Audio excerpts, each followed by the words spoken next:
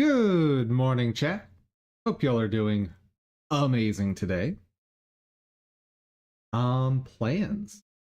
More layering. Because basically until all animations are completed, that's what we're doing. Ooh, what's that? Oh. Oh, stop. Stop that. Oh god. What was that? Hold on.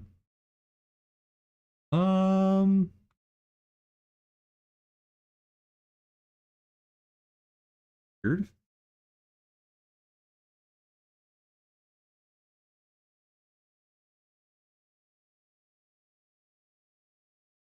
Okay.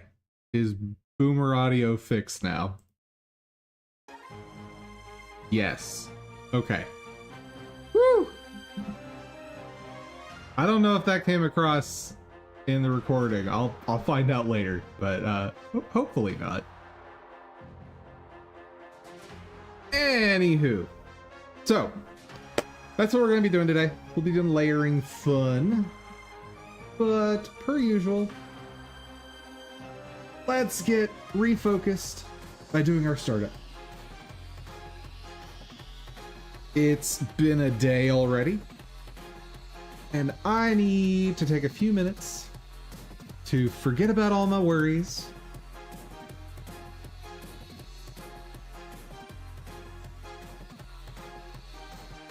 and get just, zoned in on work.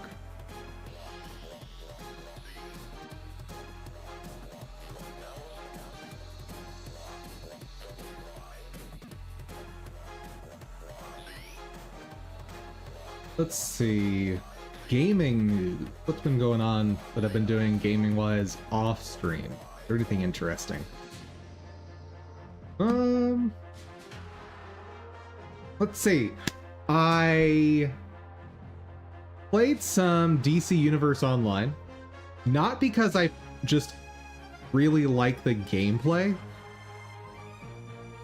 but it's my favorite dress-up game, and please don't judge me. DC Universe Online, like, the stereotypical thing where, like, little girls when they're young like to play dress up and, like, dress up Barbies and stuff, all that, like, very stereotypical stuff. That's what DC Universe is for boys. I'm convinced of it. Are there people that play that game because they enjoy the gameplay? Absolutely.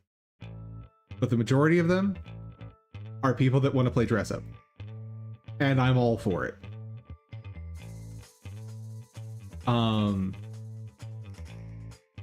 I started playing that game, and it's weird to say started playing that game because, again, I mostly will go back to that game just to create new characters and play dress up.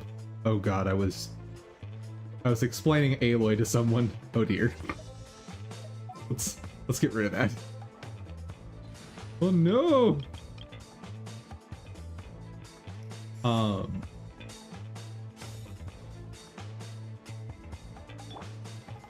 But the enjoyment I get out of just spending hours in that character creator cannot be overstated. Like, just endless joy seeing, like, what sort of themes I can come up with, and especially what looks I can come up with that really mesh well with the power sets in the game. And of course weapons along with that. What are we doing today? What are we doing? I need to make sure to keep my condensed resin up.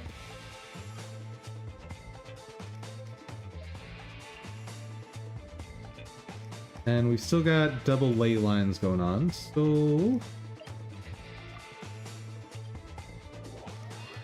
let's do that. But yeah, one thing that I was a little surprised by in checking out DCUO again is there's no new power set since the last time I looked into the game. And the last time they added a power was a long time ago. I think the last power they added was I think it was Atomic.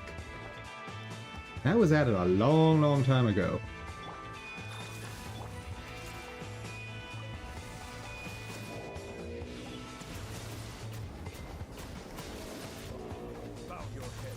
So based on what I saw that was new content-wise,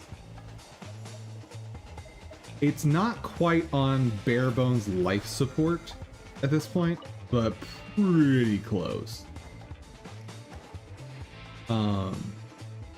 Yeah, since I last looked into the game, they've added artifact systems, which are pieces of equipment that level up with you, basically. Not quite accurate, but like, instead of constantly replacing your gear, which was the gameplay loop when I played last, you now have some pieces of equipment that you just continually upgrade long term, and like once you have an artifact that you like, you can just keep it until max level or max combat rating.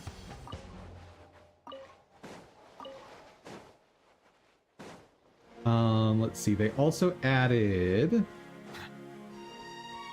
so when I last looked into the game, they had just added allies. Or was that henchmen? I don't remember. But henchmen are a thing that you can produce these trinkets, which are usable equipment. Meaning it's a piece of equipment, you equip it, and then it also comes with an active ability you slot into your loadout, which lets you summon henchmen to help you in combat. I don't think they had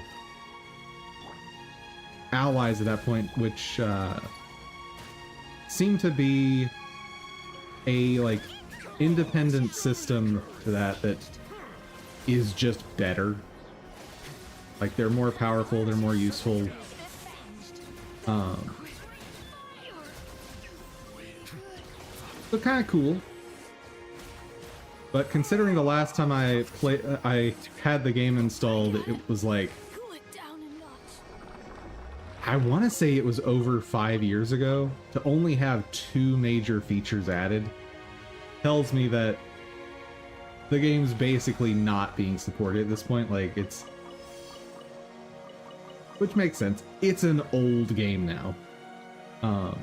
Frankly, we're due for a new superhero game like that at some point.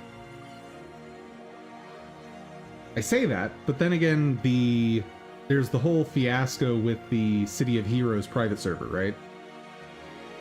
Like, that thing was running forever, and apparently was so popular that we now have an official server of City of Heroes up again. City of Heroes is way older than DC Universe Online. So, I don't know. I would absolutely love to see a new superhero MMO. But then again, I only want that so I have a new dress-up simulator. And that definitely is not a value proposition for any studio, since I certainly am not a big spender in those games. Like, I put some money into DC Universe Online, but compared to other games, it's very, very minimal. Like, I find the power I want, because you do have to pay for power sets in that game. But I think the current price is $35 to unlock all of them. $35, which that's kind of, not quite, but kind of the equivalent of buying all the characters in Genshin for $35. Obviously, there's a lot more characters than there are power sets. So not analogous, but it's the closest analogy I can come up with. Which, as everyone knows, buying even one copy of every character is going to cost you thousands of dollars in Genshin. Versus the 35 to get all the power sets in DCU.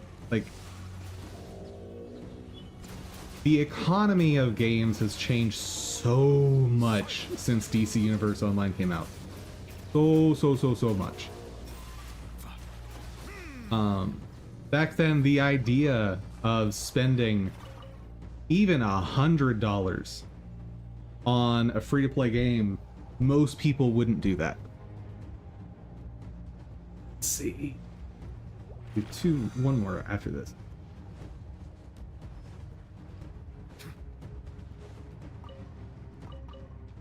Whereas now, because I don't think gacha games really existed back then, especially when it launched.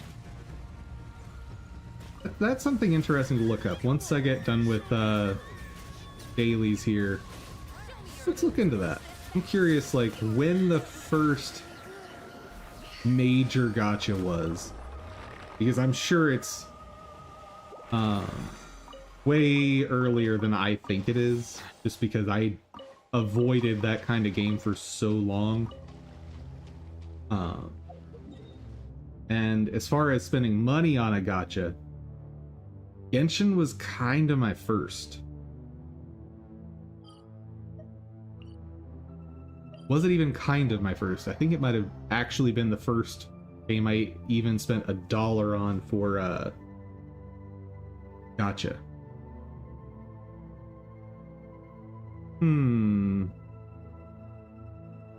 Trying to think, because I played a couple gachas on mobile before Genshin. But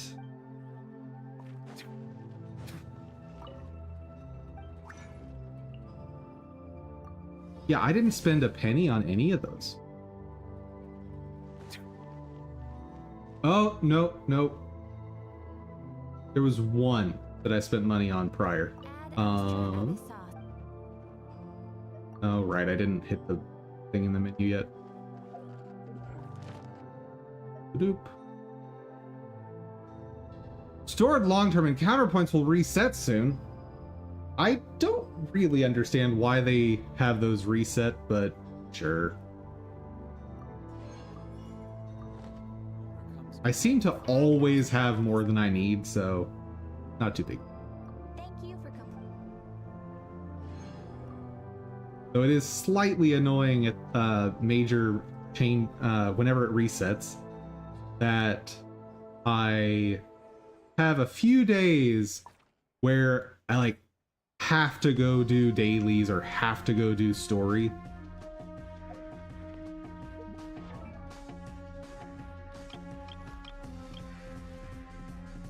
Feels like it kind of defeats the purpose of those points when, like, on a rotating schedule, you have to go do specific content.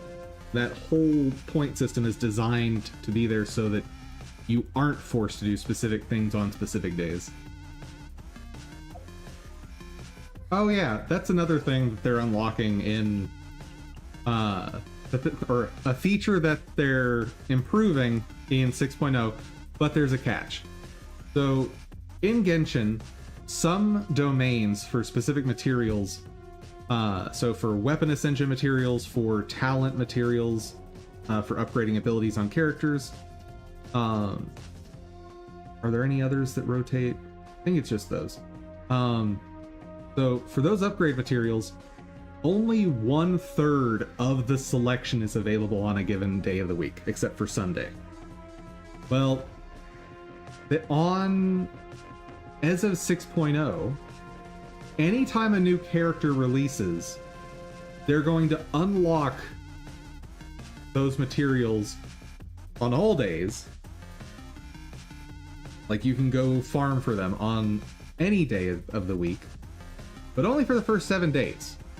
And I think I kind of wasn't sure what they were saying, but I think it was only for the new character. Why? Just unlock this stuff. If I want to go farm for a specific character for a whole week, let me do it. This is silly, guys. This is absolutely silly. But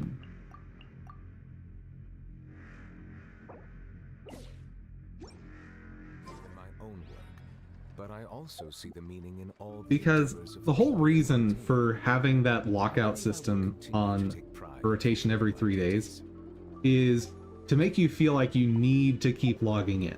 Well, they already have a system for that. It's called the dailies.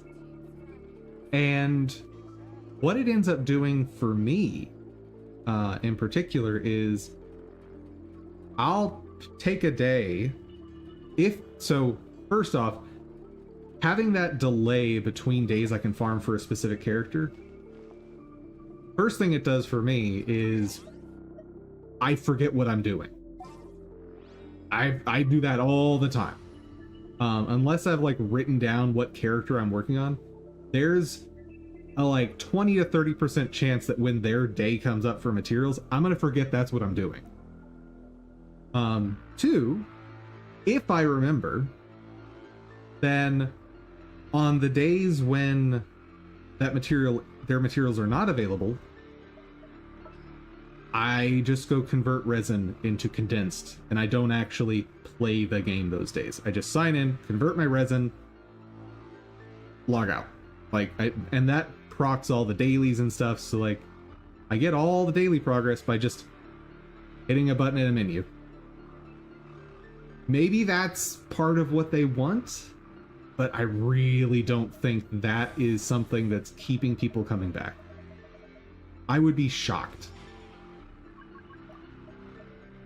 Who are we working on next? Each, apparently. It's as good as done. Let's just double check him. Yep. You're getting there. Slowly but surely. 7 on her, 5 on her. Yeah, those are going to take a long while, but it's very clear that I am gaining progress. It's just every time I try to like track the progress, it seems like I'm not gaining in terms of reaching 10 on everyone. Whenever I pay attention to it, it really feels like the characters are coming out fast enough that I'm not approaching full completion. But I know I am, because there was a time when I had no characters at max friendship. Now I have, what is it, 10 left? I think it's 10 left.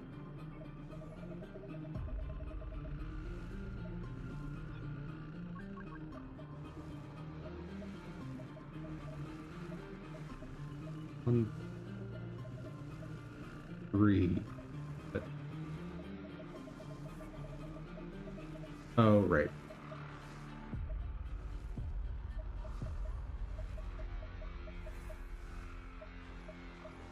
Wait. According to that, I only have 6 left. That's not right. Hold on. Hold on. That's incorrect.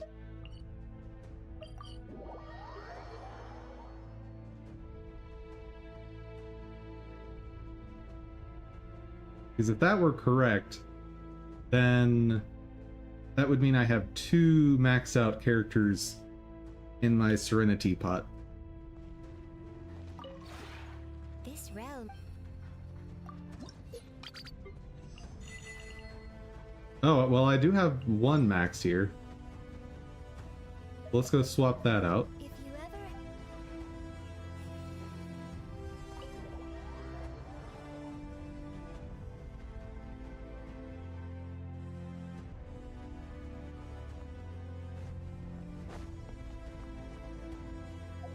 I don't know why I put them up here. Anyway, boop.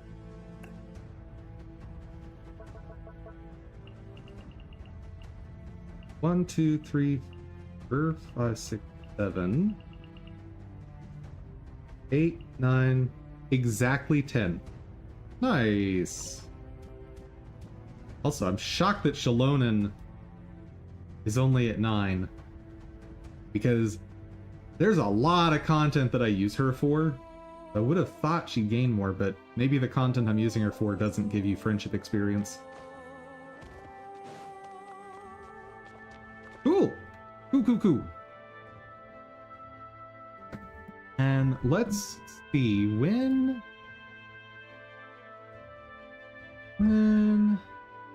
or what was the first popular gacha game?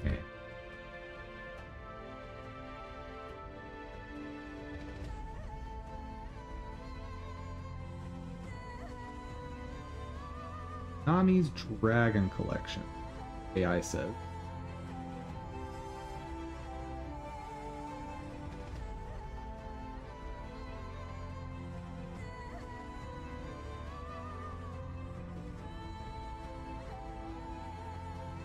But was that even available in the US, I wonder? Because, of course, when I'm talking about the economy of gaming and what gamers are willing to spend money on, I'm talking about US trends. I know nothing about those trends in other countries. And when did DCUO come out? Initial release. That was, like, I think it's owned by Amazon now. So this was back in 2011. So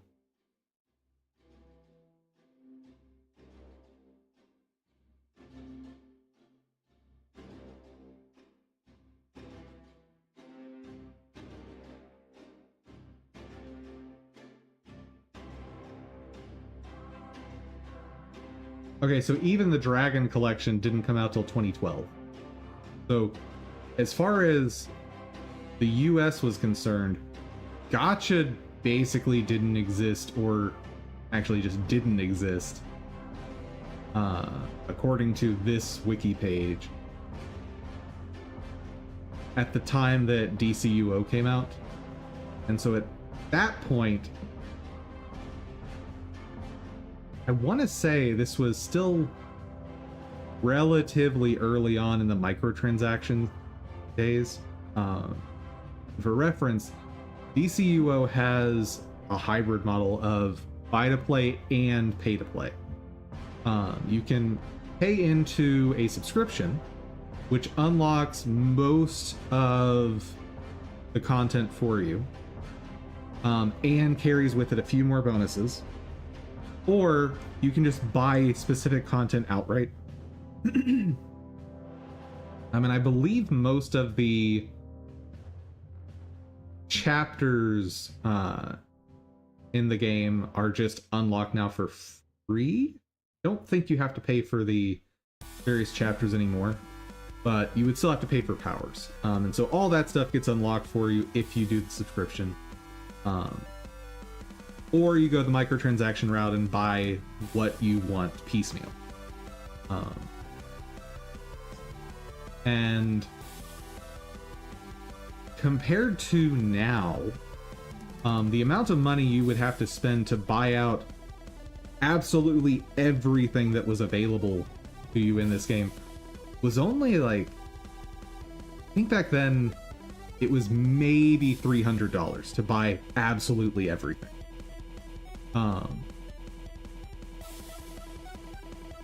So that, I think that's a pretty stark comparison compared to nowadays, where it is not uncommon for someone to, even a casual spender, if you're playing a game for over a year, to spend over $1,000 on that game. That's not terribly unusual. Obviously there's free-to-play players, but if you've taken that step to starting to spend money on your games, typically through microtransactions, $1,000 is not outrageous within a year on a game. And if you're jumping between games, I imagine that happens even more, because you get hooked on those, startup boosts that all the mobile games give you. Like, oh, you're a new player. Would you like all this stuff for your very first purchase? Why, yes, I would, game. A very, very different economy. And so it's interesting going back and seeing some of these older games where the payment models were far less exploitative, and having the mindset that I do now as someone who has spent money on gachas, and has spent money with microtransactions, and going back to a game like this and go, oh wow, I can basically get everything I wanted for a fraction of what I spent in the past year on Genshin, let's say. And I'm no longer a big spender on Genshin. I basically stick to Welkin and the Battle Pass, which comes out to what? That's $5 a month, so $60 plus what is it? $10 every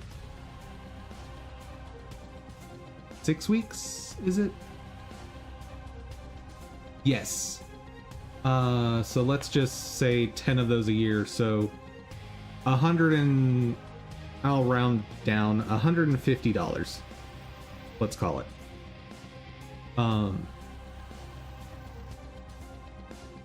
Yeah, that same $150 in DCUO is gonna get me, let's see, 9 power sets. Gonna get me tons of cosmetics if I want it, and if I'm feeling lazy, it's also gonna get me stuff like character boosts and a bunch of currency for buying equipment and stuff. Basically a bunch of pay to skip content purchases. Yeah, these older games have a ton of value for your dollar. Ton of value for your dollar. Because we just were not willing to pay so much money on individual games back then. You still see that mindset in non-microtransaction games. Like, there's still a pretty decent size of the market that just does not do microtransactions still. That the industry has definitely turned on its head since, 2011 in terms of that, because back then I think probably something like, and I don't have numbers for this, I'm pulling this out of thin air, so do not quote me on this. If you have competing evidence, you are almost certainly more correct than I am. But my perception back then was roughly 80% of gamers would not do microtransactions except minimally. So, like I was saying earlier, something like $100 in microtransactions total on a game was about as much as even people who love the game would ever do. Nowadays, we have stories of people spending hundreds of thousands on a game. And it's very, very normal in the mobile space for people to spend $10 a week. So there's completely new expectations on what you get for $1. And it's interesting going back and seeing the payment model, and yeah, it's kind of neat. I highly encourage you guys, if there's a game you played back in the day, go check out what their current payment model is. Go see how the game has changed. I revisited Tree of Savior on stream and basically demonstrated how that game has fallen apart in the new player experience. Whereas DC Universe Online, I've gone back to that off stream. I don't know that we'll do it on stream. Maybe, probably not, but maybe. If you guys, let me know in the comments if that's something you want to see. I would do it, but like I said, it's definitely aged. But DCUO, the new player experience is basically unchanged unless you do character boosting by paying money. Obviously, with character boosting, that whole thing turns on its head. But new player experience is great. I still love the fact that I think almost up to level 30, your whole story progression is based on which mentor you pick. So if you're a hero, you pick between Batman, Superman, Wonder Woman. If you're a villain, you pick between Joker, Lex Luthor, and Cersei, depending on if you want to play as a gadgets character, a metahuman character, or a magic character. Like, that's a super cool system. You have a specific mentor that's guiding you into becoming a superhero. You have unique quest lines for each of them that all have their own aesthetics. The the content isn't that different, because the content boils down to go to a location, beat up a bunch of bad or good guys, depending on if you're a hero or a villain, move objects from A to B, and level up. It's the basic loop of, and again, that's the basic loop of MMOs. But being able to choose your aesthetic was a big draw for me. Yeah. So if there's a game you played back in the day, I suggest you all go check them out, see if it's changed, and if so, how has it changed? Pretty fun experience. Not to mention, you'll be putting on those nostalgia goggles, and everyone loves doing that. Who doesn't love putting on nostalgia goggles for a bit?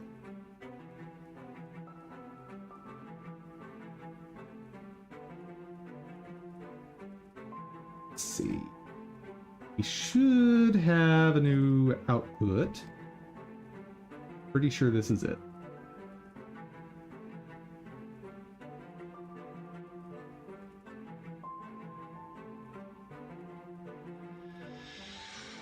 There you are.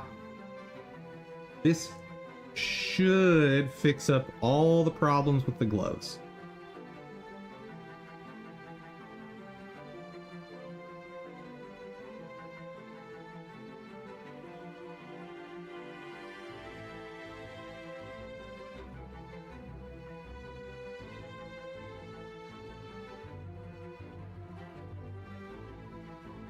Oh, gloves. Oh.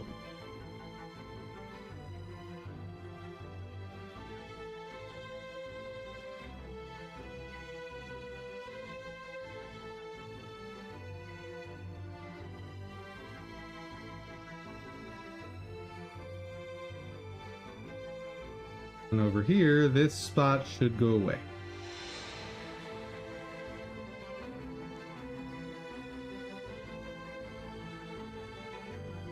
Please? Ha! It worked! That's awesome. All right.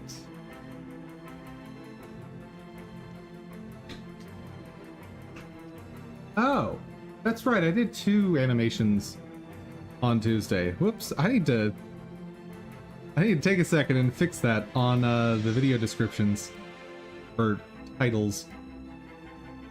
Whoops.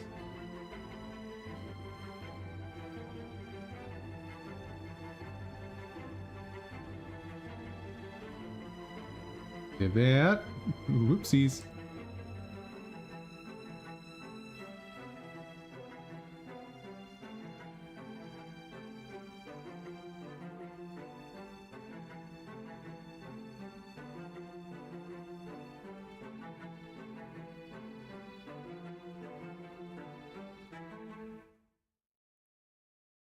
All right, what are we doing next?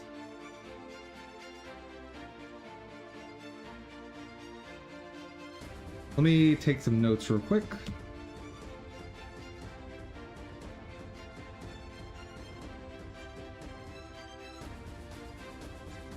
So finish layering for remaining bow animations. But before... What?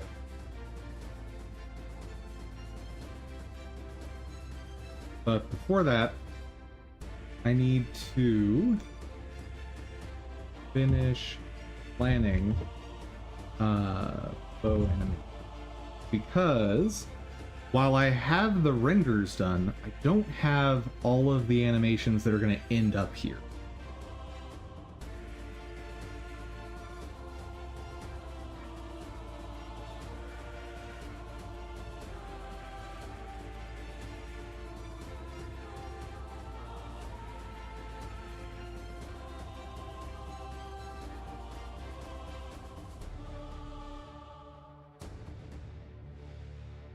So this is from vertical.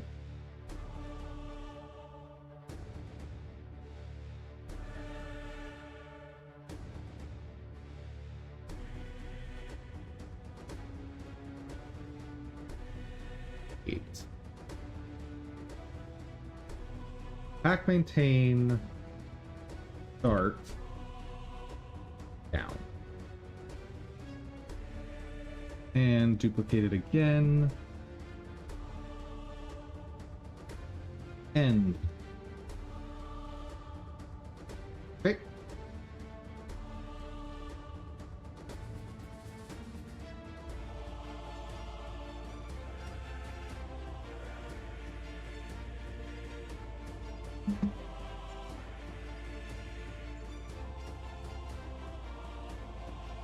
That's probably going to be based on attack 1 down.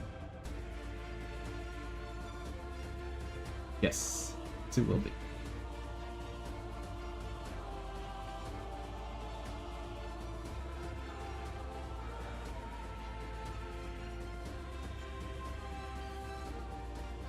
So I think literally just the first 4 frames is all I need.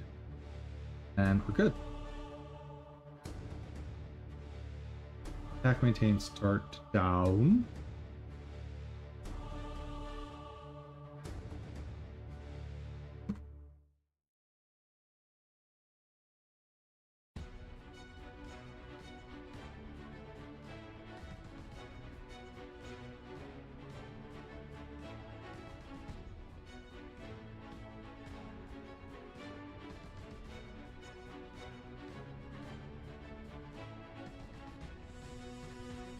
Hold on.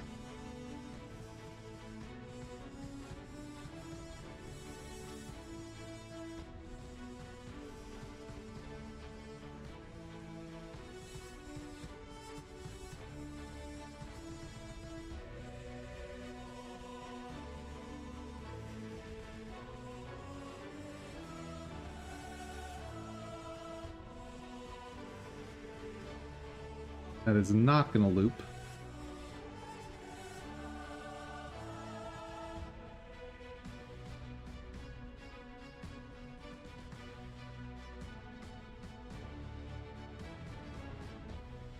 Attack maintain down.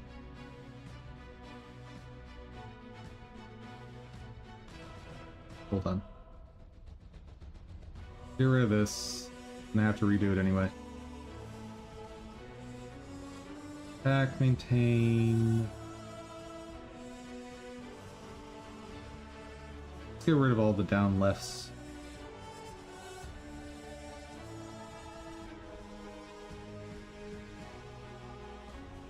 Because I have a better way of doing that.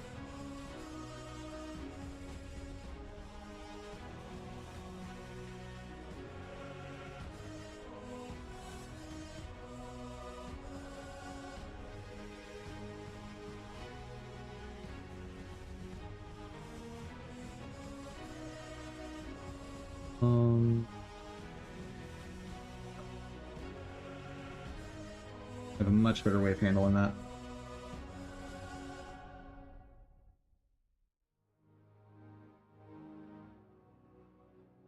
Pain down. This needs to change. I really wish I could select all of them vertically.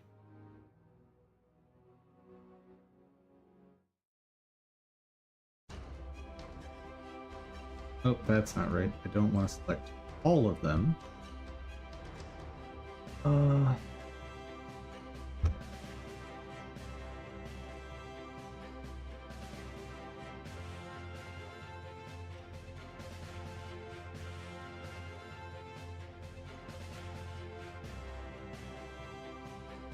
That seems off.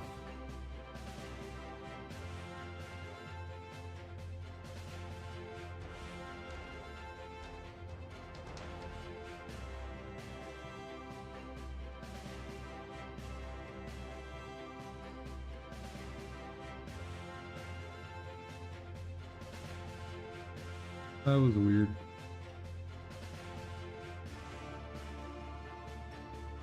That's more like it.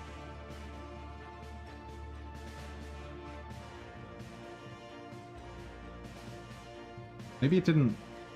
Maybe it was snapping one of the right ones instead of the leftmost when I did that. That would make more sense. Okay. Finished.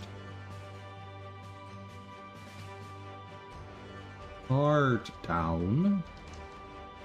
I like the idea of this being a half second. That, to me, makes more sense.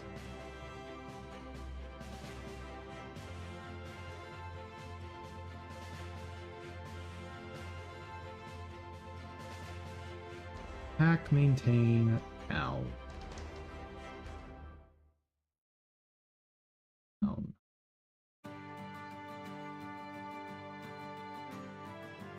I have to think about how to do this one.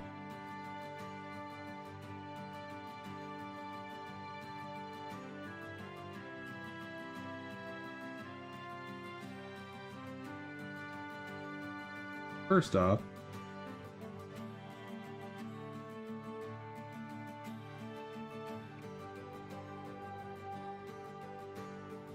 hold up. That contains start down is wrong. That should not be frame 6. That should be frame... Or... Frame, it's not frame 7, it should be frame 4.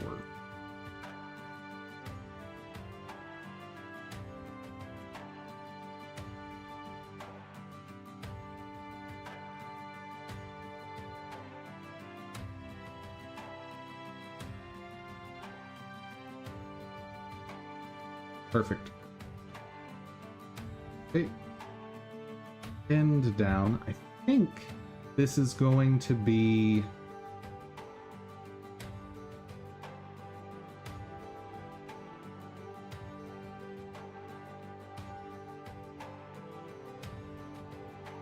I think this will just be the last 3 frames. Might even be just the last 2.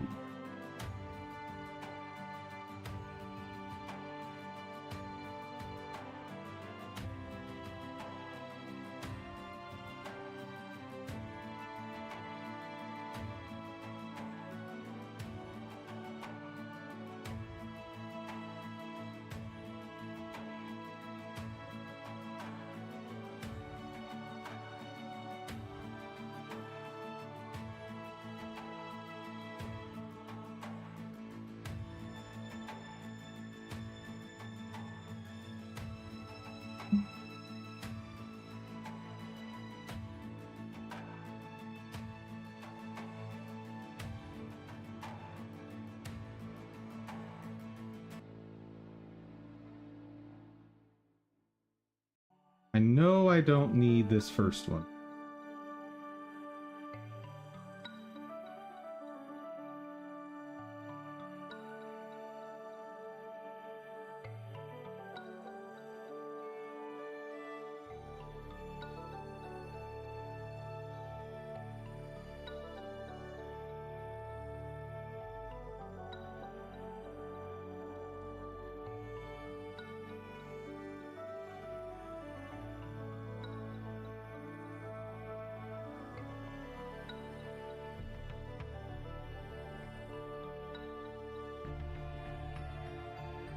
Okay. That works for me. 4 frames was 0.5. So 0.125, minimum increment.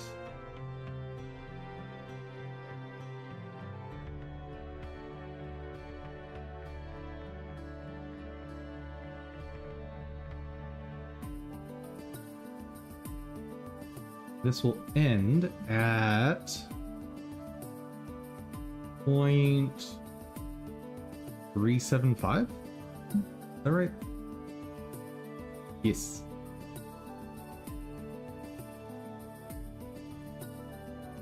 Very, very short animation here.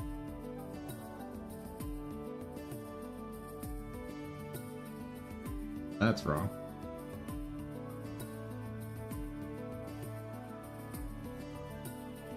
Sweet.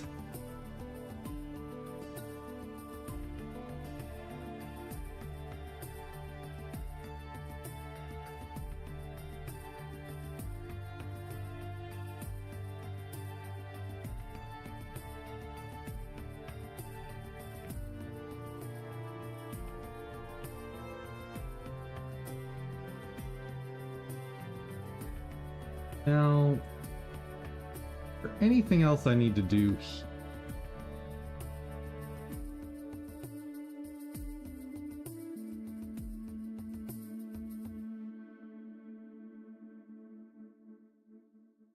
Like, do I need... I guess part of the question is, how am I going to use that?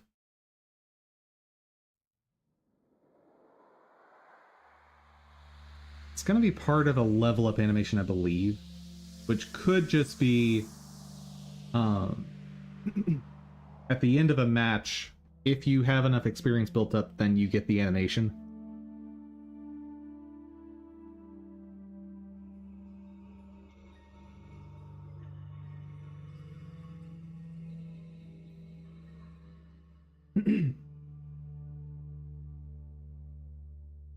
Now, the victory animation is going to be a little different.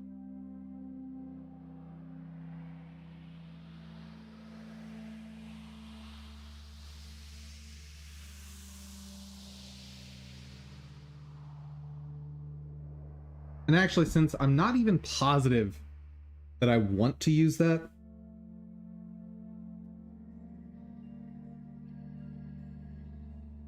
let's not spend any time on that animation. Yeah, until I'm ready to say, yes, this is how this is going to be used. Because I might end up doing something different. I don't know what I'm going to do for that.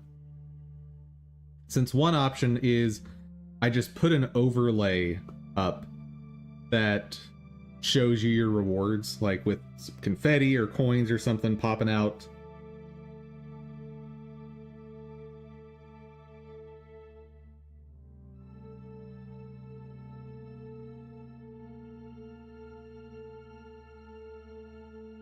Yeah, like one way to do it would be when a boss is, or when the final enemy of a stage is dying, slow everything down, and then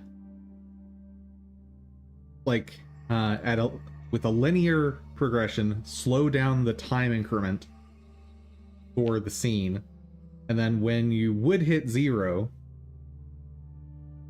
pop up the UI while freezing everything else. That's an option. That is an option. So we're gonna hold off on doing victory, so that I don't completely and totally lose my mind.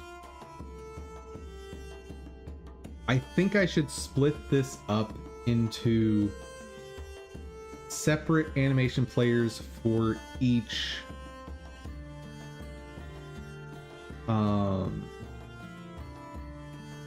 stance. And that's interesting.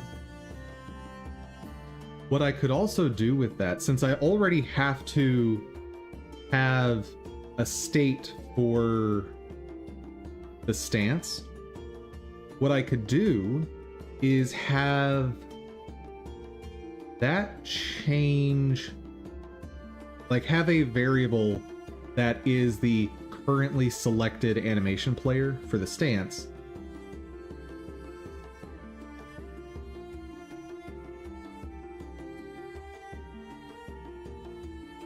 In which case, I would want to change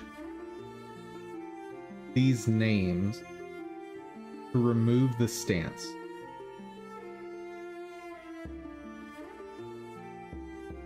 That could work.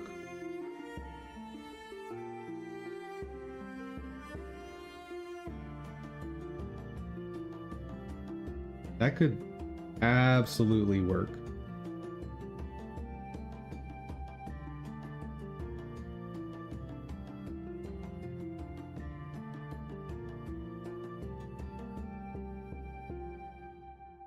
For now, I'm going to leave Bo in there.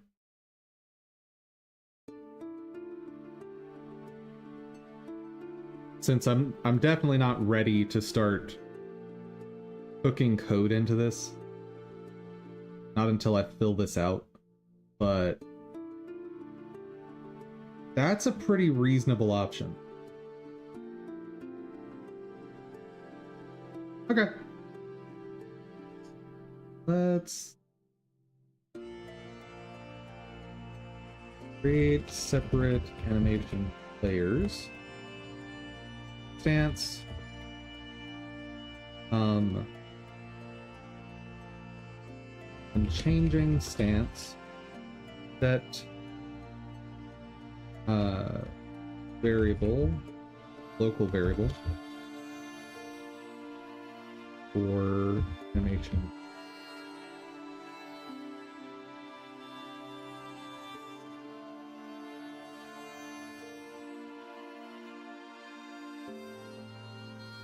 Interesting. Interesting.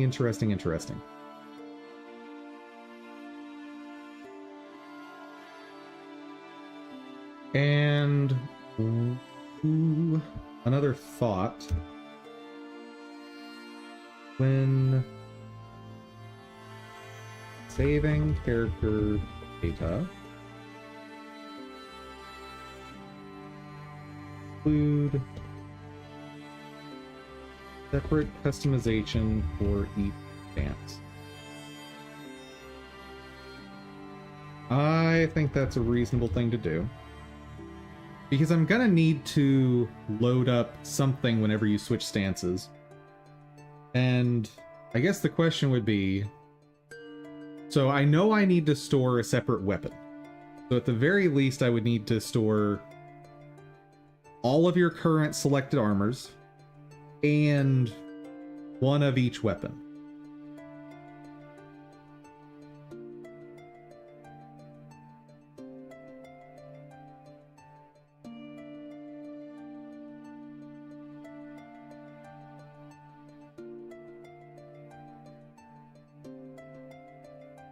Let's see. So it's fine to have a default for the weapons you haven't unlocked yet, because you haven't unlocked the classes to use them yet anyway. So in the menu, you're not going to be able to access them anyway, so that's fine.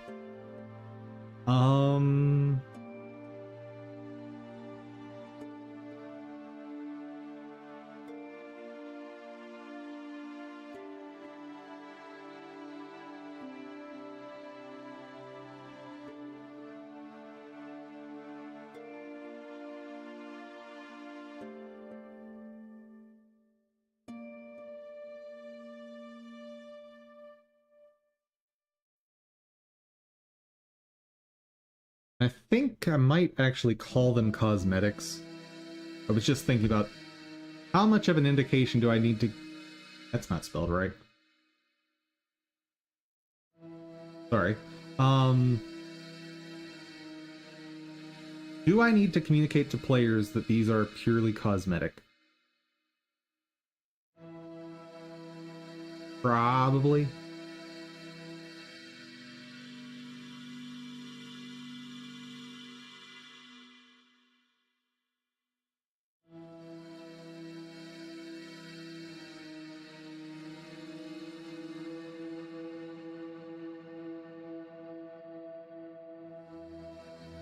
Okay, but that's something for later.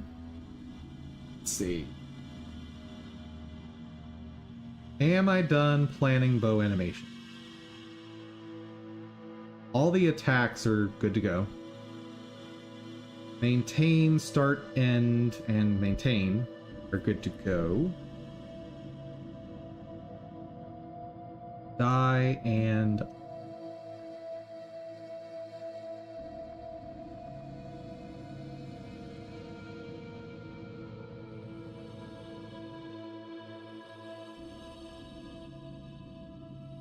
die is not correct. Not in the slightest.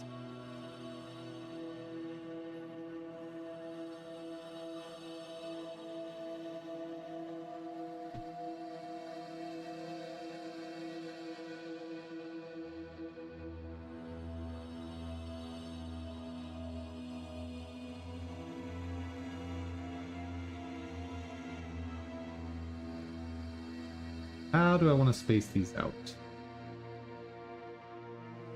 First off, probably take about 3 seconds.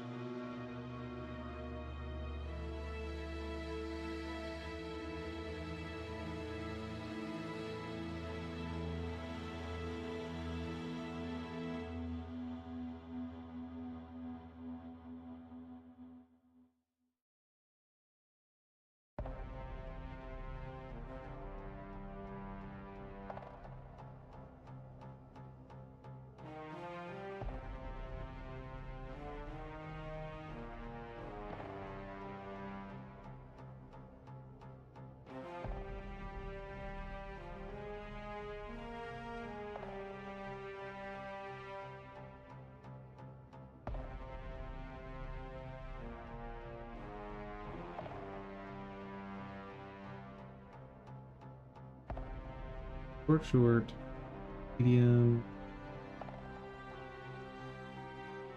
Long.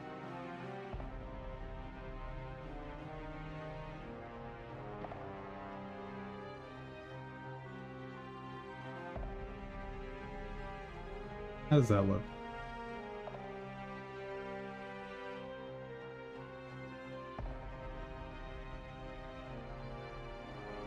I like that.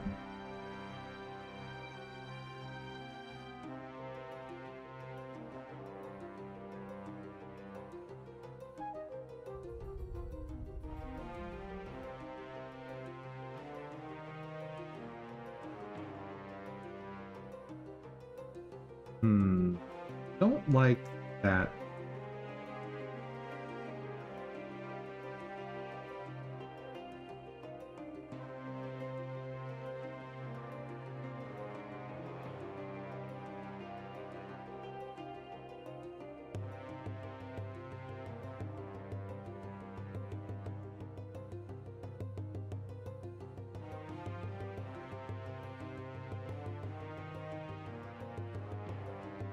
That's better.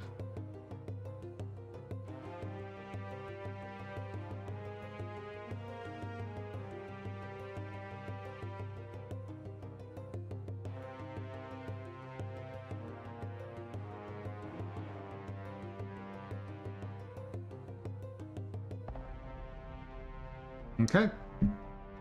Layering for more angles. Let's go. For attack 3, I think I can just take this, shift it over to attack 3 down left, and we're good. Because the layering should be the same. Duplicate.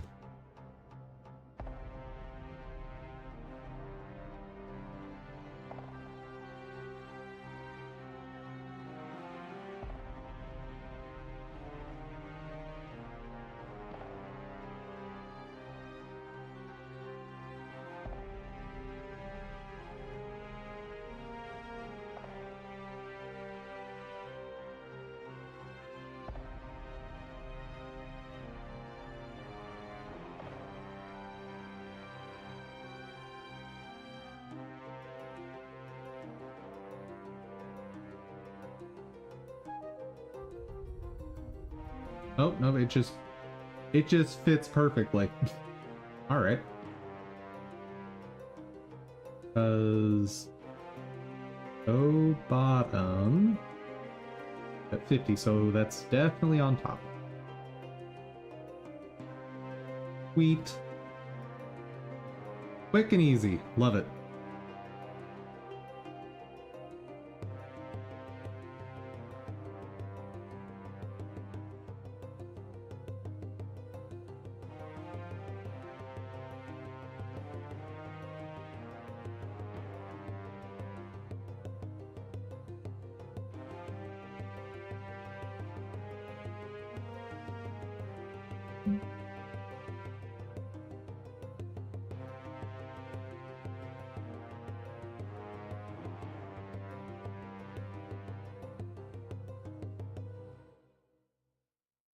For reference, what I'm doing here when I go slowly is I'm double checking that the gloves don't pop on top of anything where they shouldn't. Checking that the shoulders look reasonable. Oh, wait, I should be checking these without the shoulders as well, shouldn't I? Because those tend to cover things up.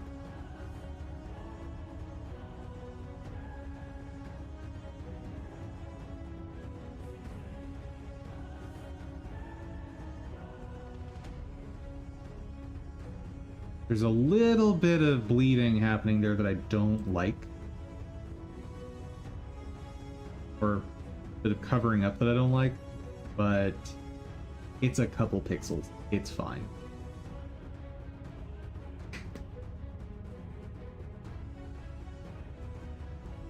If I really want that fixed at a later date, like after the game has released, I'll hire someone.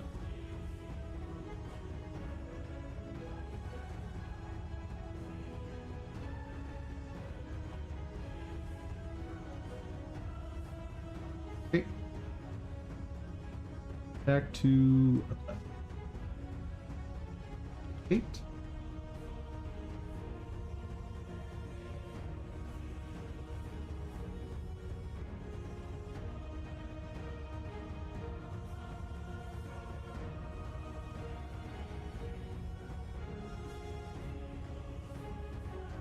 Uh-oh, I highlighted something I shouldn't.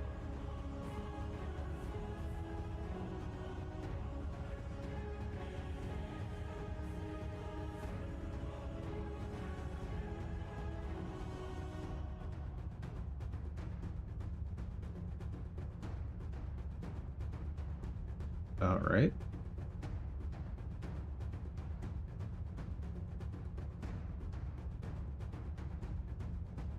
I don't love that, but that's like an actual clipping problem with the model.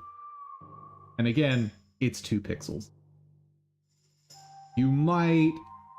People might notice a little weirdness in this animation,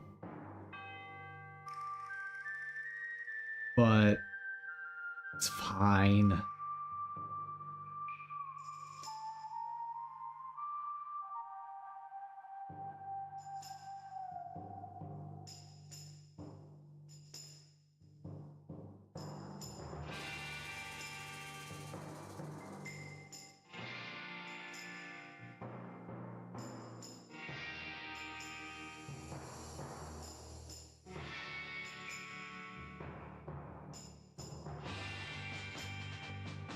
That is almost certainly a real clipping problem.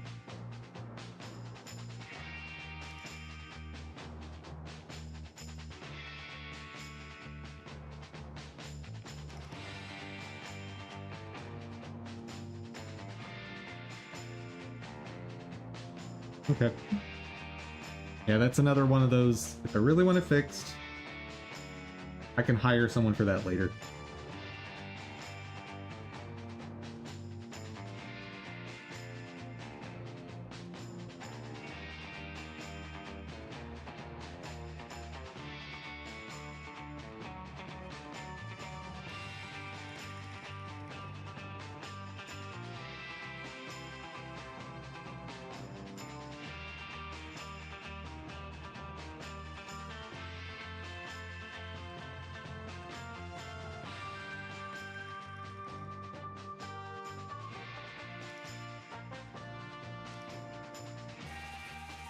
And since the layering is the same between these animations,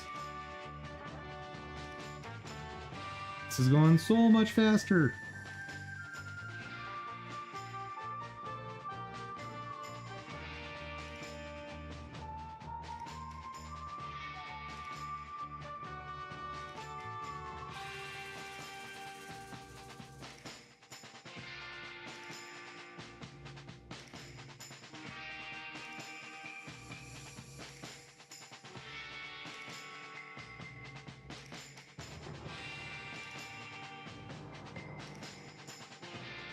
Beautiful.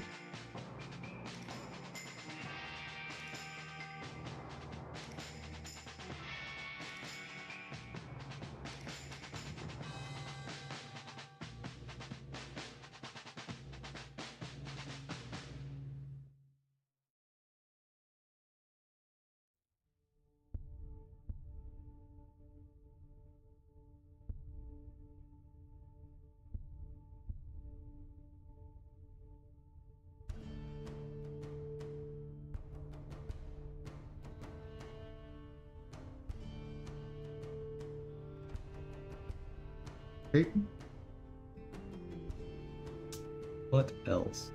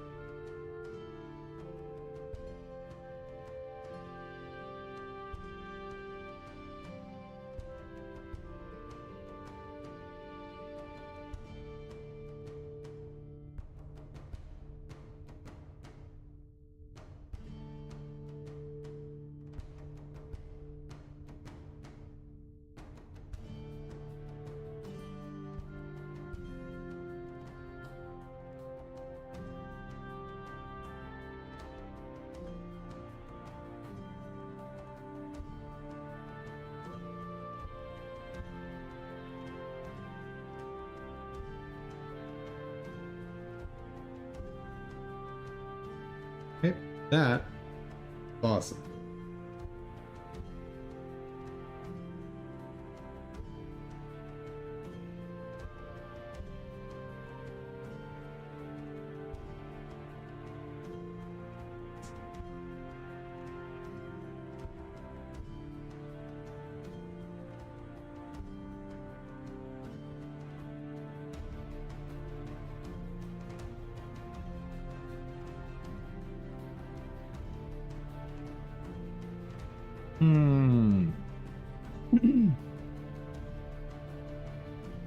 Back to downright.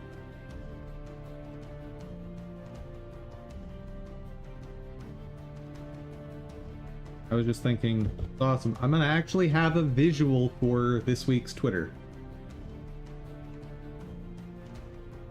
And assuming this pace keeps up, I'm gonna have multiple visuals for Twitter this week.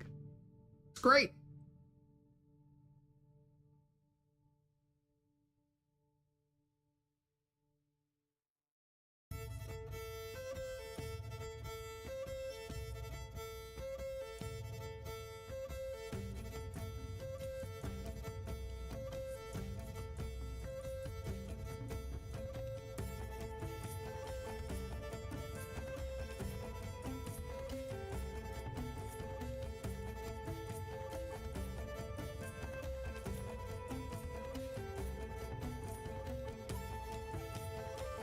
That's not right.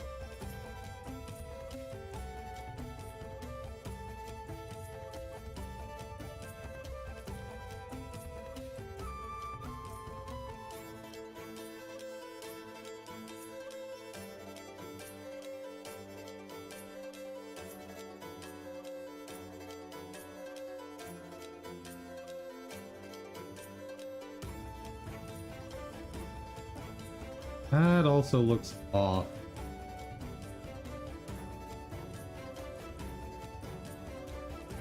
That is off.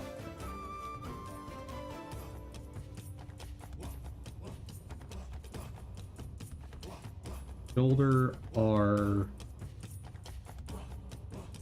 You're at 3 right now. What?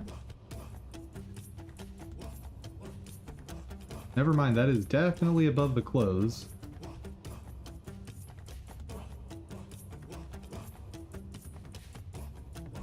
Okay, that one just looks a little funky there. But that is fine.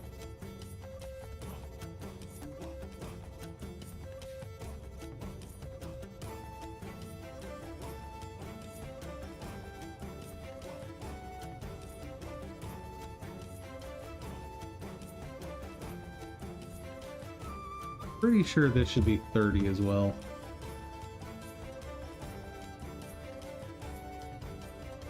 It actually doesn't even come into play for that one, but it's fine.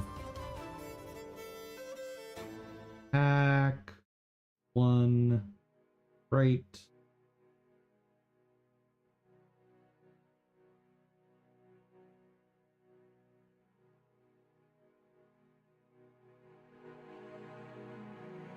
Okay, so I just messed up attack 2.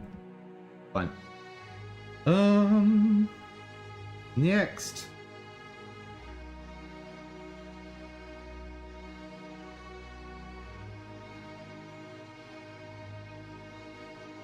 How do I want to do this?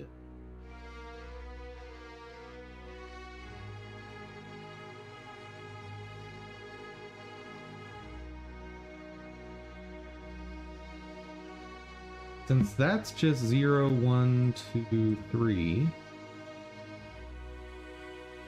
my best bet is to take these and just chop off the right half.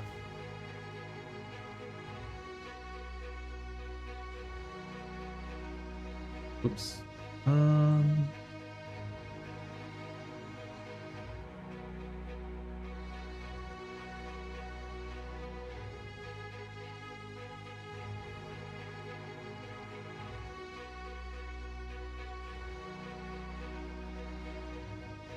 Down left. Duplicate.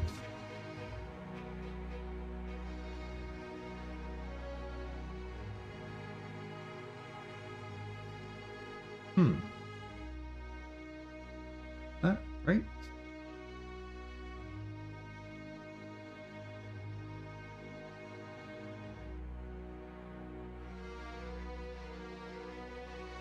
That is shoulder L.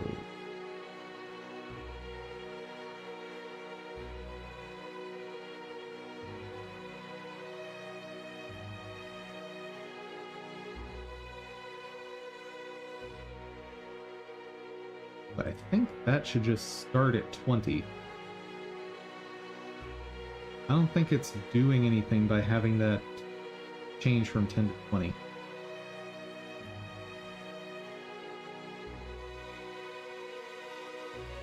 Because the only thing that would do is allow the gloves to appear above shoulder pad.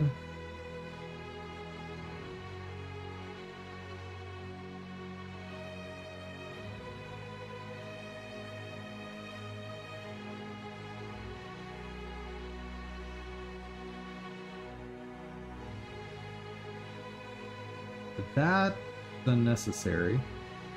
So let's check out the down lefts real quick before I that part. For L.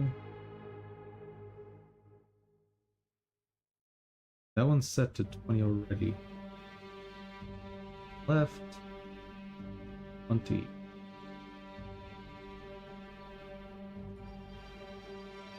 So that can be simplified. Good. Simpler is always better if it achieves the same thing.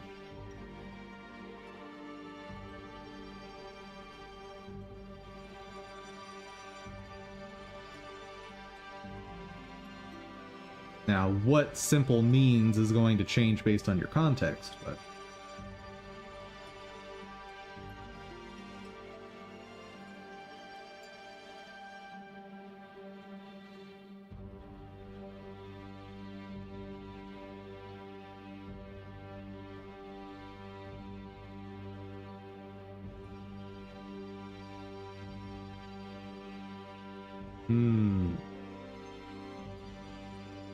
Oopsie. Forgot that needs to go away too.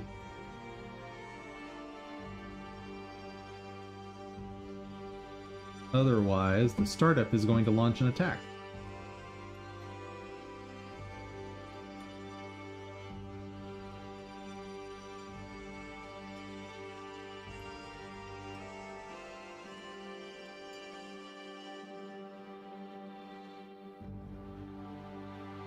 That one might actually be necessary.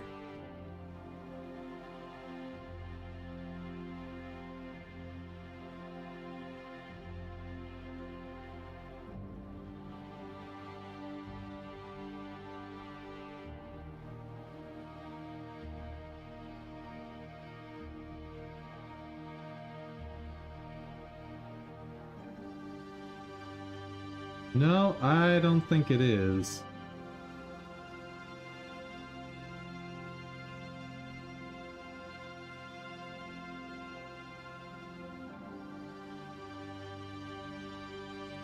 Okay, and let's check out the attack lefts again.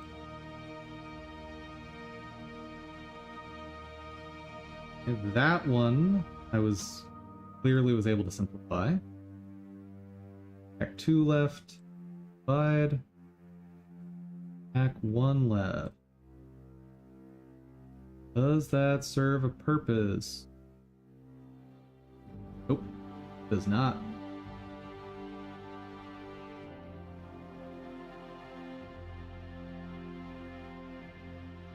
I have no angles where gloves need to go above shoulder pads. Sweet.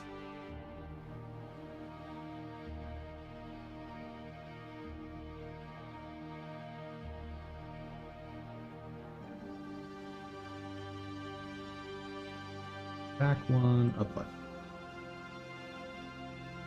8.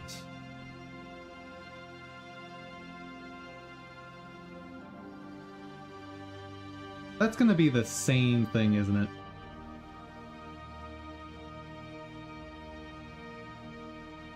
Yeah.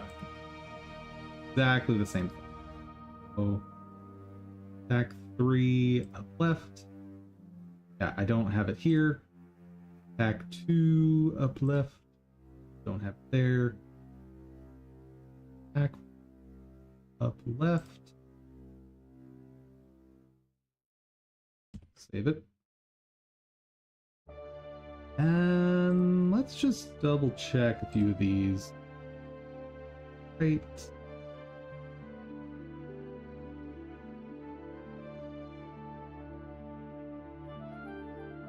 Is that necessary?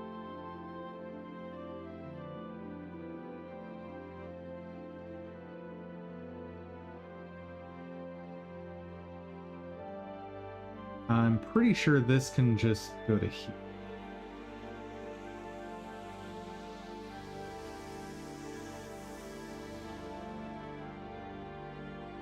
Yeah.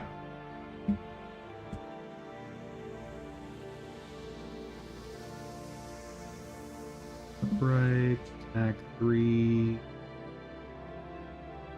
Upright. Yeah, we're good.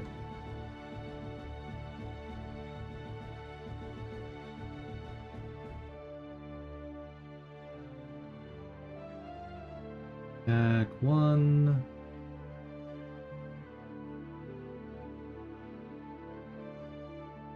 No silliness happening. And downright. No silliness happening. Okay. So the layering is, luckily, a lot simpler than it was before. And I think that's due to just having better knockouts, or holdouts. Gotta correct that vocabulary of mine. Alright.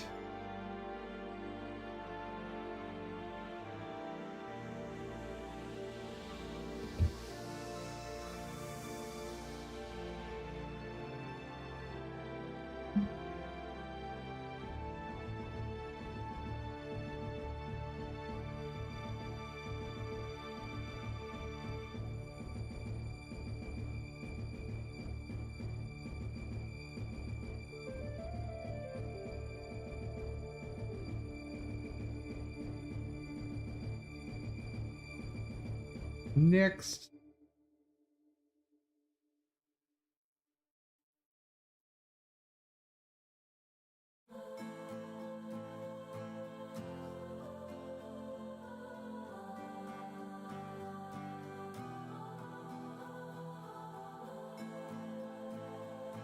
I think I'm actually comfortable enough now that I don't need to review these over and over again.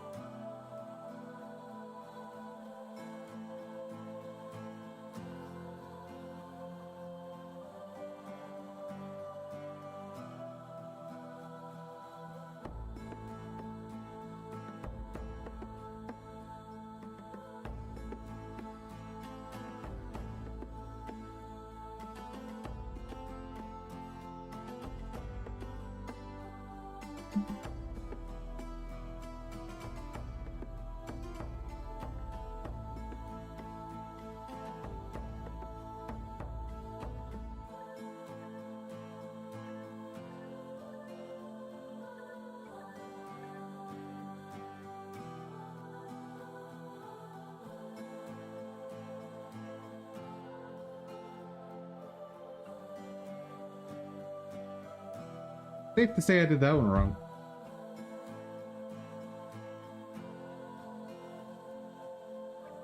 Gotta remember to do that.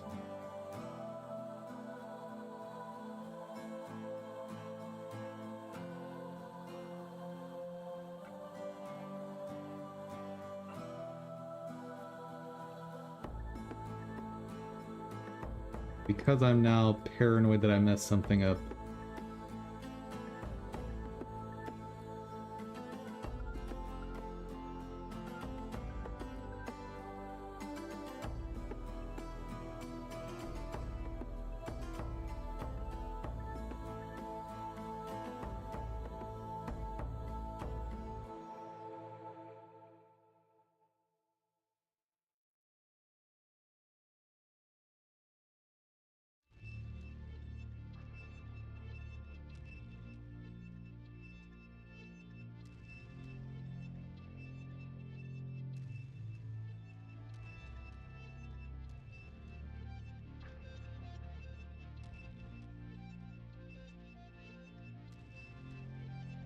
Yeah, I'll double check all of the starts after this.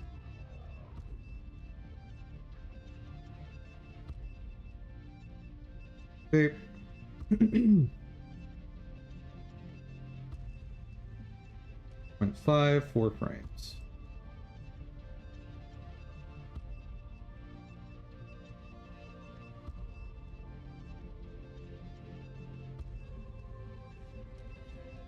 I just want to make absolutely sure. Wait.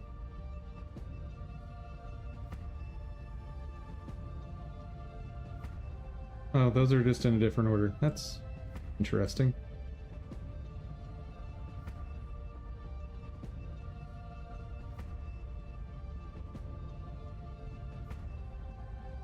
Wait.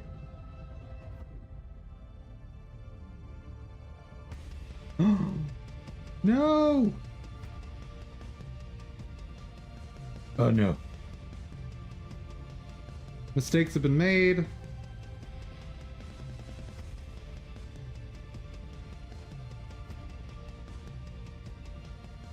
Wait.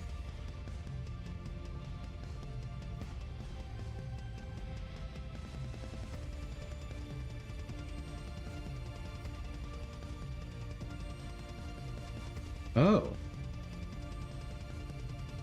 I deleted that somehow by accident. Okay, we can add that back.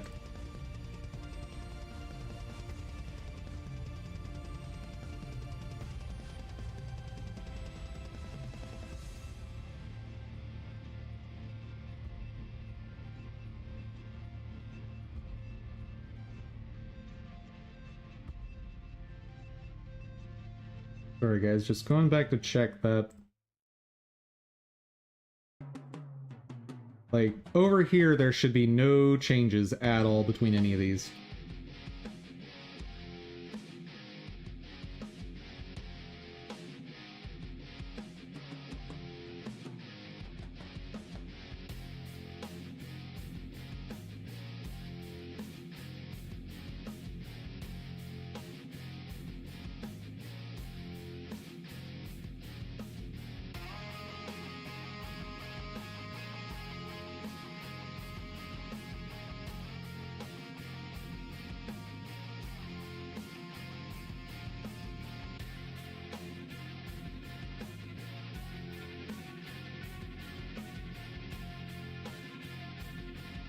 Oop. Oh, interesting. Huh. So what did I copy that from? It's probably here. That's where it came from. Got it. That was the problem.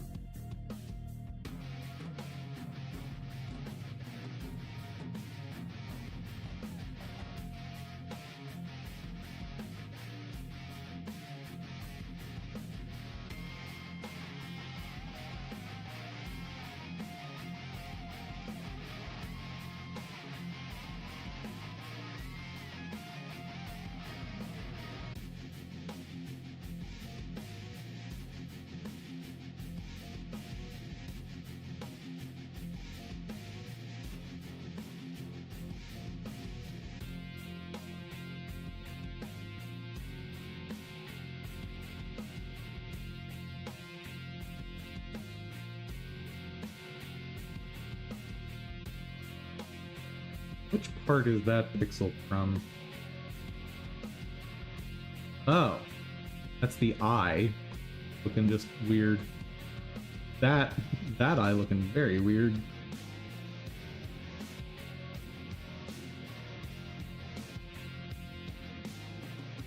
Oh well.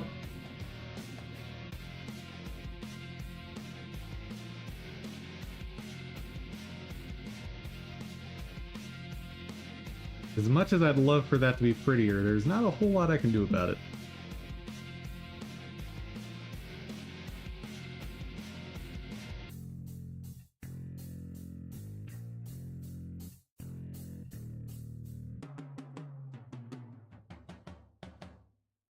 Three, four, five, six. Nice. Now, what's the most effective way to produce this?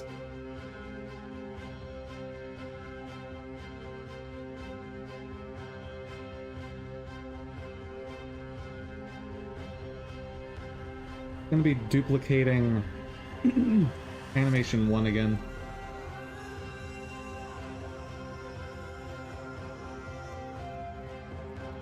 Or attack 1.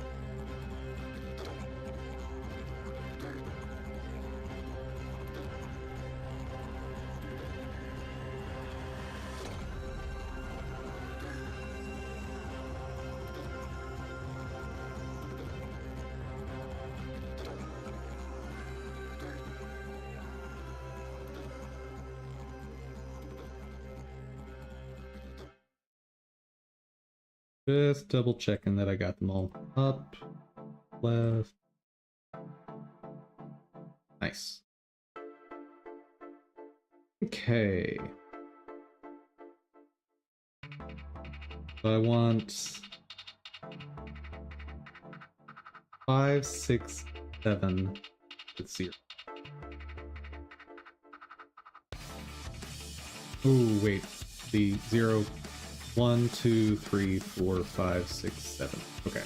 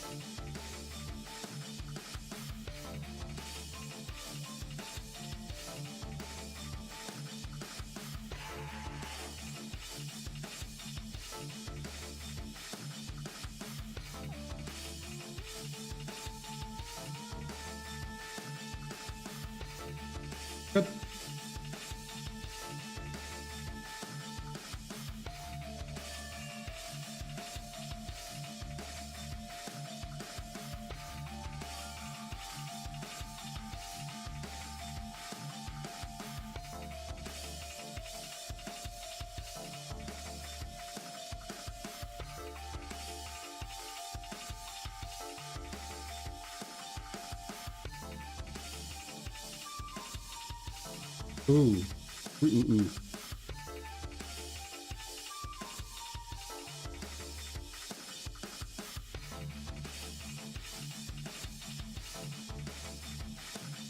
Make sure to get rid of all those attack nows, because the end animation should not have an attack.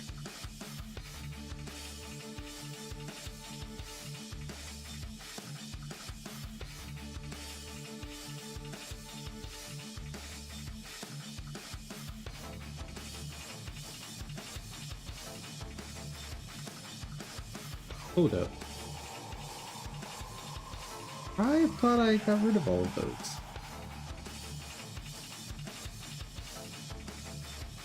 Attack 3 downright.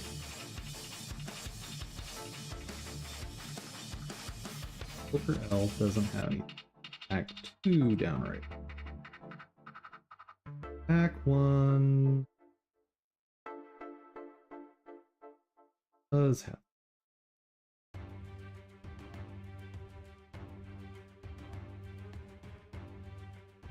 Any spot where the glove should be behind the shoulder pad. No.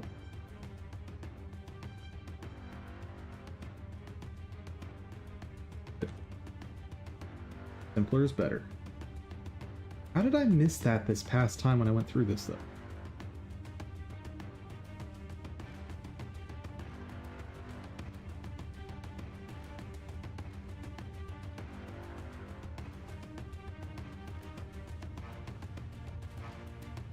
Gloves are at 30, so that didn't even make a difference.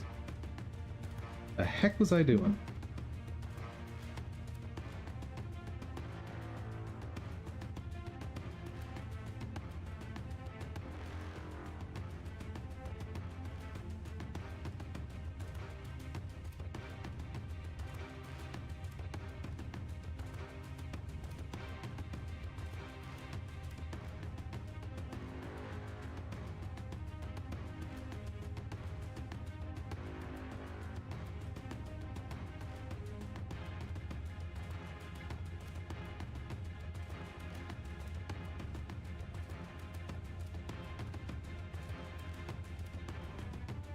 There's a spot.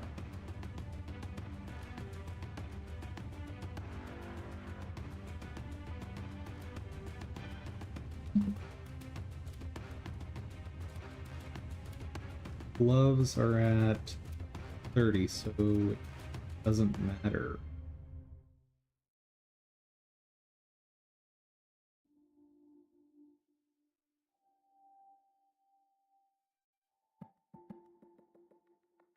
It's an issue of the face.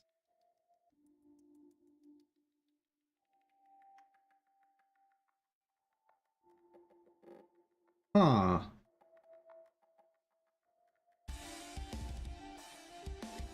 Oh. Interesting.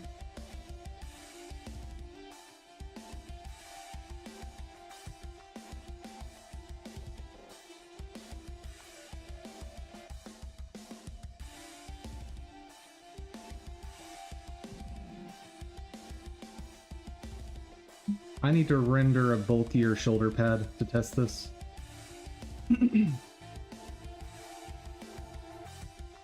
Yep. That's what I need.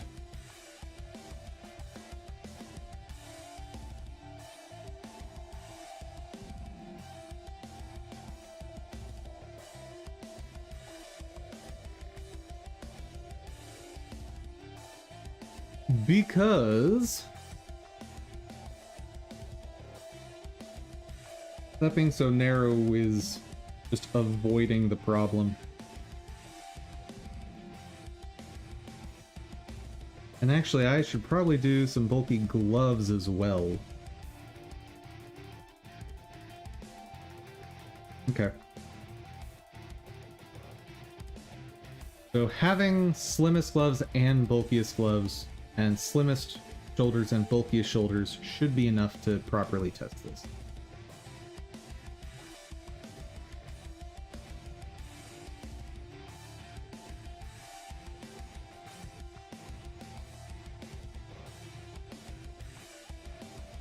Those spikes might be what I need. Then again, that's also quite useful for testing this. Not actually that much different on the lower side.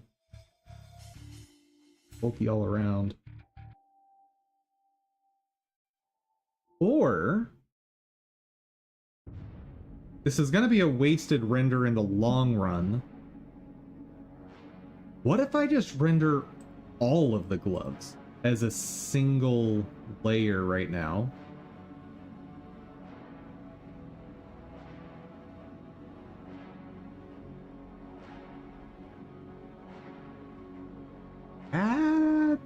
That's an interesting option. Let's do it. And I'll just add a color modulate, so it's really obvious what's what. Yeah, because this could end up changing some layering in a few different animations. It's good to find this out now. It's very, very good to find this out now. 3, 6, 7. Close. Bulky holdout.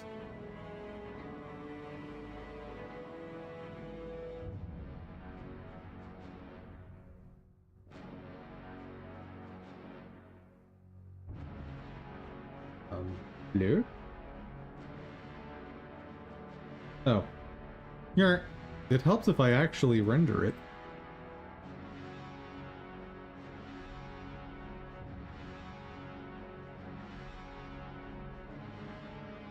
Gorgeous. I mean, obviously ugly as all get out, but gorgeous.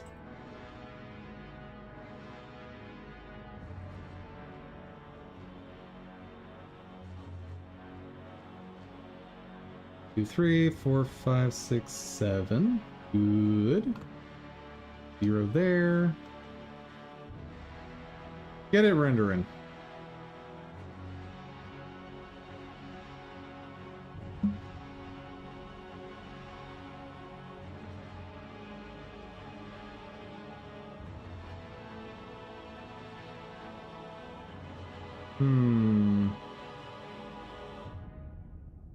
Guess I'll finish up these.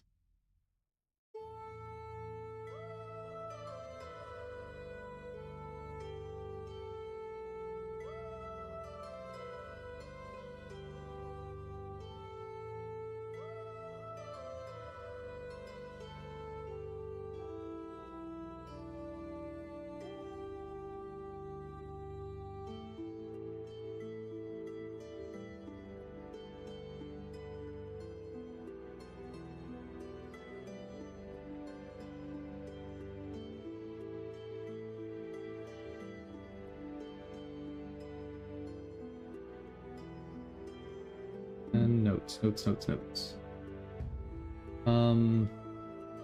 Review layering of gloves using test gloves. Review layering of shoulders LR using test shoulder.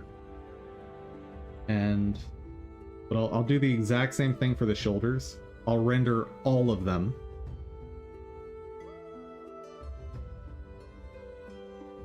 What else is gonna clash with that?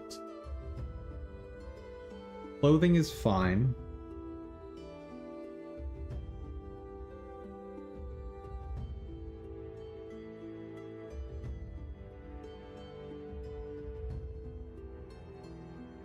Maybe I should render test clothing.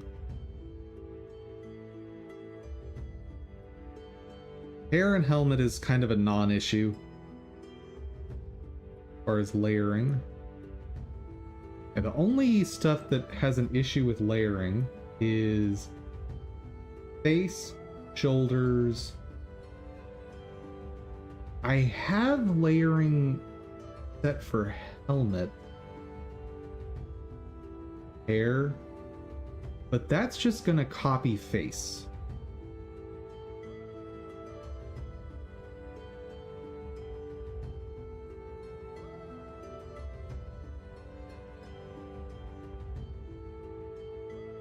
Yeah, there might be a super rare instance where like gloves need to go between face and hair, or shoulders between face and hair, but I don't think that'll actually ever happen. Gloves and then weapon. So we got 1, 2, 3, 4 because of the right hand. So 4, 5, 6, 7, 8 players that are actually relevant.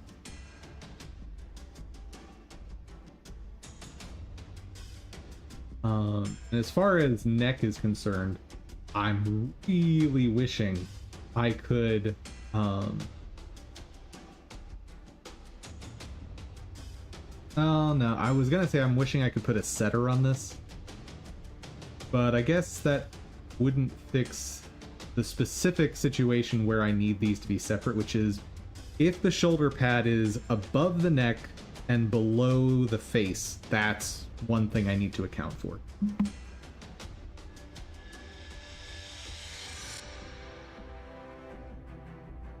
Okay. And while that does its thing, oh yeah, we need to finish this up.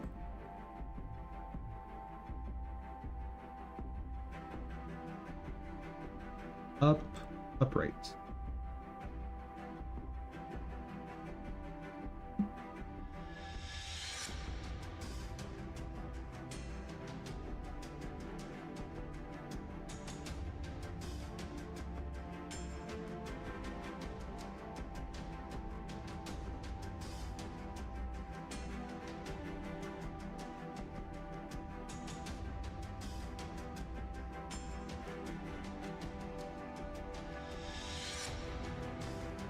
Right.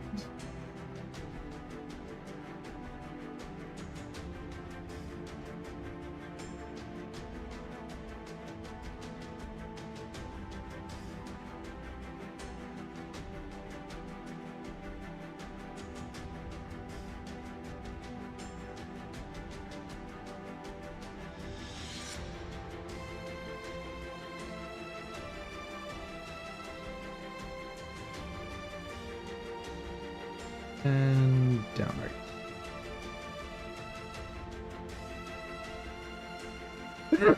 Whew, excuse me.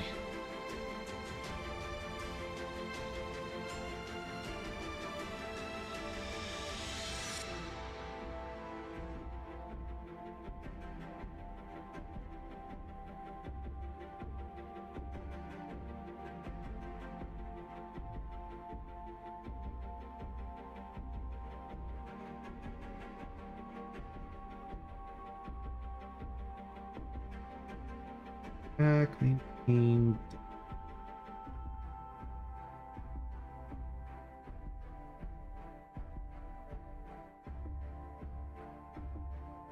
Let me double check something.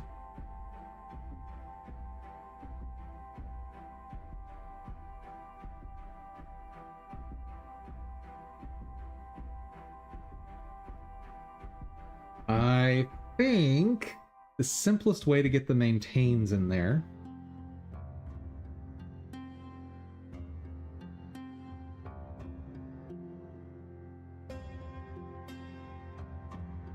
maintains are unchanging, basically. Ooh, that's right.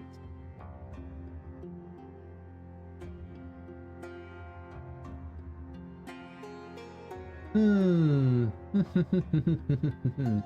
Hmm.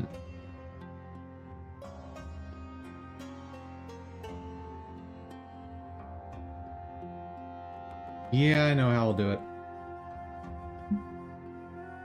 I don't like it, but I know how I'm gonna do it.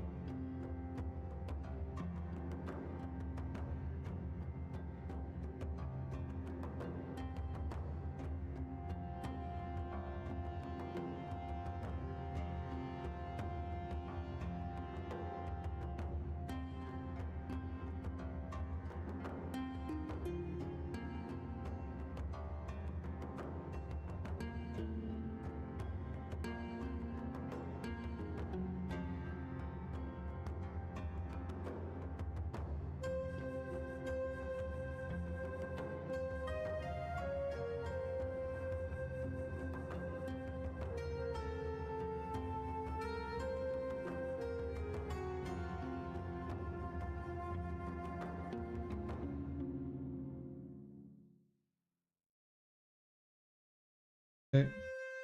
Maintain. 3, 4, 5, 6, 7, 8. Nice.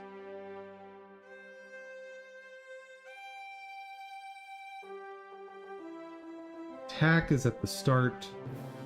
0.25, 1, so 0, 1, 2, 6. Got it. Attack goes to the start. 0.25.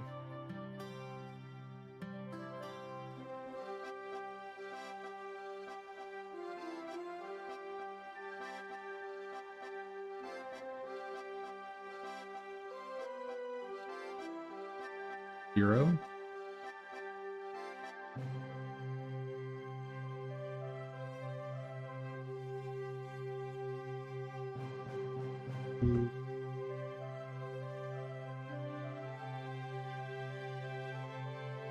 Is there an easier way to do this?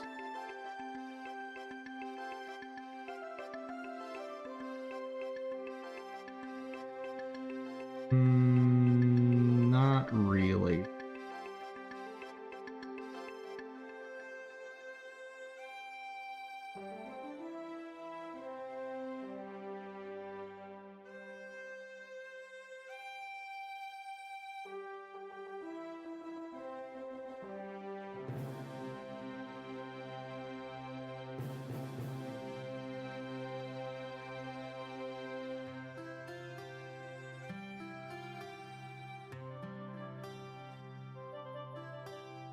Six. Now, bring that up to 25.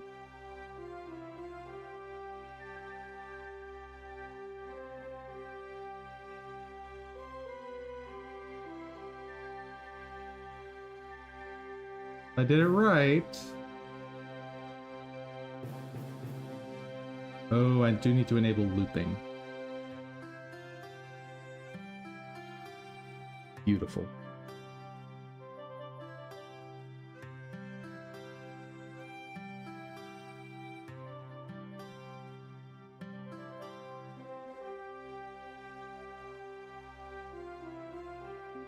We're still trucking.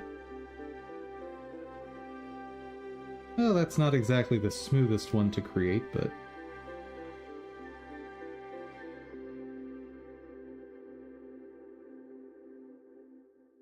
I want a button for selecting all of the frames. That would be awesome.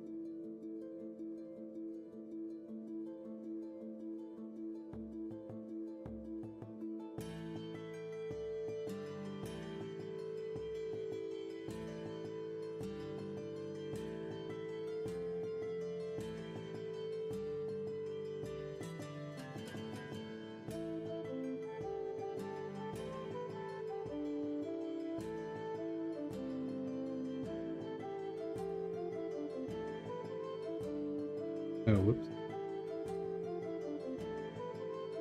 At least not yet.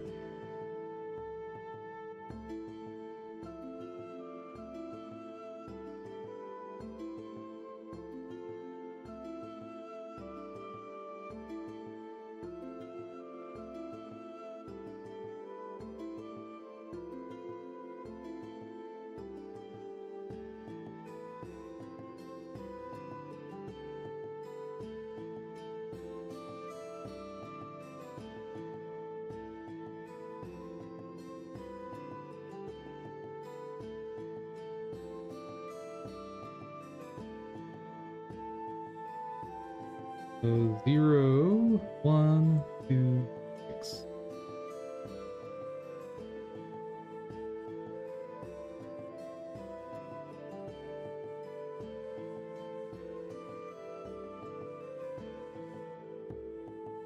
Gorgeous.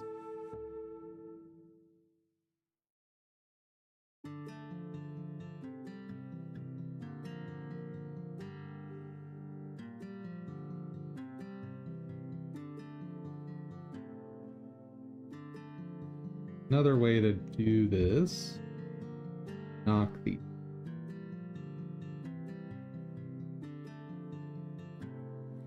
Par-delà le temps, la menace grandit. Si loin dans le silence, on entend ses cris. Par-delà les terres, son nom fait frémir. Préparez-vous, le That's not right. néant arrive.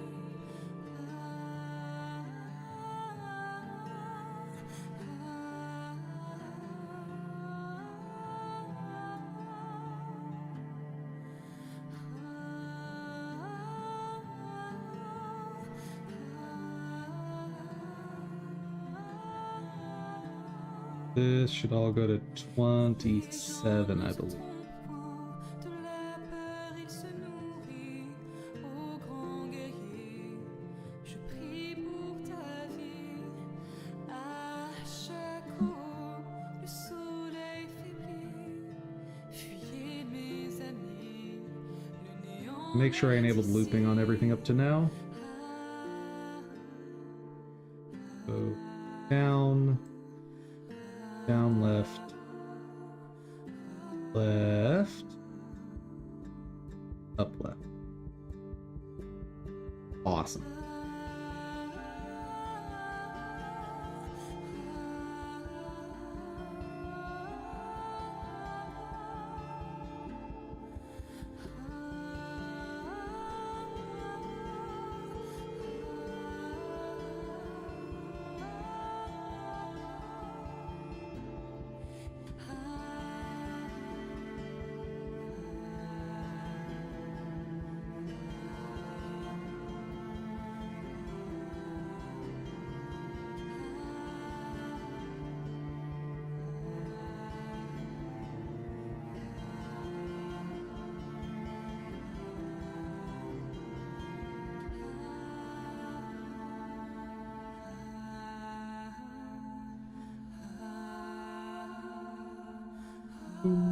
Whoa.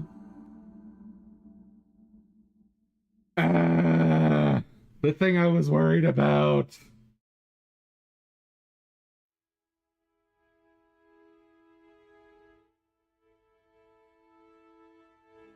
Oh no. Hmm.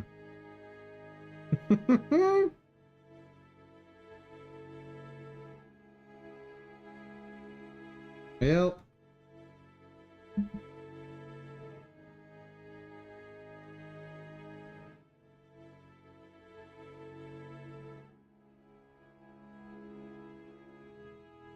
Work on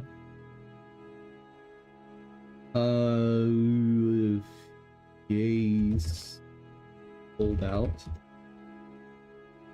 for hair accessory.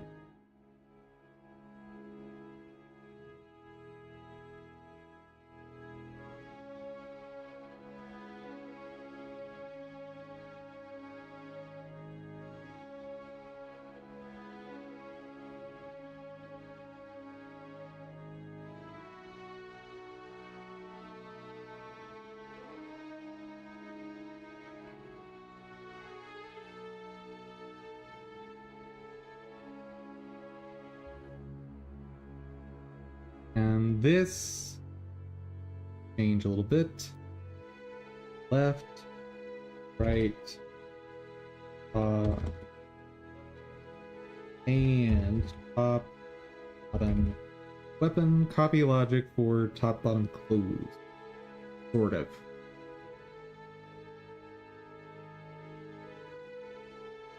Garg.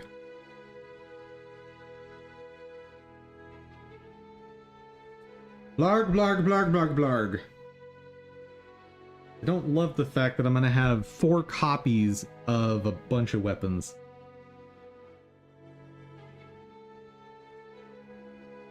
but what you gonna do?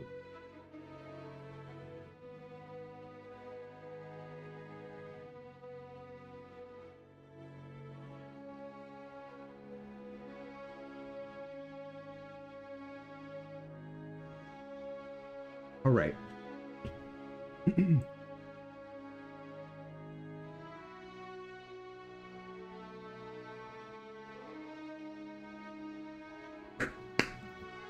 Ow! Ow, how, how.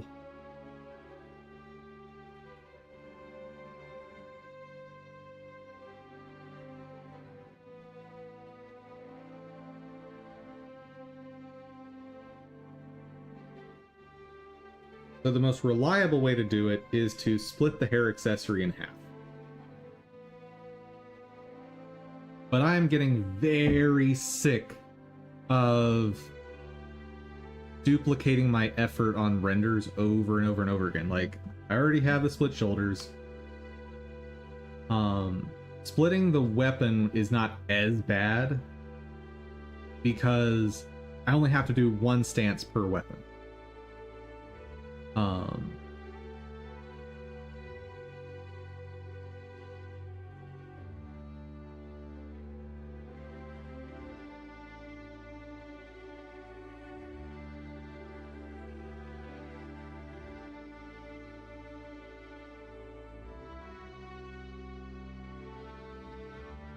But doing every stance twice for each headpiece, I definitely don't want to have to do that.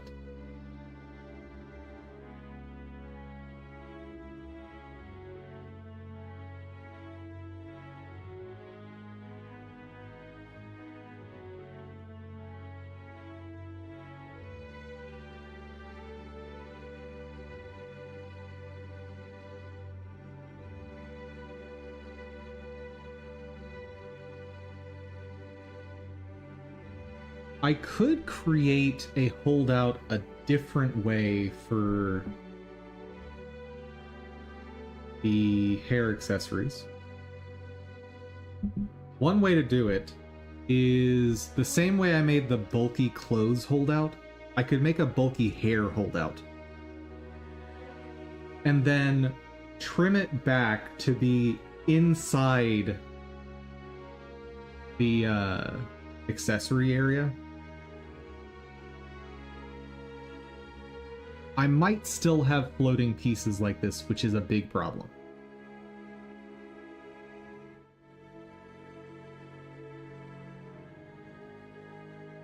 But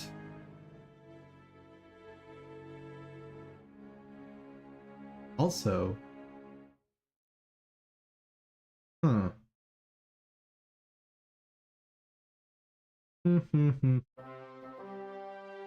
I don't like the fact that there's no bronze here by the look of it. Yeah, the bronze is being cut out there for some reason.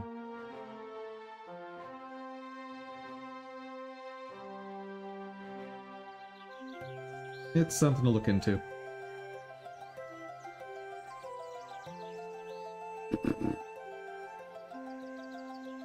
Okay, let's get the maintains finished. Arg. Upright. Oop. Oop.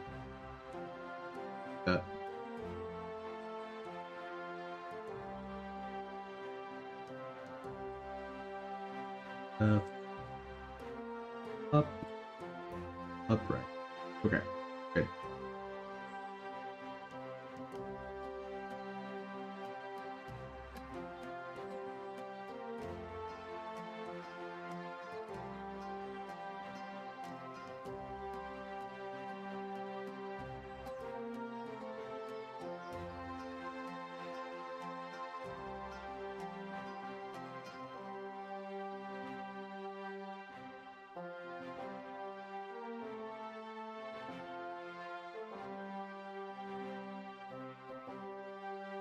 That works.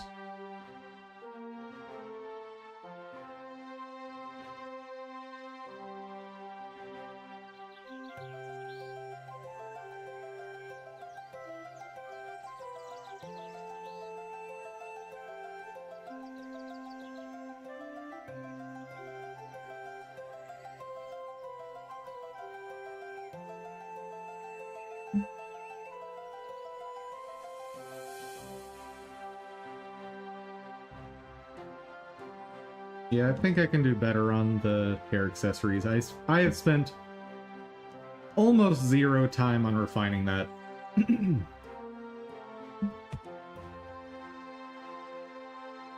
Pain, right.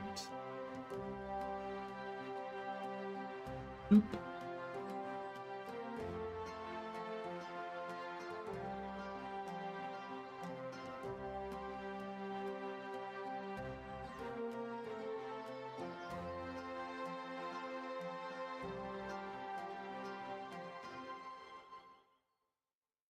Zero, 1, 6. Oop. Thing.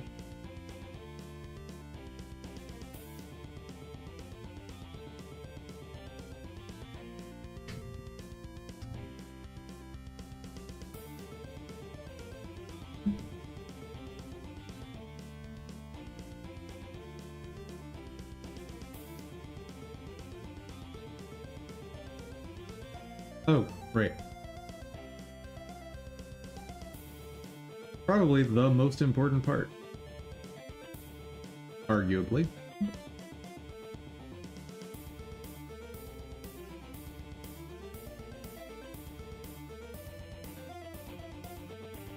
Down right.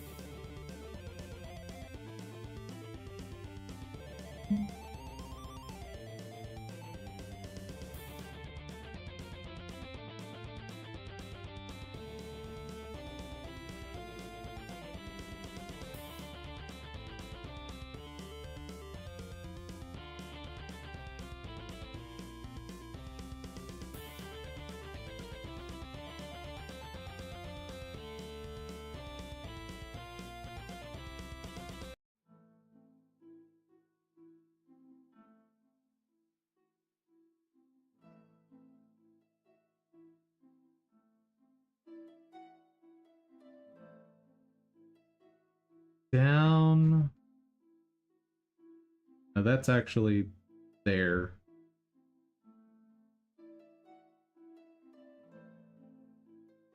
That's actually a good example of where I need to have shader material. So yes, I'll rename that at some point.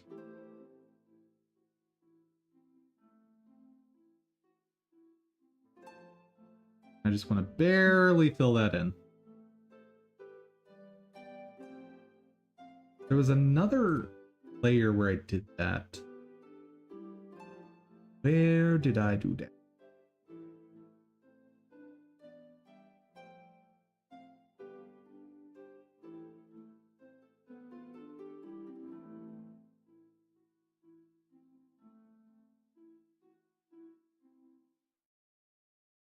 Shoulder is getting a shadow. There.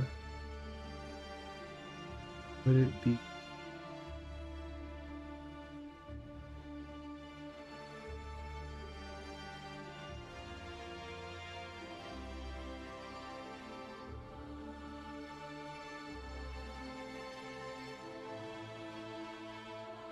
Nope.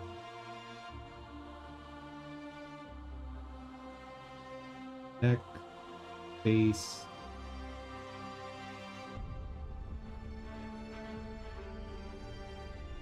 Hair. Oh. Okay, I must have removed it. Anyway.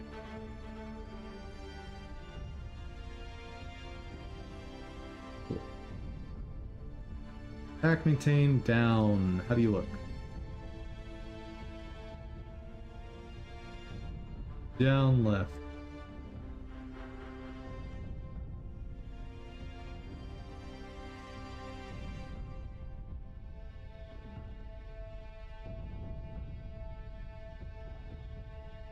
Okay, ordering is not changing. Folder R.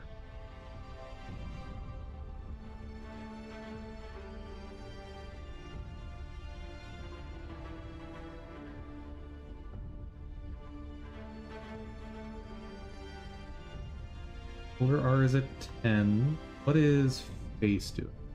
15. Neck is at nothing. That's not right.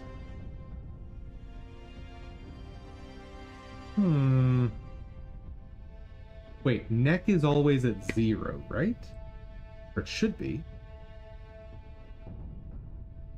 Yes. Neck never changes. Hair, helm is what I was looking at before. I'm confused. Okay, we're fine. Down left. Check it.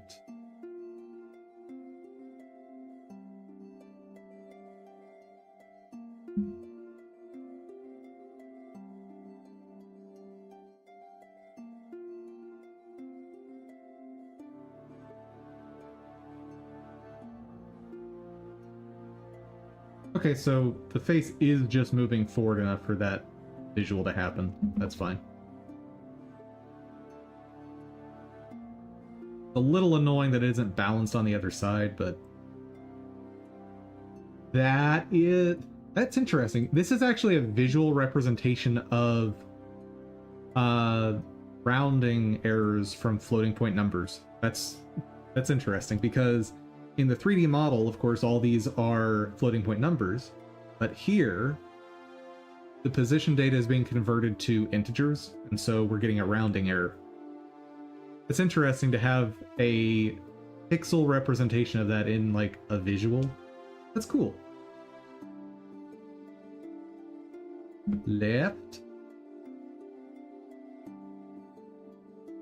Good to me. Oh, not left, right. Up left. Good. Up.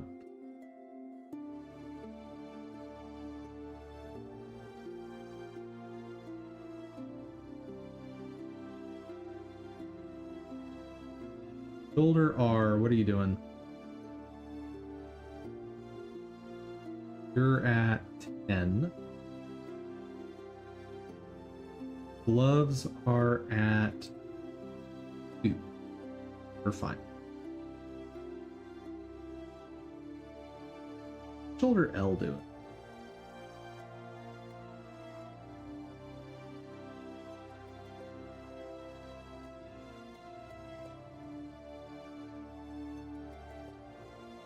Yeah, that's correct.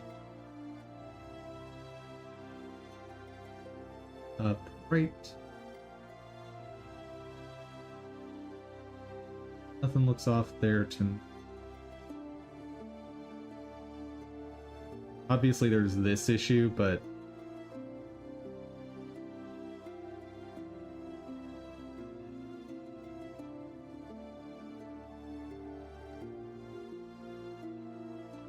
there's no way I'm filling that in, I think. Yeah, I can. Let's try it. 0.18 is where I was. I do that. Looks a little better. But what's happening over on this glove? Oh, nothing. Oh.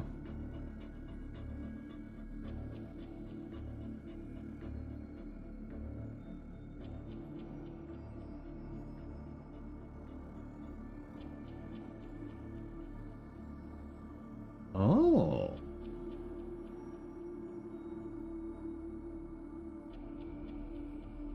I like it. So I now have a distance that will fill in whenever there are 3 pixels. Yeah, so,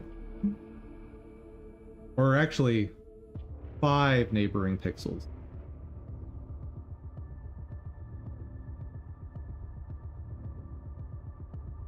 And over here, obviously that fills in by that point. Wait. Why? Oh, it's only got 4. Do I need to fill that one in? That gets more, doesn't it? Right, so if I want that to fill in without the stuff over here filling in, I need to update my weighting.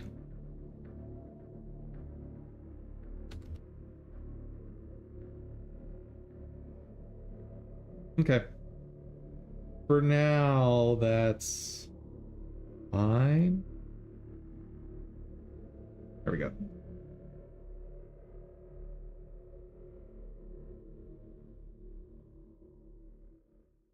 Okay.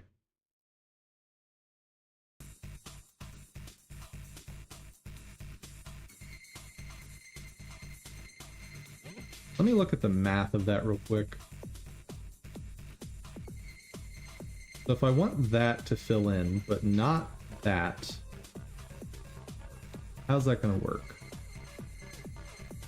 I have 2 adjacents and 2 diagonals.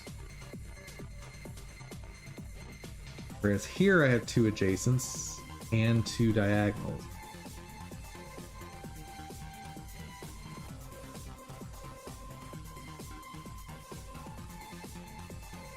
I could do something along the lines of, if I have adjacents on opposite sides, that weights more heavily than adjacents like this.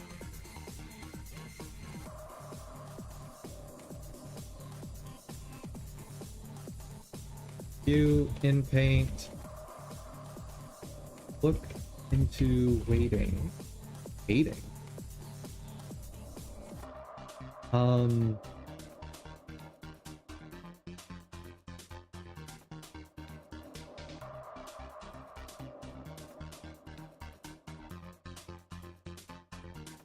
Adjacent versus diagonal, and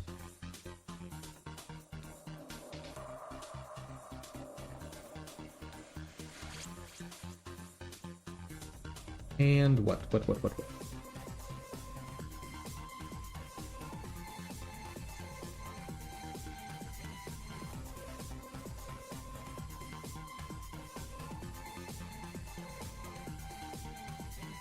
How to describe this?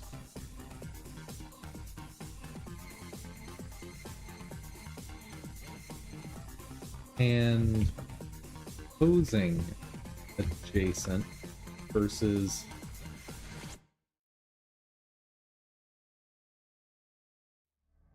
diagonal adjacents.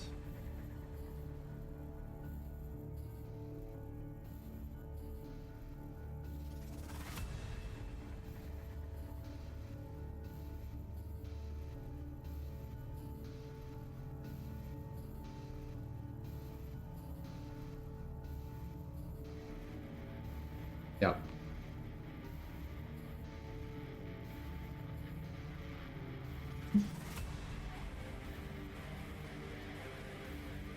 Man, you are certainly taking your time today. To illustrate what I'm talking about there, this idea of different weighting based on different configurations of where the pixels are.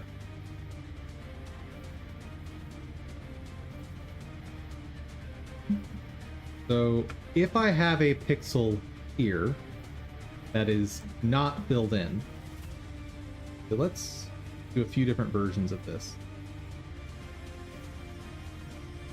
So the question is, do I fill it in?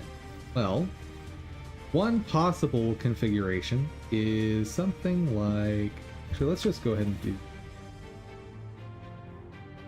beautiful. Okay, and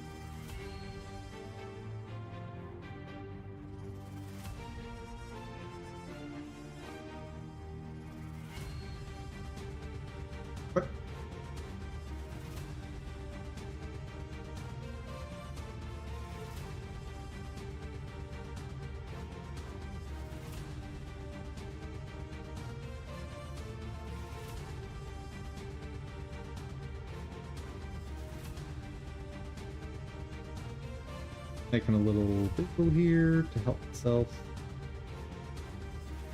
That's not actually helping myself.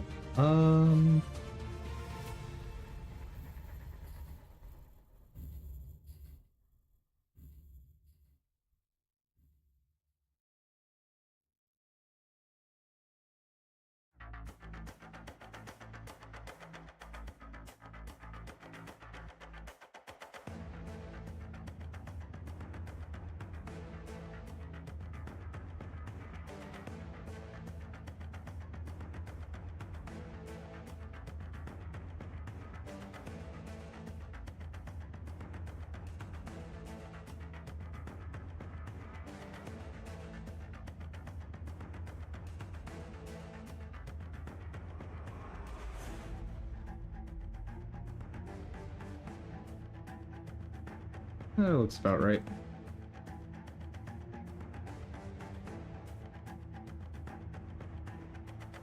Does not need to be perfect. Okay, so for a given pixel here, I want to know, do I fill that in? Right? The big question. And there's a few different situations that show up.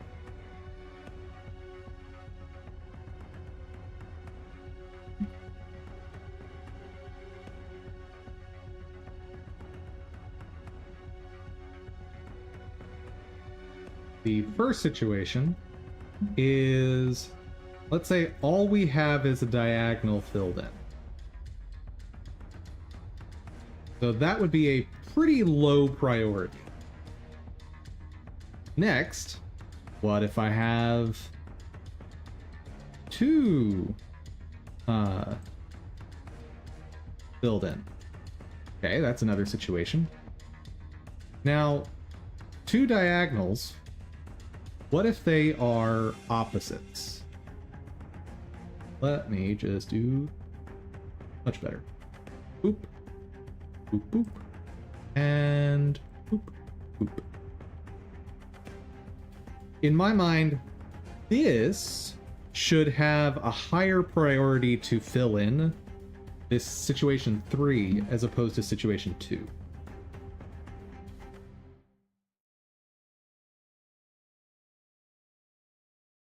Okay. Now,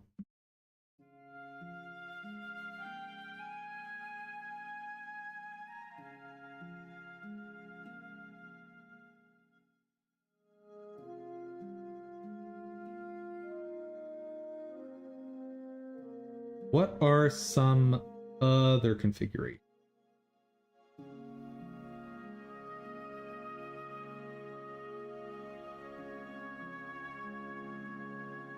Get a few more of these plopped out.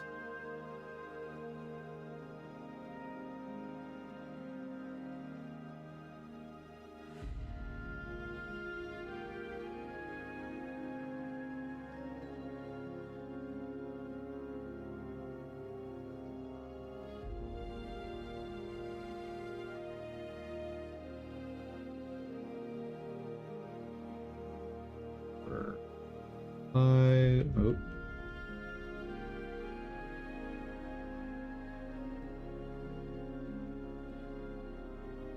Okay.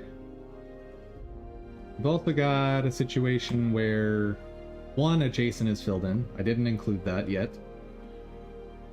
Okay. What are the next...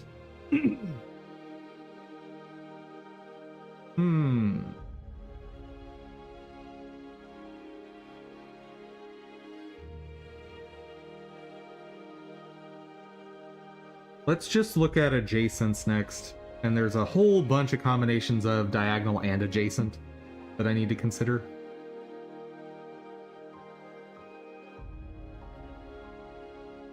So for two adjacents, there's only two options. There's adjacents like this and adjacents like this. The same way this needs to have a higher priority for painting than this one, I would say this needs a higher priority for painting than this one.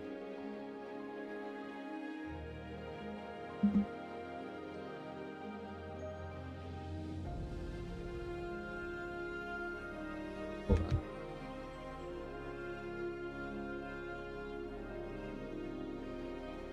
So I don't confuse this.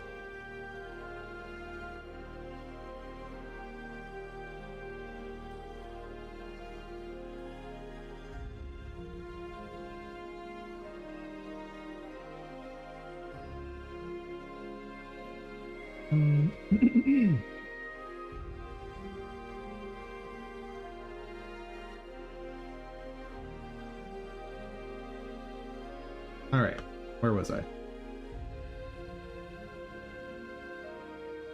Single adjacent,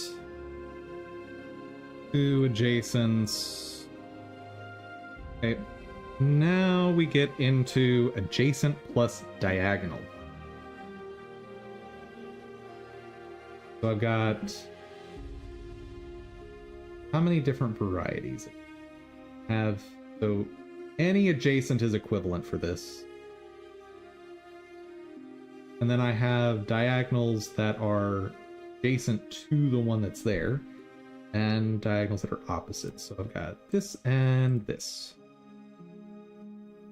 And in these configurations, 8 should have higher priority than 7, but 8 should have lower priority than 6.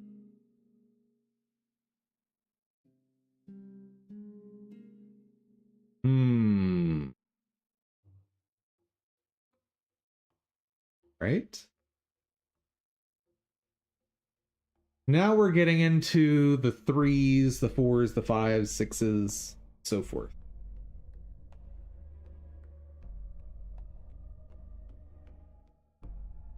I'm wondering if those even need to be considered at this point.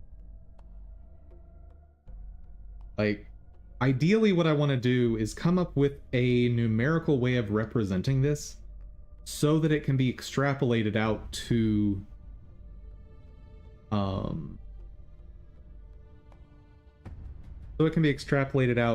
higher numbers of filled in pixels. Like, I want to be able to create a number on a per pixel basis that somehow represents this being higher it's like 6 being higher priority than 5. Good, you're done. Make sure you're actually done.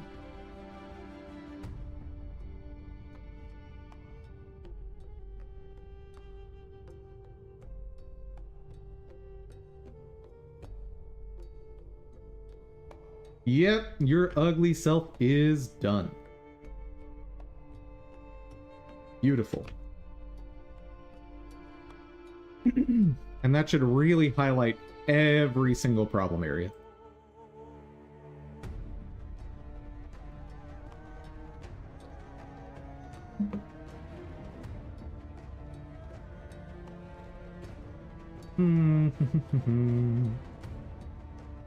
Next.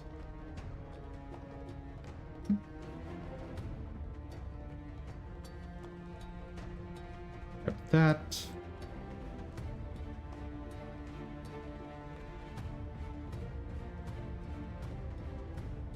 Now, shoulders. L.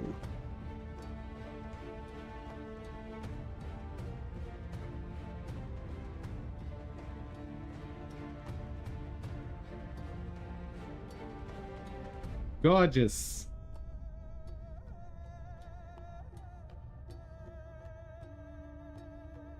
Good. I was worried I accidentally forgot something over there. And you are good to go.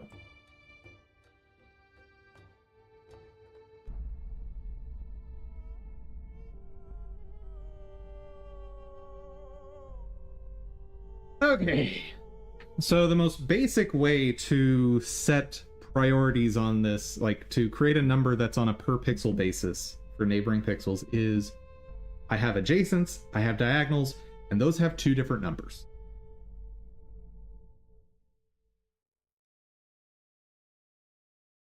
Because just based on distance, the adjacent pixels are physically closer.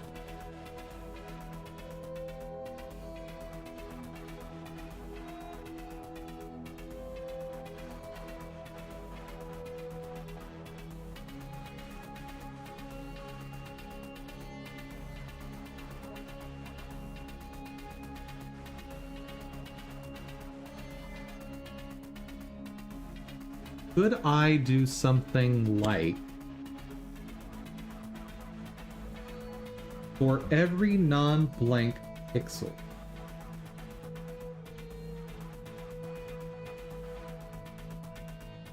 add up absolute value of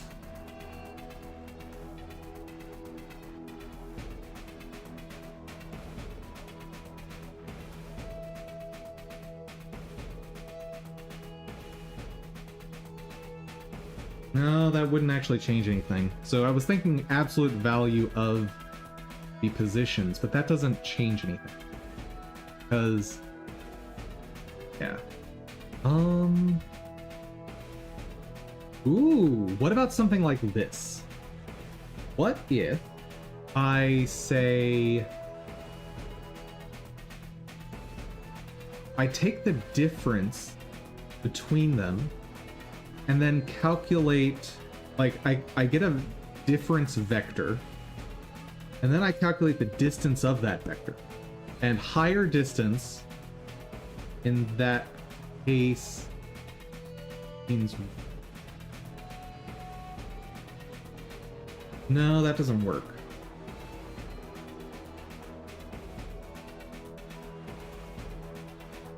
Reason it doesn't work. So higher distance in that case would work for calculating, for setting 6 as higher priority than 5, because this would be 2 squared plus 0 squared, square rooted, I get 2. Here, I get 1 squared plus 1 squared, square root of 2. 6 gets a higher number than 5. Great. However, that does not work with the diagonals. Ooh, that's not right. Because 7 should have a lower priority than 5. And if I tried something like what I was describing, well,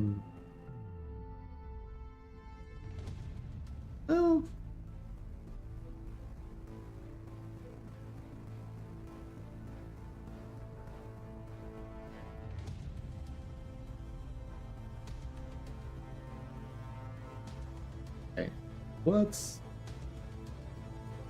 I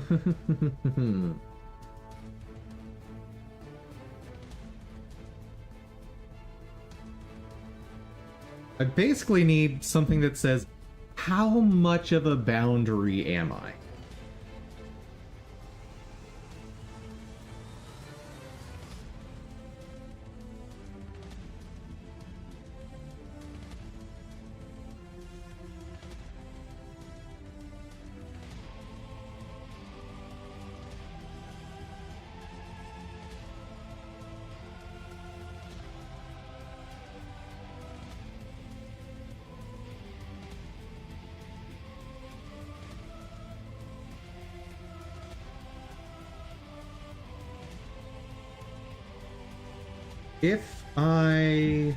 What if I take absolute value of the vector, like, or of each component of the vector? So I've got 1 and 1. This produces square root of 2. I have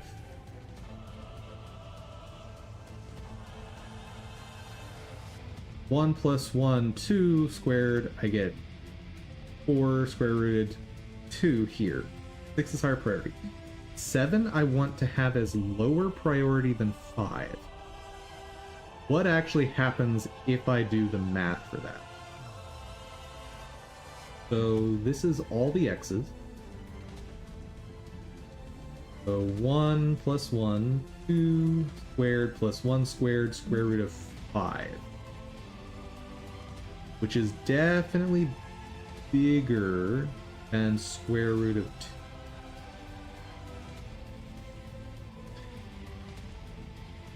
So that math doesn't work.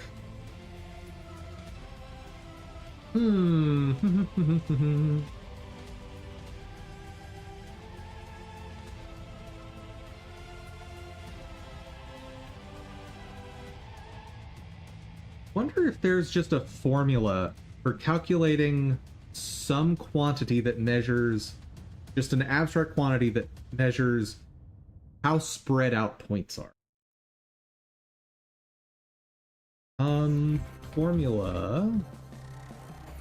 Calculate how dispersed a set of points. Is that something that exists?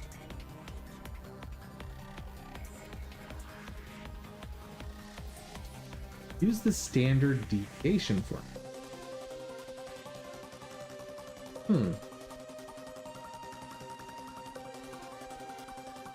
Term dispersion formula can refer to various concepts, including statistical measures of data spread, like the range.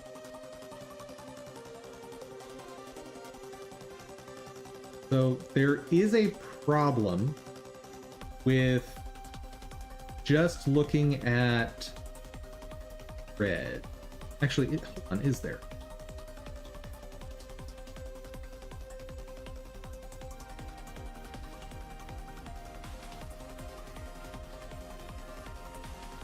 What happens if I include 0, 0 in a spread calculation? So let's just talk about the abstract before we get into numbers. So is this more or less spread out than this situation? I would say 2 is more spread out than 1. I would say 3 is more spread out than 2.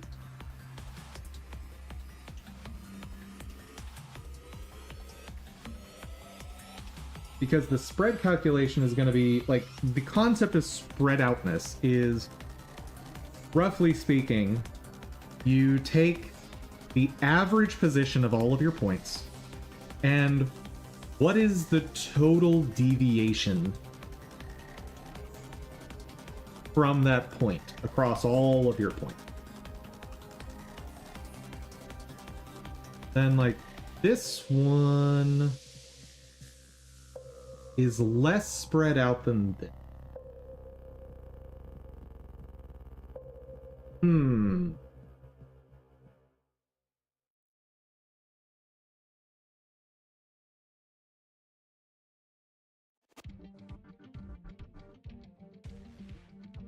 So roughly speaking, more spread out should have higher priority, but adjacents should also have higher priority. Could I create a fudge number where I just say the adjacents are, quote, more spread out so that the math works? Because I'm kind of doing a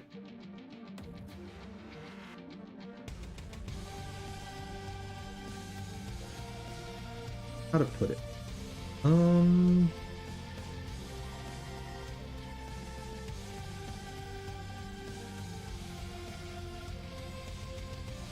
So another way to describe this is when you're in painting, what's supposed to be happening is, let's see. Oop.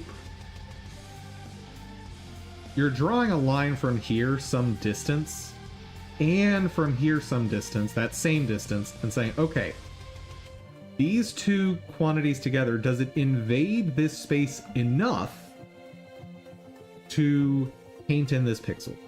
That's the question being asked.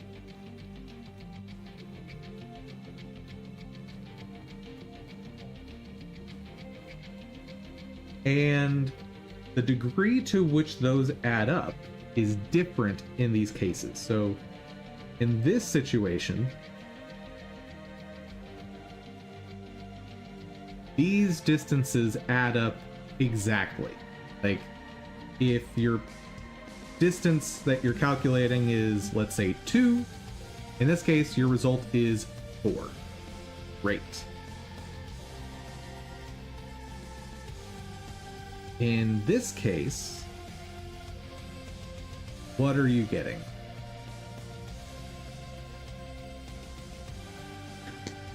It's something greater than 2 and less than 4. What is that quantity? I don't know.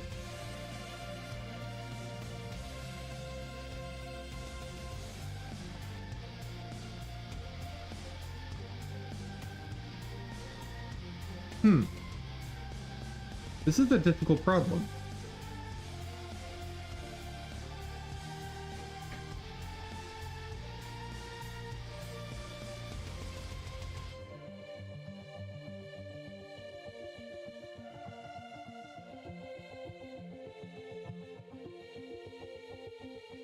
Formula to calculate how spread out points are.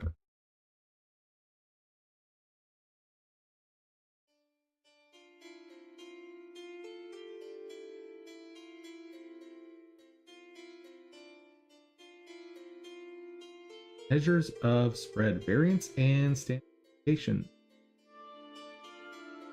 Hello, statistics LibreText.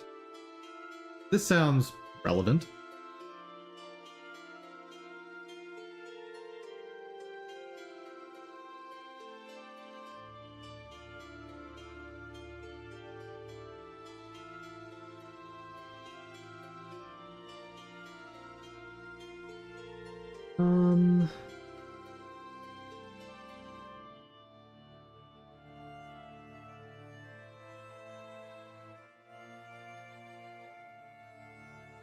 I'm trying to tackle too many problems right now, so can I finish Die and Idle today? Yes.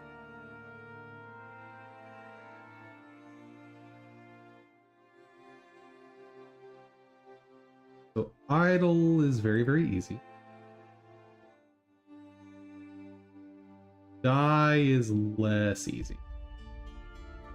Oof.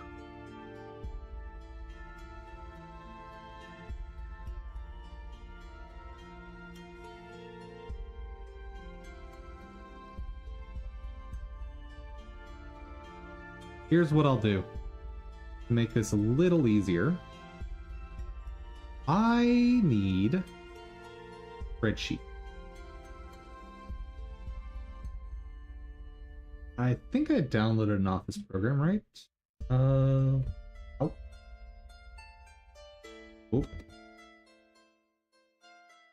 Word. Oh, that I know I don't have that.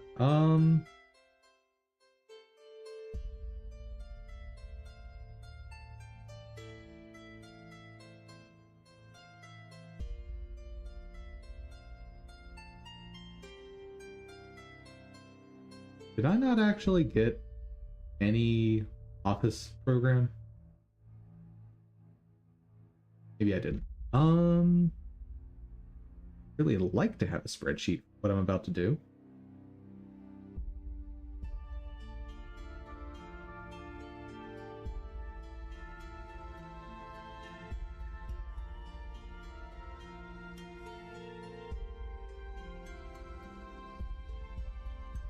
See, maybe there's like a really bare bones spreadsheet app. Bare bones spreadsheet app before the window.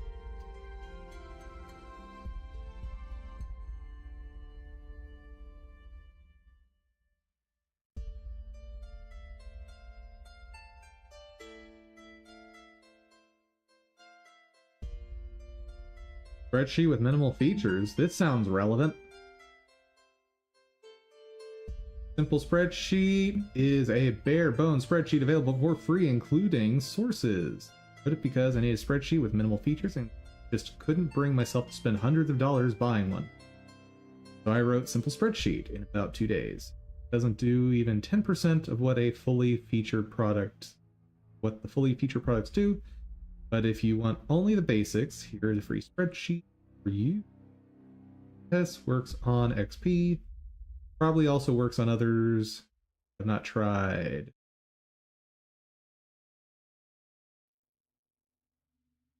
Well, Probably worst case scenario is it just doesn't work. And I guess there's a chance it could be harmful to my system, but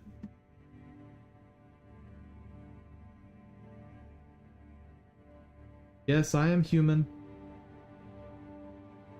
SourceForge is usually okay-ish.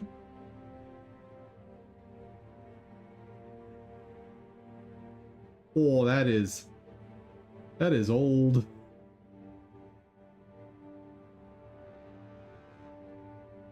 Hmm.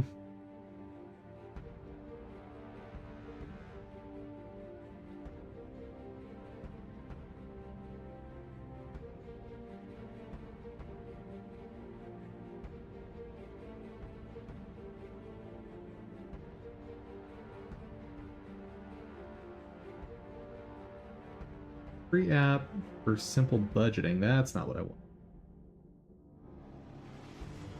There are complete.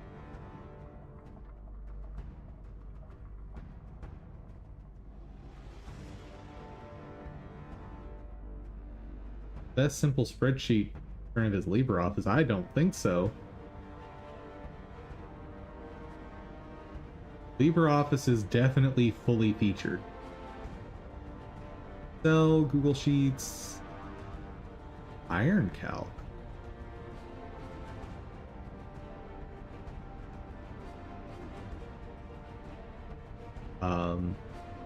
Nope. Calc numbers. Numbers for Mac. The numeric spreadsheet is part of the GNOME desktop environment. Nope.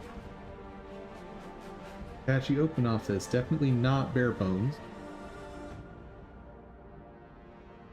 Wait, is this actually saying alternatives to the thing that I'm downloading right now?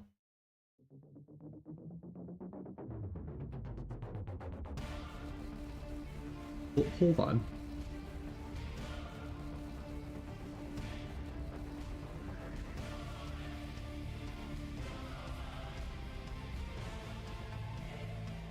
What is this? Talk to me, internet.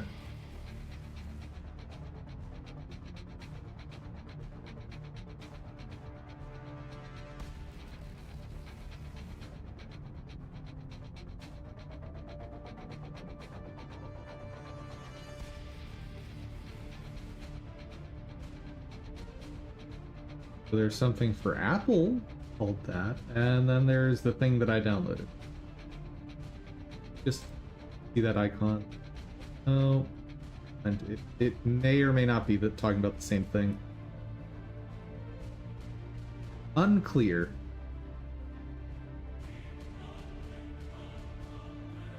But you know what? YOLO! Maybe my system will explode. Maybe it won't. Who knows?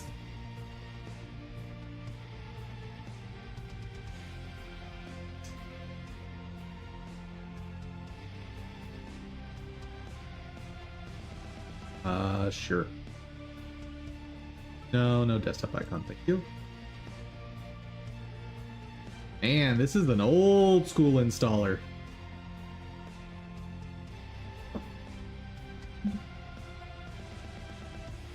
Gorgeous. Gorgeous, this is exactly what I wanted.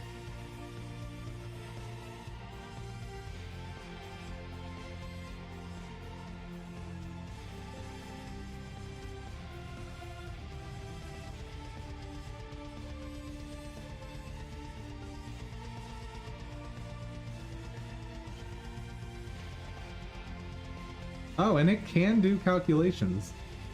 Interesting. Okay. But not super relevant to what I'm trying to do. Oh wow, and it doesn't even support a delete button doing anything. Like if I push delete, nothing happens. That's interesting. Alright. So, I have down left, up left, up right, down right, 8, 4, 5, 6, 7, 8. Good. Now, what are the quantities I actually care about? Oh, are you done? Why was that one so much faster? That makes absolutely no sense.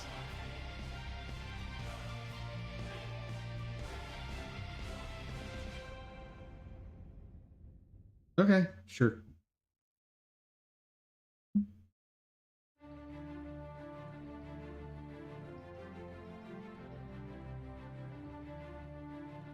And let's also make test shoulders for this.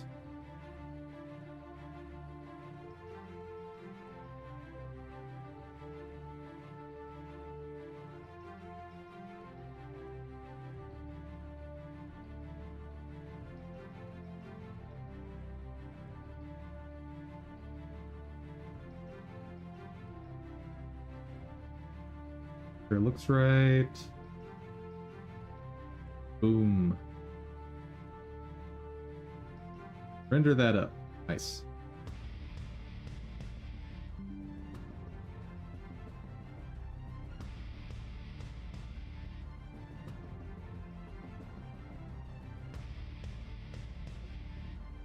Okay. What are the quantities I care about? Also, that's wrong.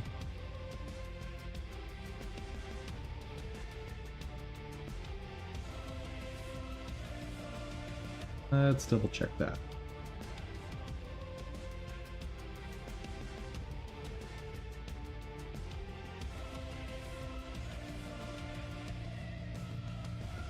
Any point where shoulder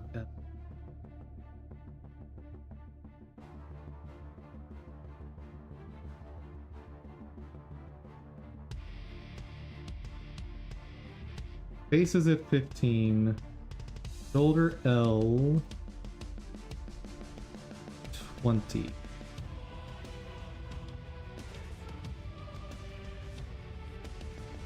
I don't think that's ever correct.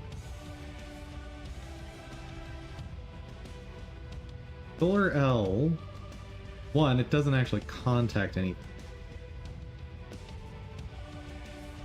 Base.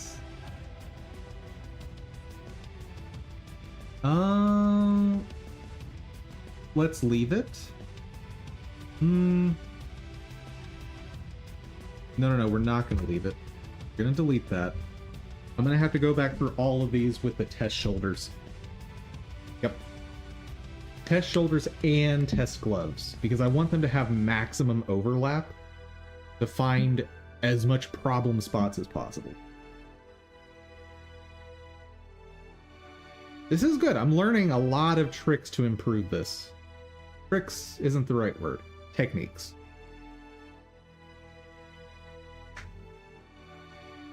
All right. Now, what are the data points I need? I need face, shoulder L, shoulder R.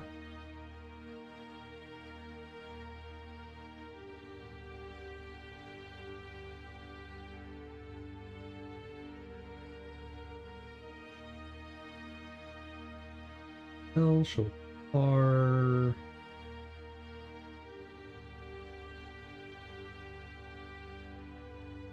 Air helm.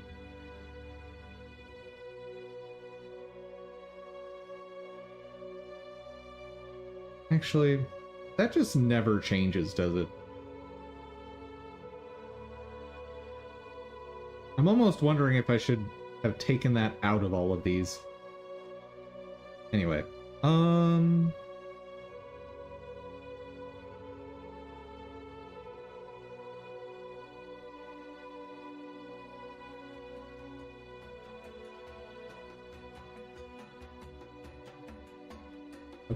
pop. Open pop.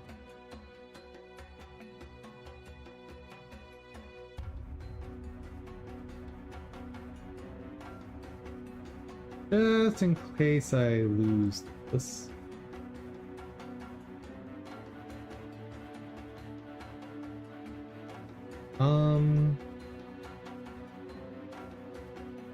Layering data. Sure. My documents is fine for now.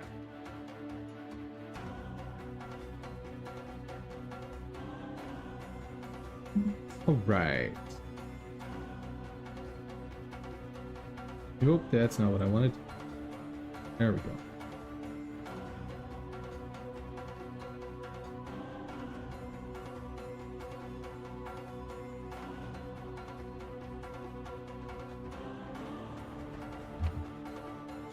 I'm pretty sure that's the same for all of these.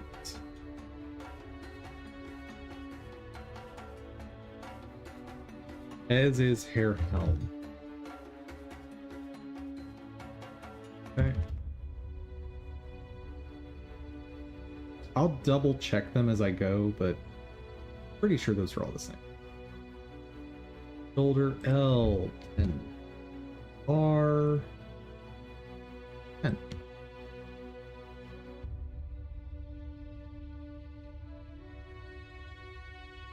$30.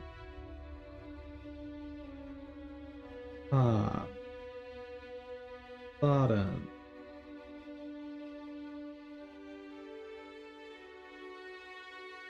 Down left.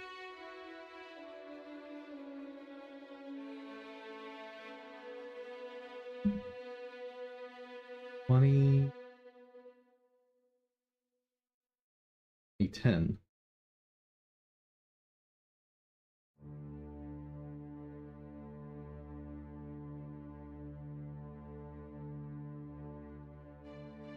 $2, 50, 50. Down left. Does 250/50 make sense?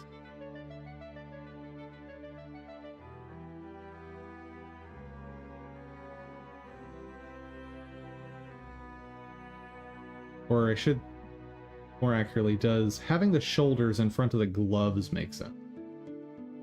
I think they just don't interact.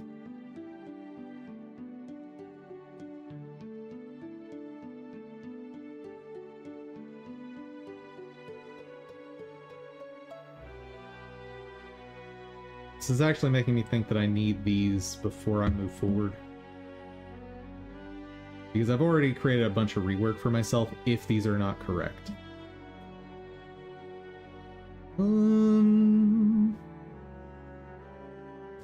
Let's at least get the initial data written out. Left.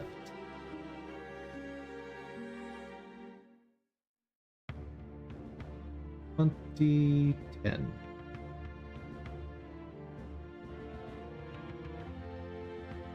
$2, -50, 50.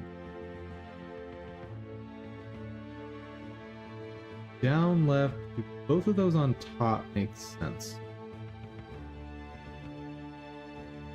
Sort of.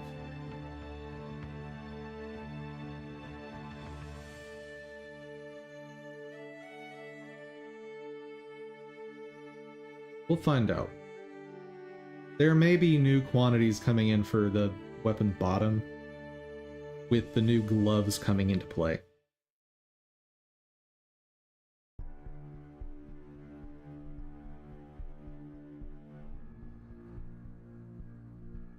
Specifically thing for down left here. Like, left, this makes sense. Since the way the hand is angled, the top part is angled a bit to the right, even in the vertical shot situation. I think that's okay.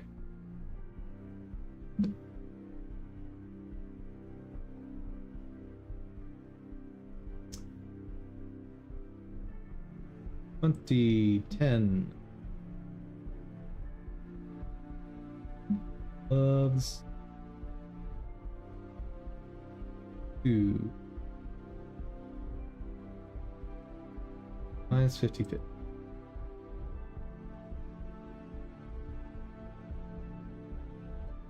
The one thing that would have been nice as a feature, because I'm pretty sure this won't work. Yeah. Copy paste would have been nice. Wait. Copy paste is a thing. Huh. But it doesn't actually...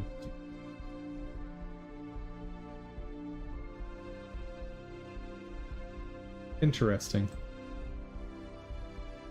Very interesting. Okay. Up.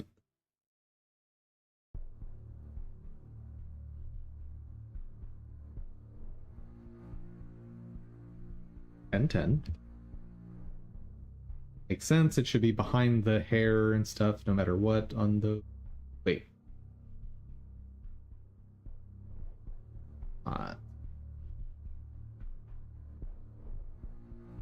Oh no. That... Yeah, I think that works. They shouldn't really interact at that angle, so should be fine. Oh, the reason they're that way is because in this animation, the archer pivots to be... So the torso is kind of facing to the right. Like, chest is pointed to the right. That's why that happens. But that could mean that the right shoulder should actually be going to 20. In that case.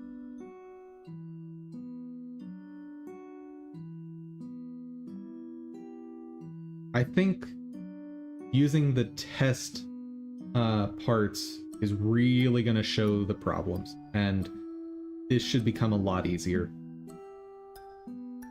Okay, gloves are at 2, -50, -50.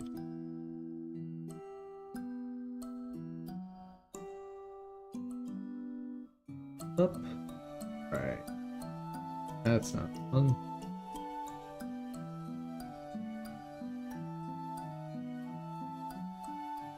Then.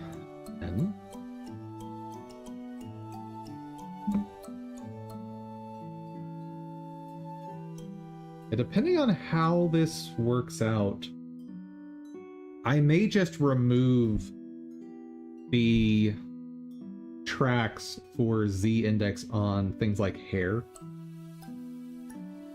because I'm starting to see that it's unnecessary. Because I can just move things like shoulders around them.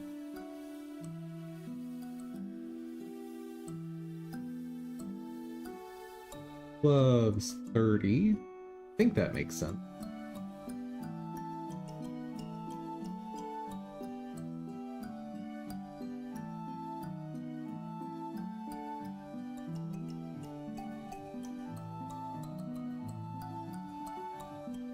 -30, 50, -50. And... oh, wait. Forgot right.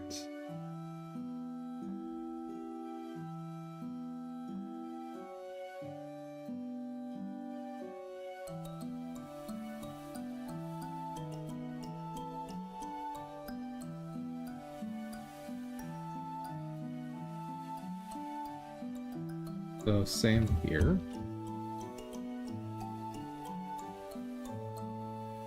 And down right.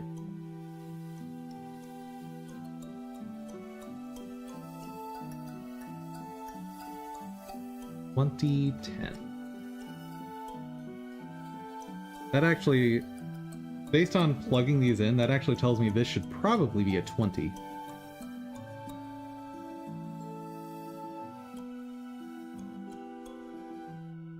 Possibly. Actually, let's just take a look-see here real quick.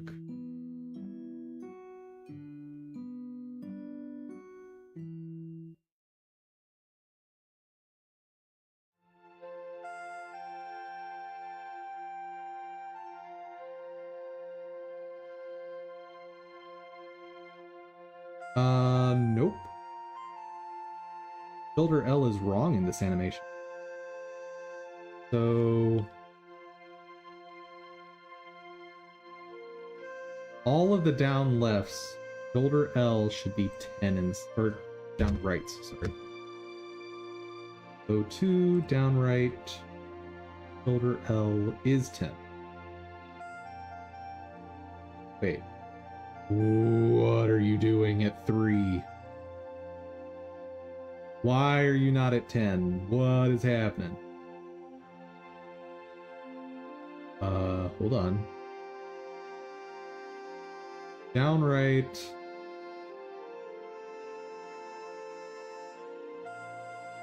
Ten and 10. Okay.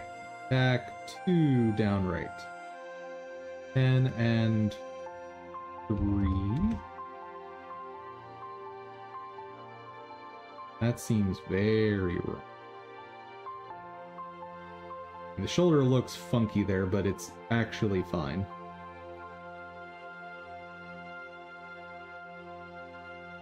Because even if I take the clothes away, I'm pretty sure it is just funky looking. Oh, wait a second.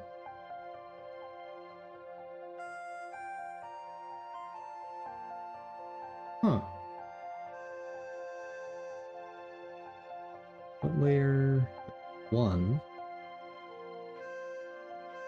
Shoulder R. 10. What is that?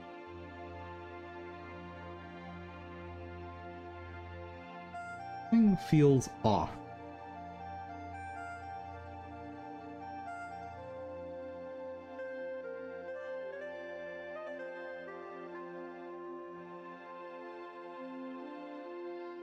Oh, is that the drop shadow doing that? Hold on. Shoulder R.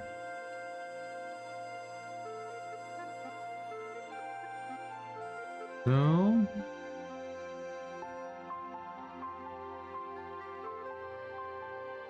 I am so confused what's happening right now.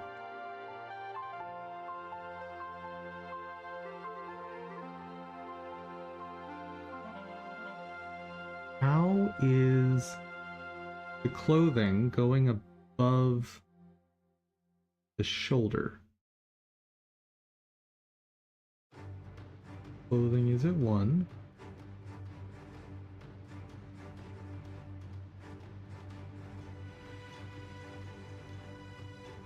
Shoulder is at 10.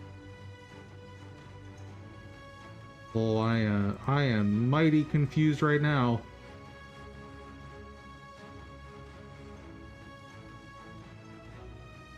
I don't have... Huh! What on earth?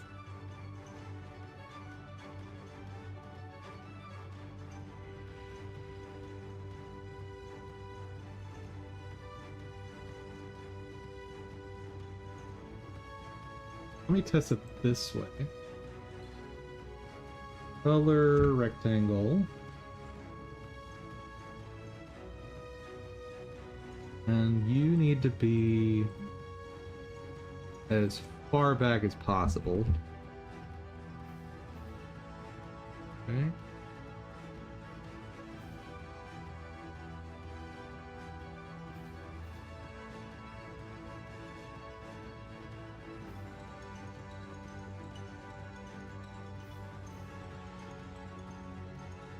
So the shoulder is definitely above the clothes, right? Like that's very clear right there.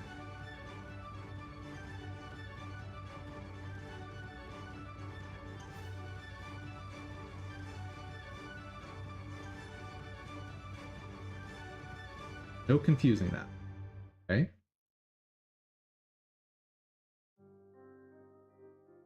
But the clothes are also above the What is happening?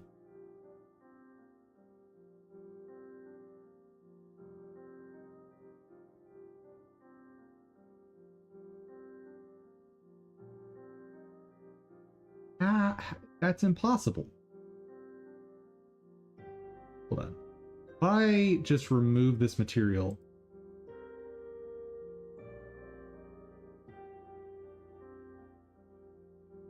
that's impossible.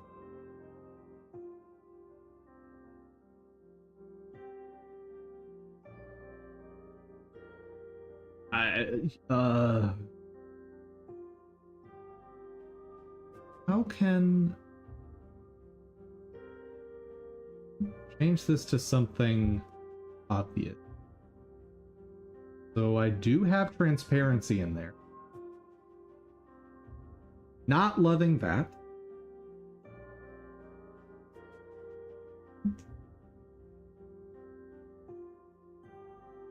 So transparent, as far as I can tell.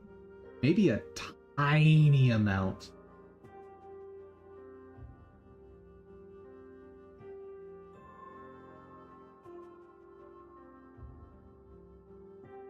Test it more easily. Yeah, there's no transparency there as far as I can tell.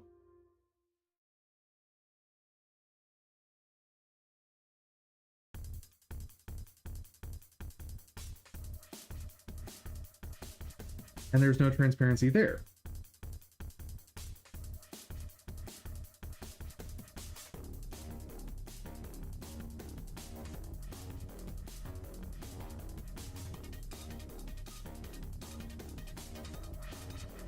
Oh,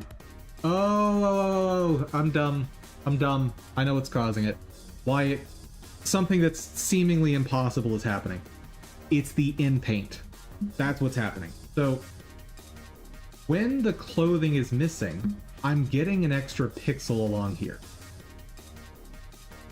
When I add the clothing back in, those pixels are filled in by the clothing, even though they're on the underside layer. That's what's happening. Okay. Woo! Had me freaking out for a minute.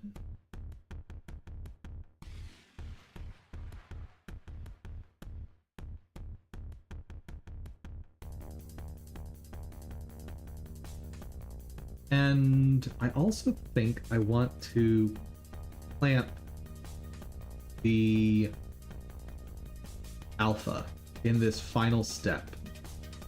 First of all, get rid of that color rectangle. I know what I'm looking at now. Actually, no, I need to keep that because I want to get rid of that. Hold on.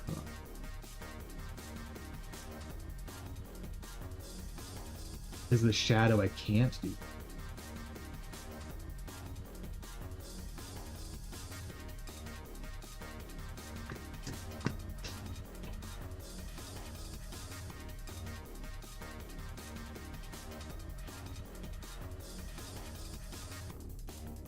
You know what?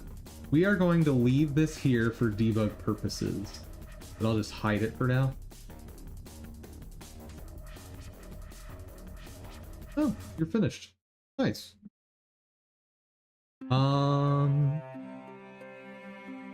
Yeah, we're not fixing this bow today, unfortunately. We're close. But so let me make another note somewhere.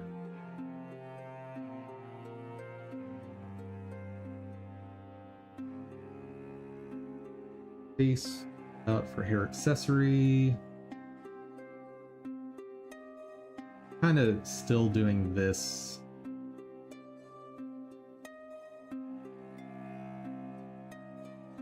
Add weapon exception.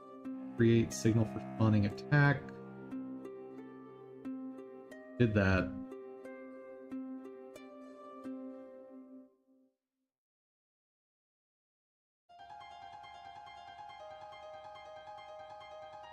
Kind of working on that.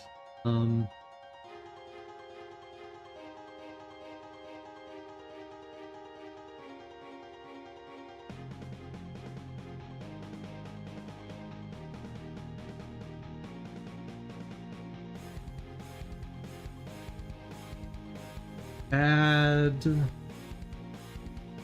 alternate in paint. That also removes alpha. Yeah.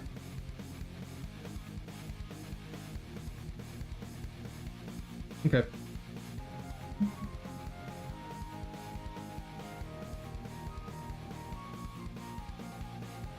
Read description. Just so I don't miss that. No, stop. Can I save save this somehow. Yes. There we go.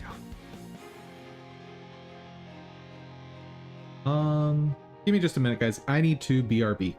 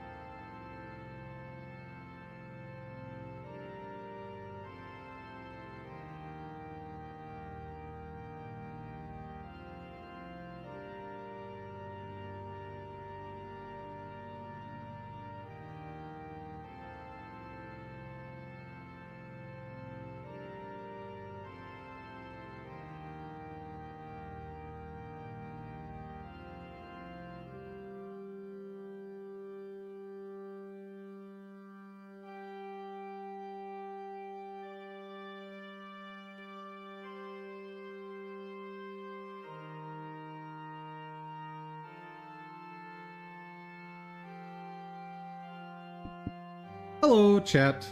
I am back. Where was I? Let's see.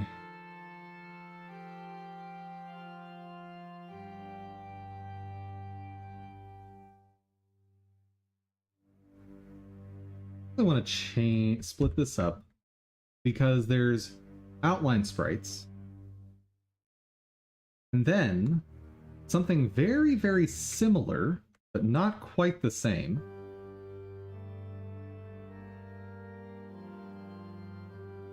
Create in paint for sprites. That strips alpha.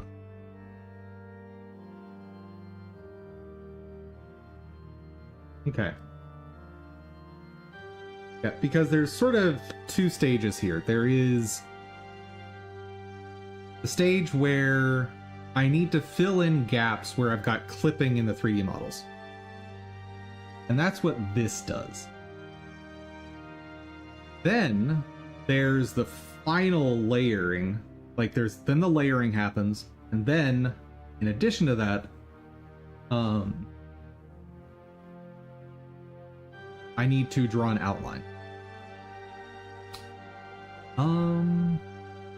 That works. We're still technically figuring this out, but we're getting really close to being done on that.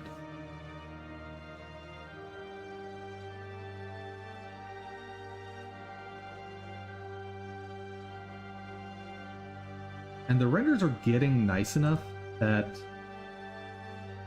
not too many problems remain. Let me go ahead and fill this data in real quick. This is attack down right.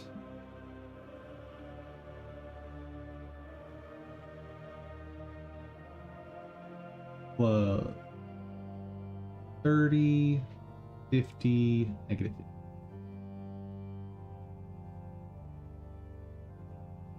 50. These two being the same makes a lot of sense. This one I'm slightly skeptical of. Like, I'm thinking the gloves here need to go down to 2.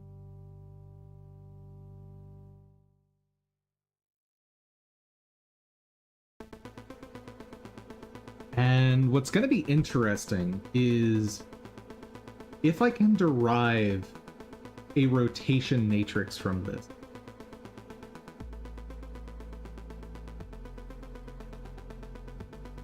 Because seeing the data like this, it kind of looks like a rotation matrix.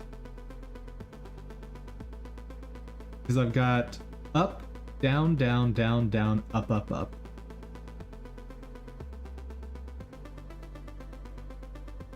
I've got up, up, down, down, down, up, up, up, and one of these could probably be swapped to down. And then here, I've got up, up, up, up, down, down, down, down. I'm wondering. Because, like, just looking at for patterns in the mathematics here, like, this maybe should be a negative 50. Check the attack up right.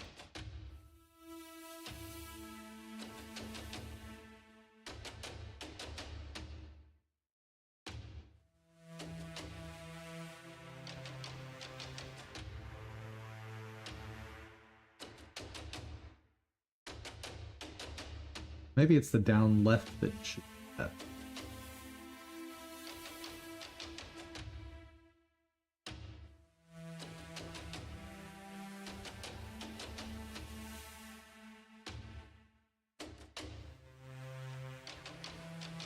I think that should be negative 50.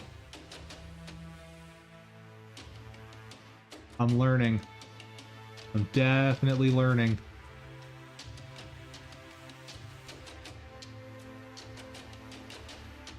This is very interesting. Curious on attack down. Should that go to negative 50?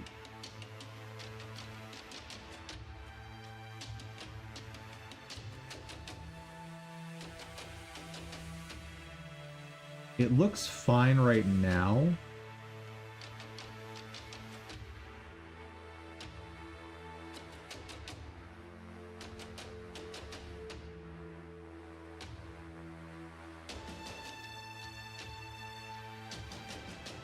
I think when I use the test gloves, I'm going to learn that that needs to go to negative 50. This is cool. Seeing the data like this is... I'm learning so much.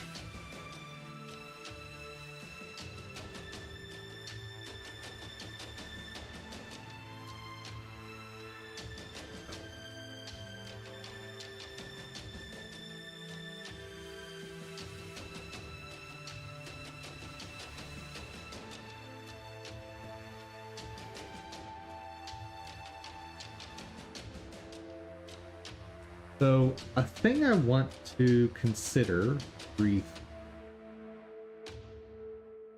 No, so I couldn't actually use math for this because these objects are moving in space outside of the rotation.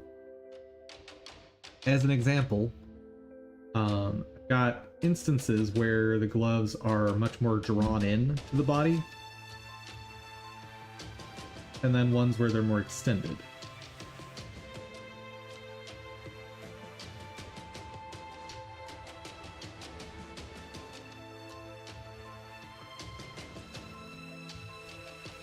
So something like that could work for average position.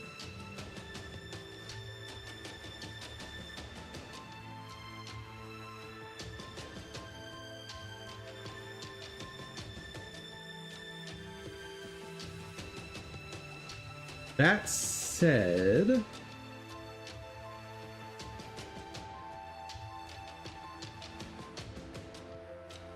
if I were to try and calculate it dynamically, then I would be recalculating it every single frame, or at least every single tick, as opposed to only when the animation changes. Throwing it in the animations like this is more efficient. It's not a huge cost, but it's worth remembering. So while that would be a cool concept to create like an internal data storage of 3D positions and then use that to calculate the layering in real time, it's a really, really cool idea. And it's sort of a middle ground between what I'm currently doing and having a 3D model rendering in-game, but rendered as a 2D sprite. It's an interesting middle ground between the two that could potentially do some interesting stuff.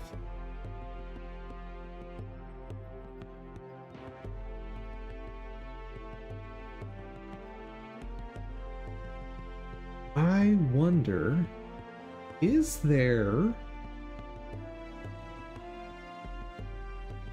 I'm just thinking outside the box now, not part of this game, but just techniques in general.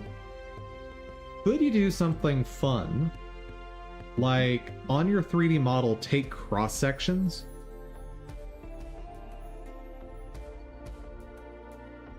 and then render those?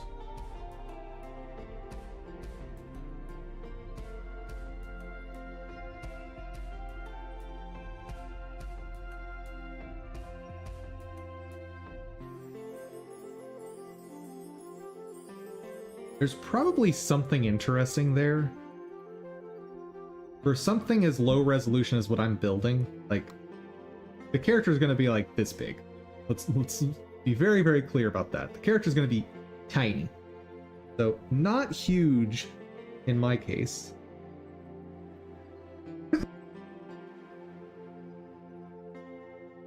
Pardon me.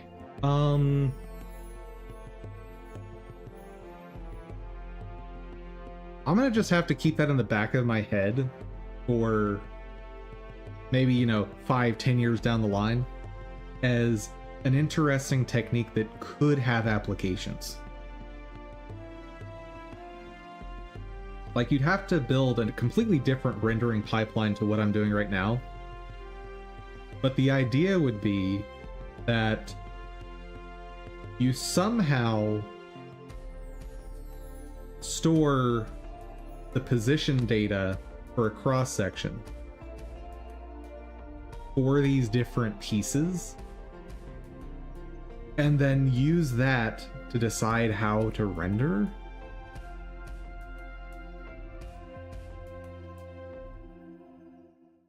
Ooh. Hold on.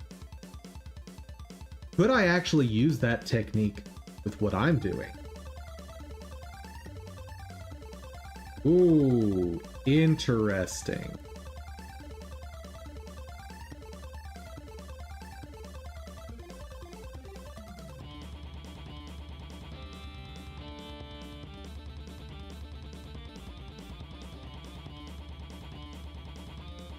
Interesting.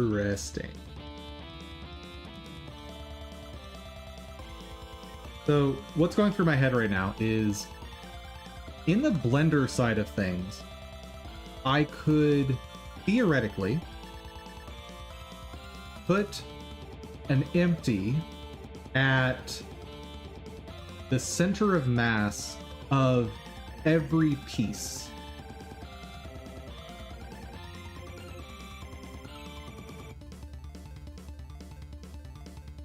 I wouldn't even have... would I? I'd want to do center of mass at every piece. And then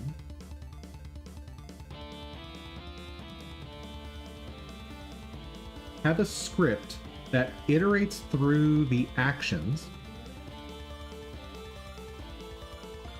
to grab the average position across all the frame data. I wonder if that would give me all of my layering data just in a foolproof way. That's interesting.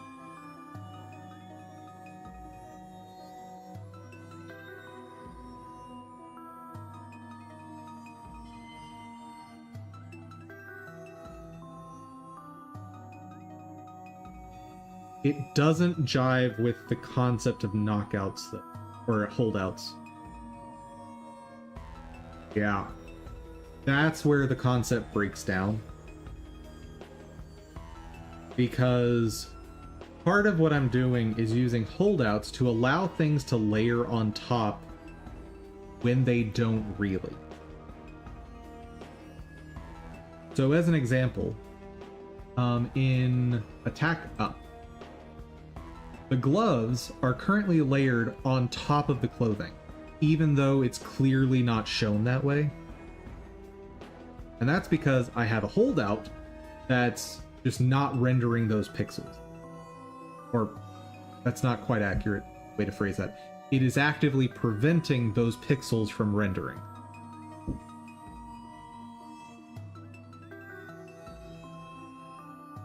So, in this orientation, the gloves would appear... like, if I tried the programmatic approach I'm talking about, the gloves would then be forced to layer behind the clothing, even though I don't want that to be the case here.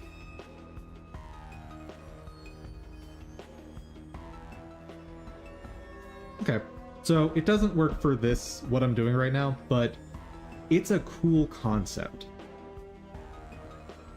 And there's a few different applications of it that could do some neat things. Just, like I said, not practical for now. Yeah, I wanna...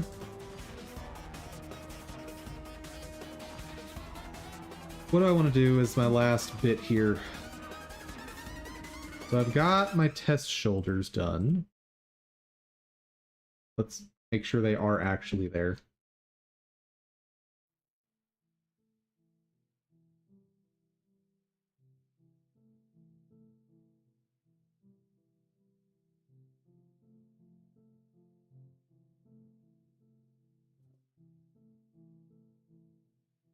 that looks like a hot mess. Good. That is going to be R. This one is L. Sweet.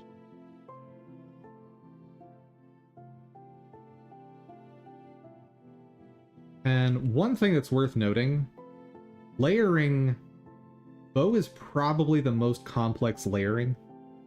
The only one that might rival it is unarmed magic because of one of the animations.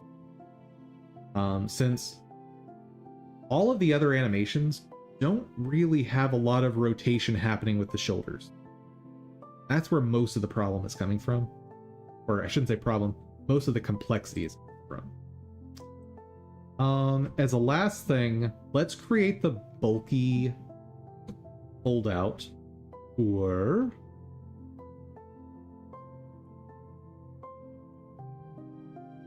the hair. So, not that.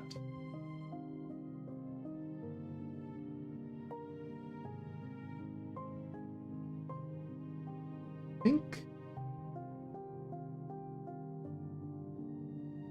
Is that the one I was using for that? I don't think so.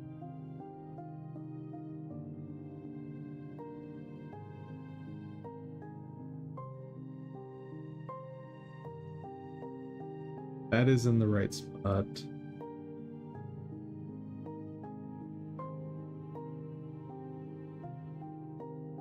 We're off. Huh. That's a potential problem.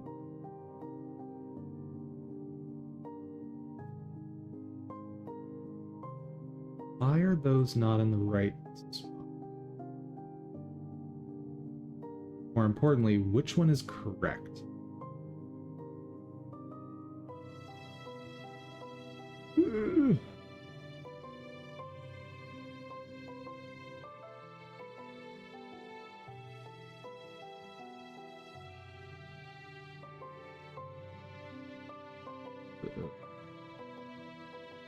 Do we have a major problem?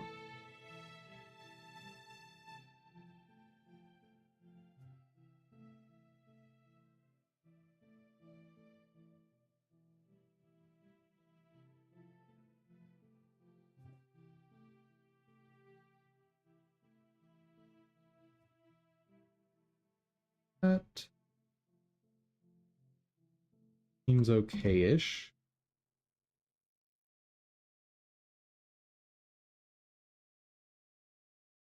So that seems better.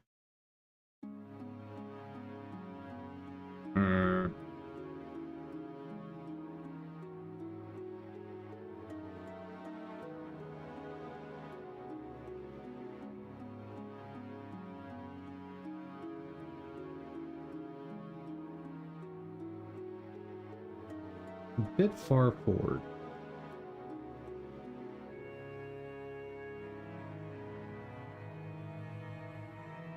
What's happening with the data?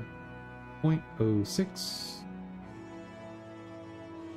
0.07, and some Y.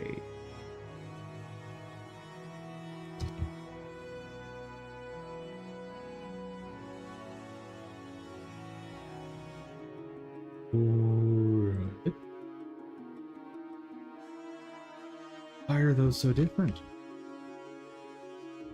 Oh god.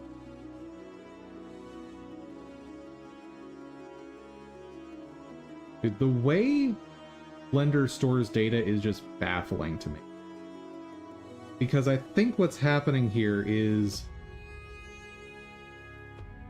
it's got a transform it's inheriting from a parent on one of these, but not on the other, and Arg.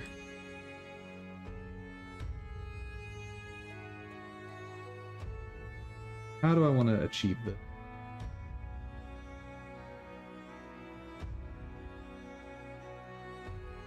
I think the play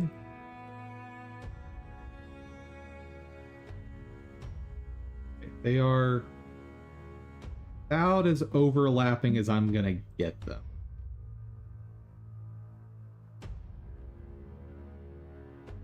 what does that mean for my renders? That means clothing needs to be redone. Okay.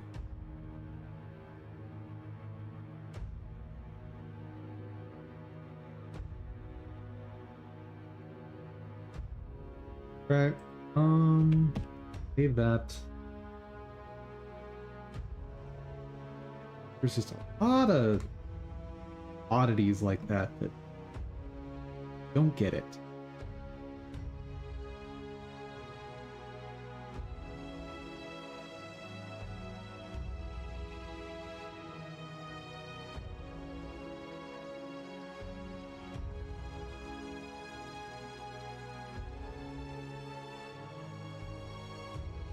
That's all right.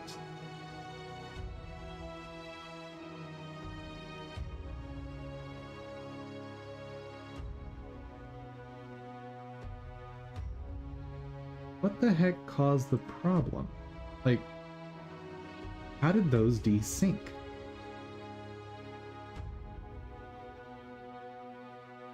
I just get more and more convinced every time I find stuff like this that Blender is just arbitrarily changing data in the background and not telling me about it. I am just convinced of that now.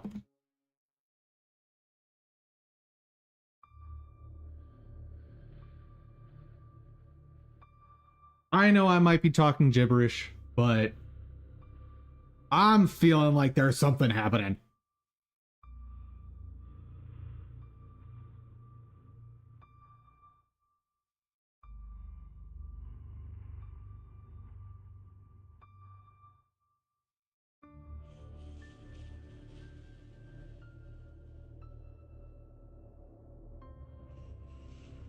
Okay. Just had a stray thought. I don't want this to strip alpha, I don't think.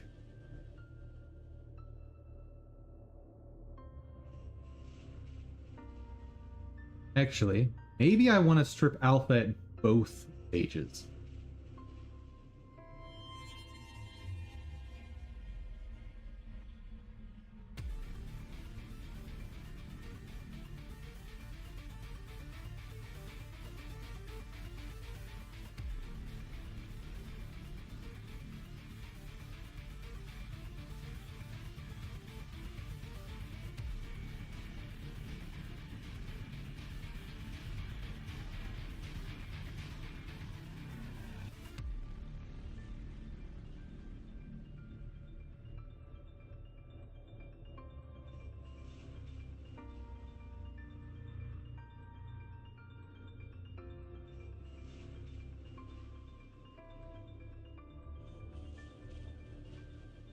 Trying to think, because I've got sort of three pieces here.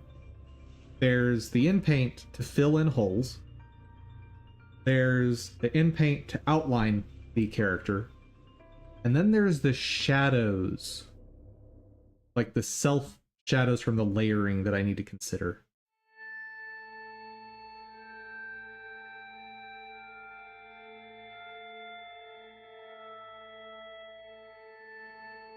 I think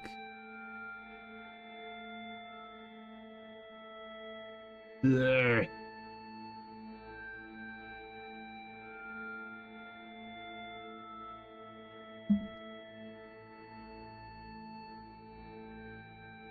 So multi-pass here.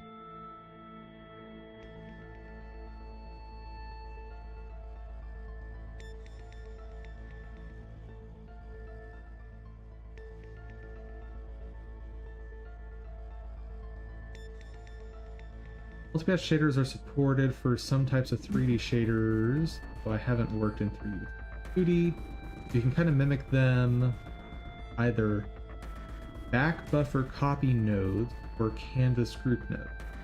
Perfect, but it may work for what you're trying to do. Back buffer copy replaces the default screen texture with covered area. That's not.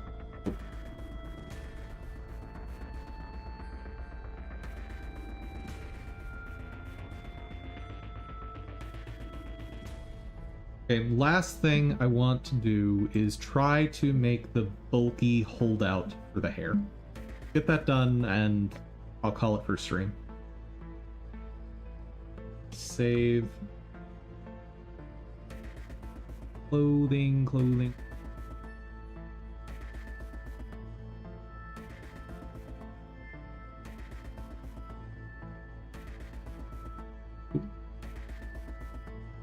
Should have nothing rendered.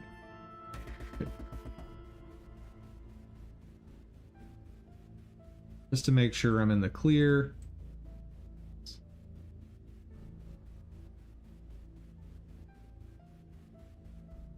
Okay. Now. Oh, not hats and helms. Hair only.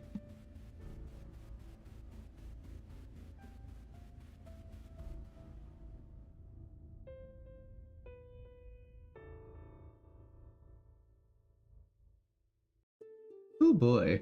That's a whole bunch of stuff happening.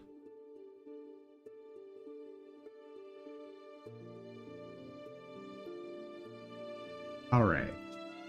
I want to duplicate all of those. Awesome.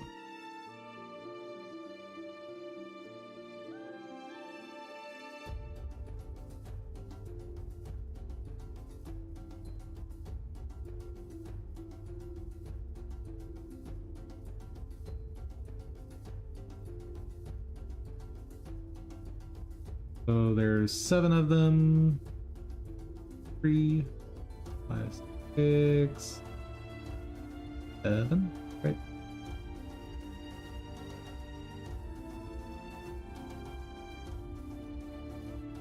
Yes. Then I want to join them with a single model. Funky. Hold out. Bulky. Okay. Now you become called knockout, ignore it. Now. First, merge by distance. Do it twice just in case. That is quite the model. Now, rounds.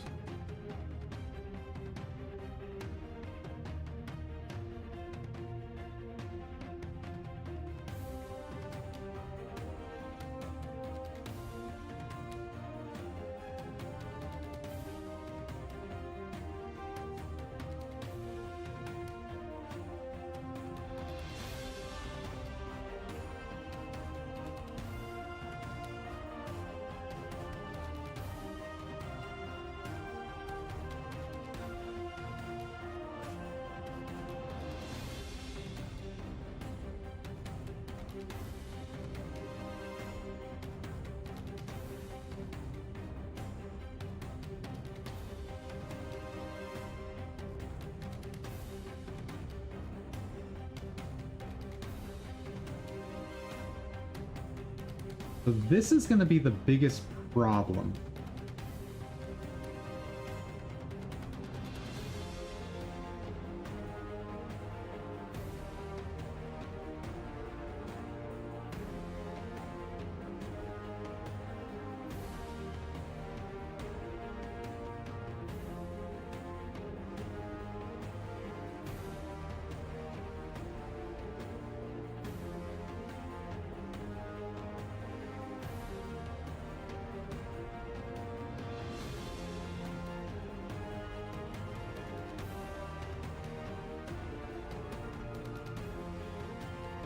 Are these in generally the same spot? Yeah, kind of. I think they're close enough for this to be valid, what I'm about to do.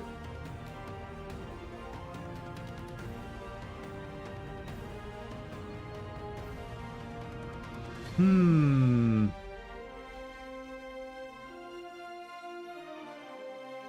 What I kind of want is to take a cylinder here and use that to cut this geometry down.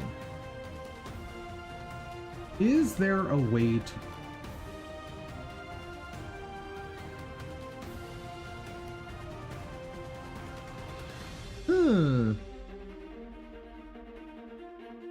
Maybe?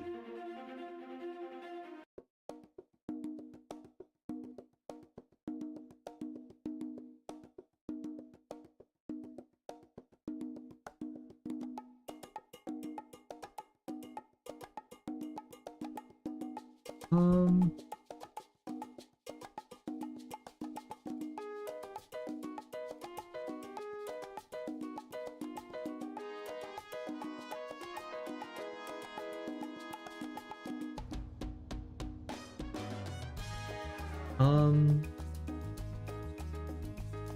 Under cut mesh to be inside of another.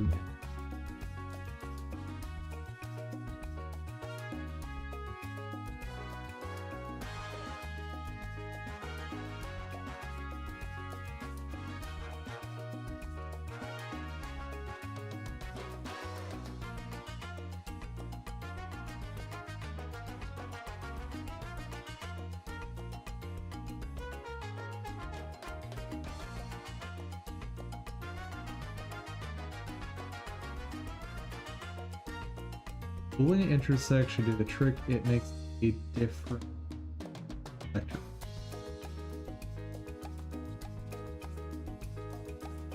Do this by selecting one that intersects with the other and hit hold that.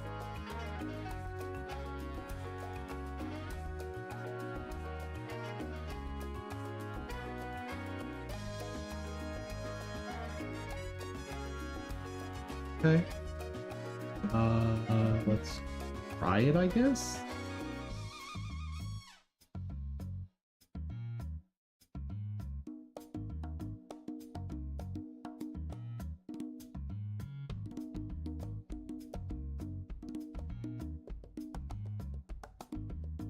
How do I want to do that? First. Uh-oh. Save before I do what I'm about to do, because this might actually be what's caused a bunch of problems in the past. Hold up.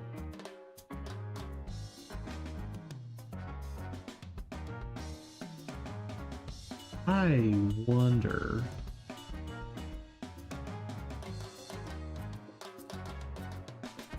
I'm about to do a bad thing.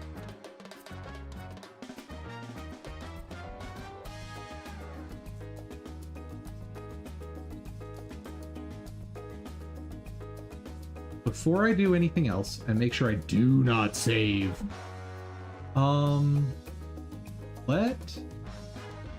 Oh, didn't kill it. Oh, right, I need to be in object mode. Hide that.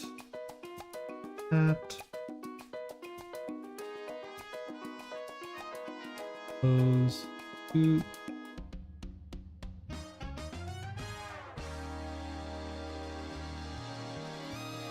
AC.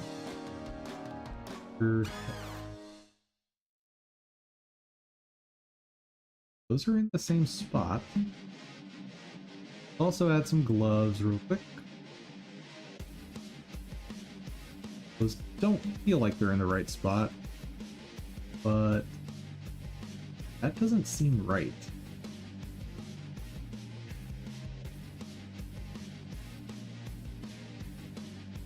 But is it actually? I think it is right.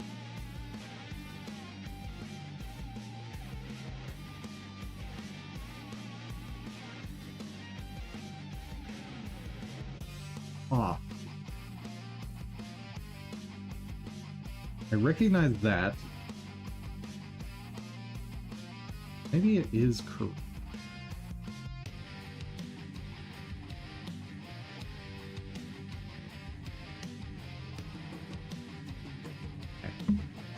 I'm gonna close, reopen,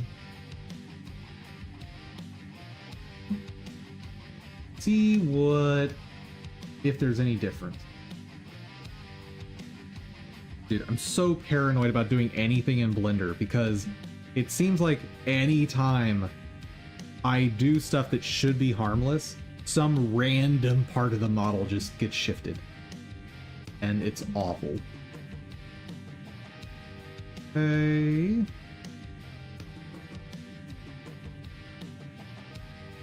Face. Head main. Fine. Does look super funky, the crown being that far above where the head is, but that is correct. Okay. Gloves. Good. Clothes.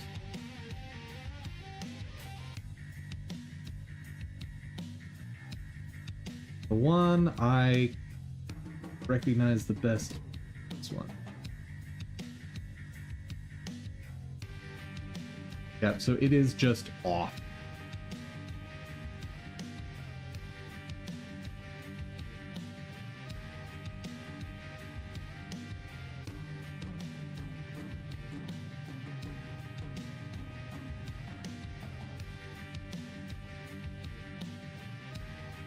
Luckily, that gets entirely covered up by downscaling.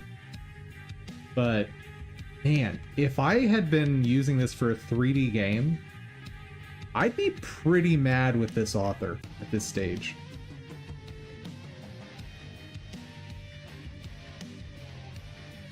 Like, I didn't pay a lot for this, granted. But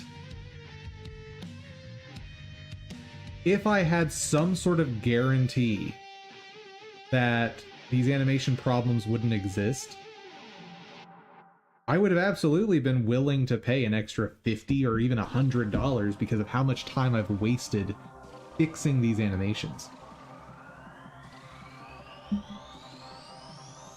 But the problem with even saying that, in terms of trying to come up with solutions going forward, is I have no way of knowing if an author's animations are going to be solid or not until I buy the thing. Unless, of course, they have the animations displayed in full, like with a rotatable 3D model. But the most I usually get is a YouTube video, which gives me one, maybe two angles per animation.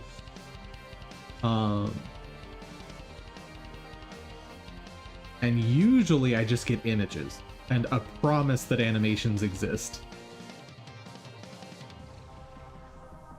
So there, man, that makes buying these so hard.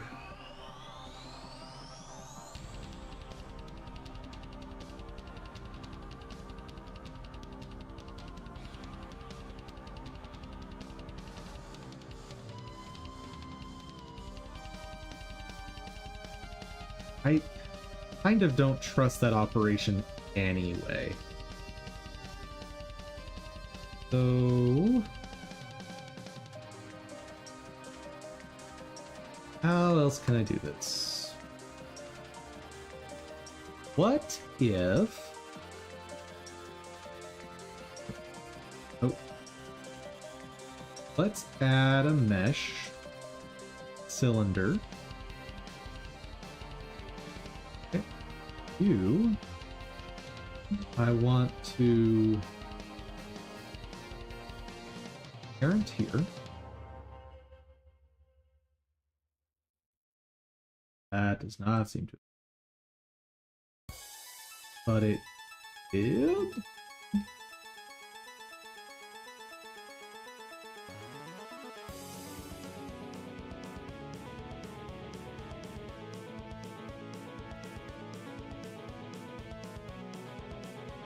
Why is it not?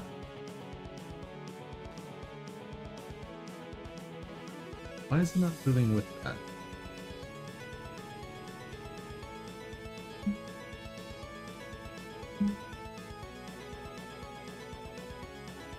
First off, where is the cylinder? Ah, it's not even in a collection. Good. That keeps things simple.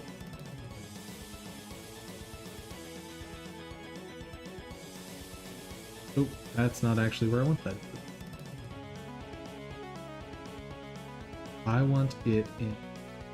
Oh, God. Air? Okay.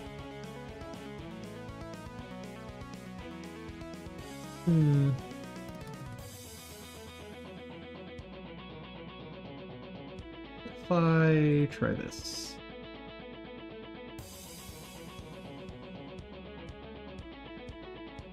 Copy transform.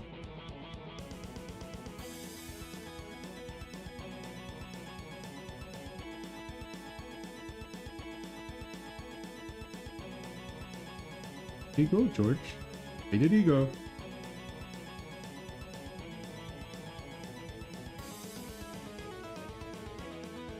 Yeah, I don't want to copy all the transforms. I want to copy location.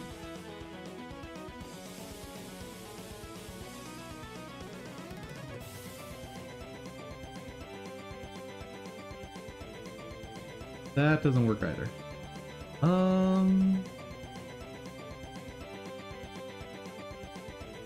Child of armature. Nice. Getting kind of what I want. Slowly but surely.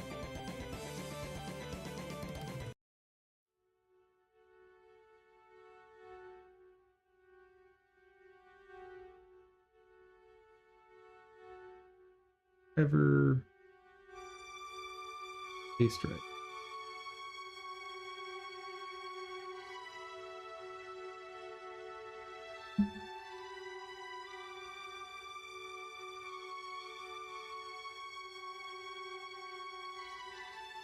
Nice. We're getting there.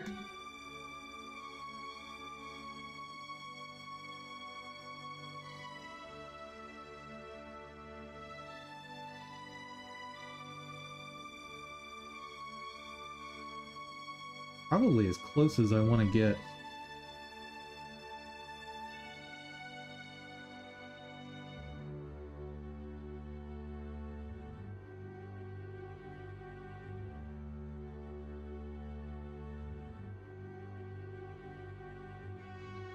If I do control F, nothing happens. Awesome.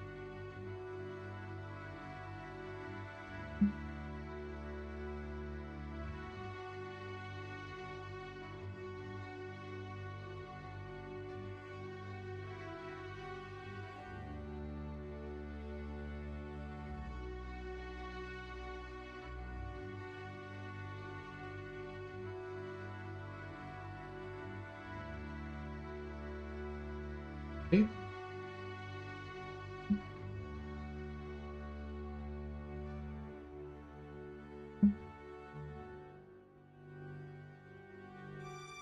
Under control F.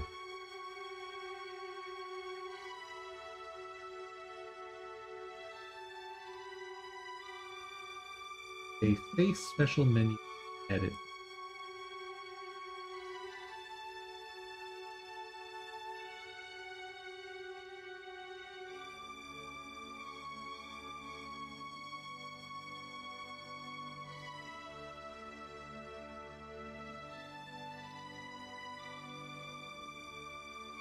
That not seem like.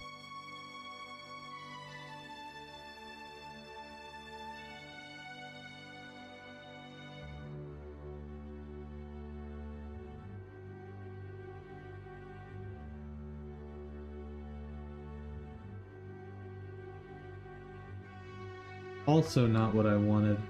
Huh.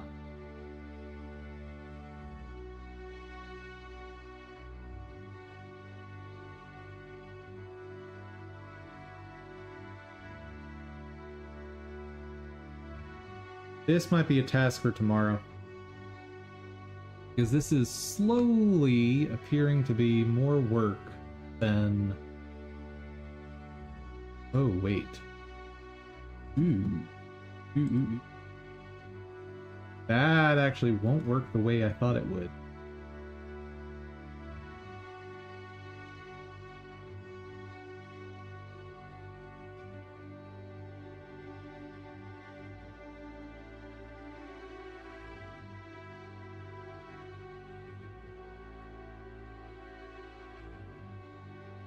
Because notice, this model, the cylinder, is lined up with the crown. It's not lined up.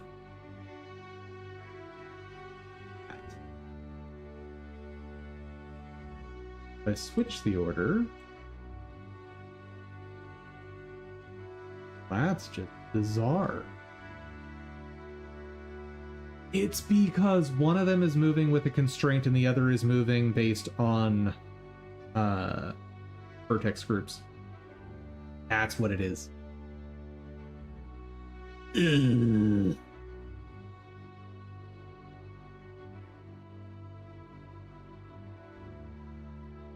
Yep, that is exactly what's happening there.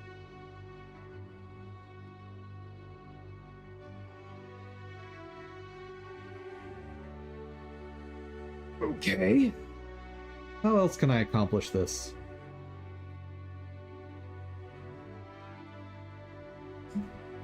Under drop mesh down to 8.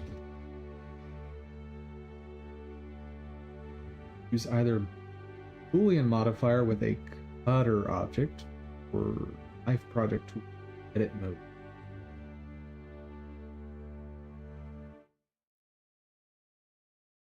Uh-huh.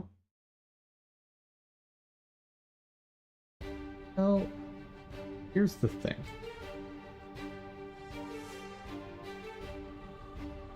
Here's the thing. No.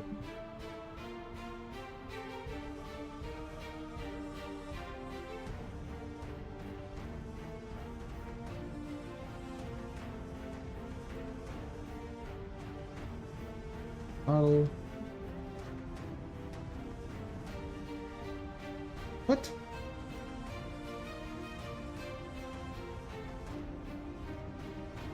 That's not right.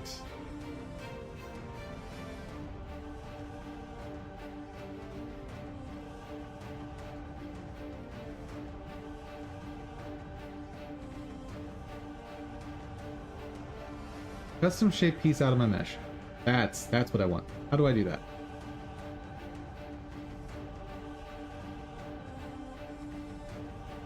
Boolean subtraction and intersection. We want to duplicate both objects, main object and the cutting object first. One set for subtraction, one for intersection.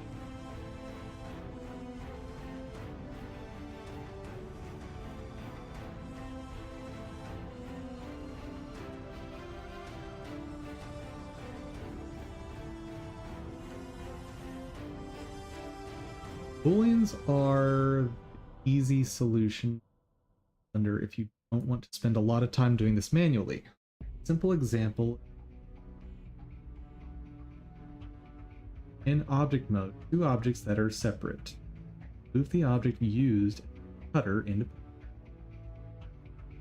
Now be sure that both objects are their normals correct.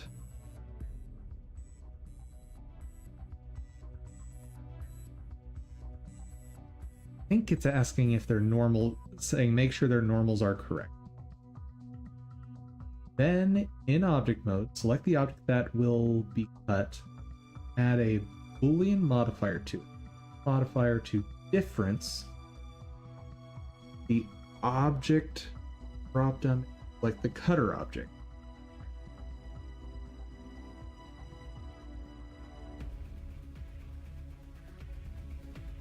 Apply then modifier.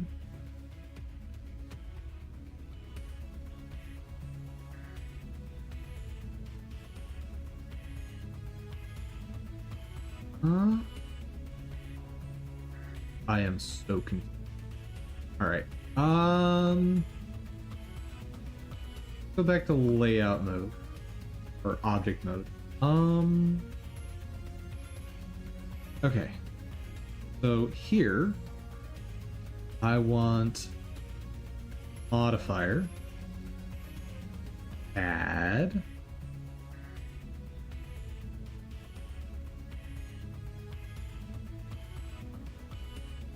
create boolean, to do, add modifier boolean.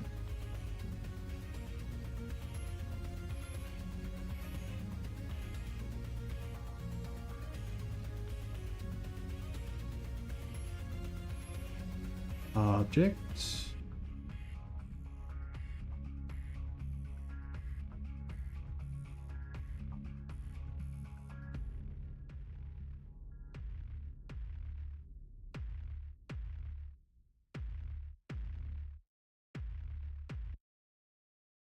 Definitely wrong.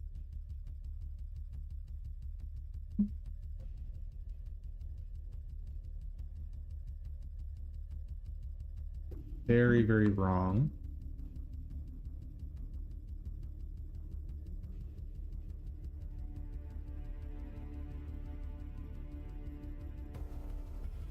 Huh?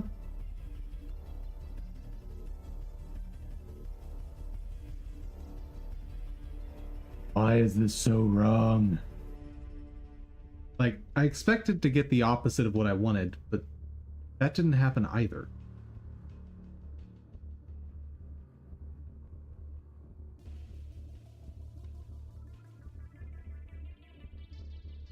So difference is correct. That's my cutter object. But it doesn't work.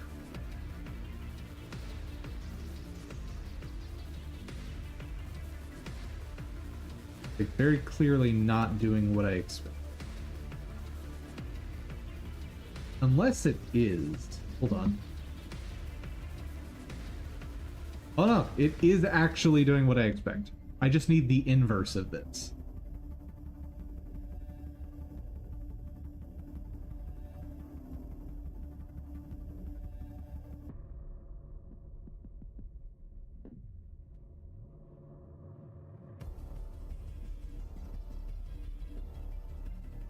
Oh. There it is. That's actually the right thing.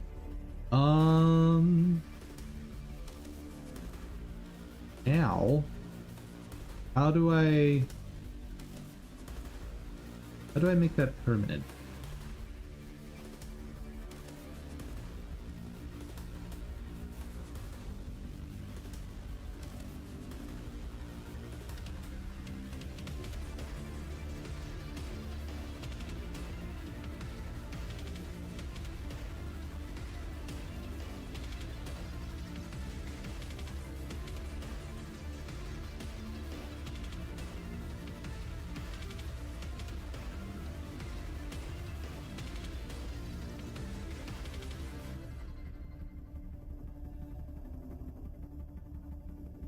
That's actually just gonna work, guys.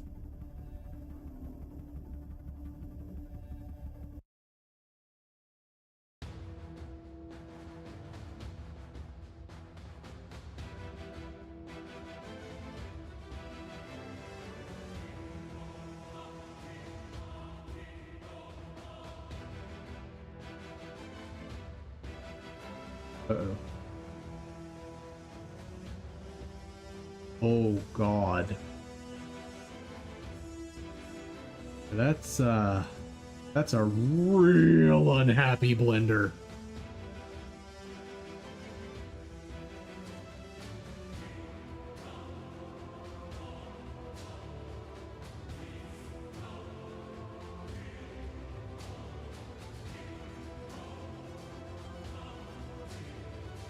Okay, so theoretically, if let me save.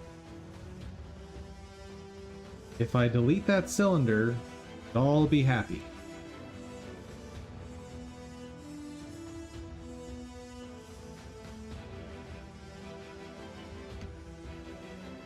That did not work.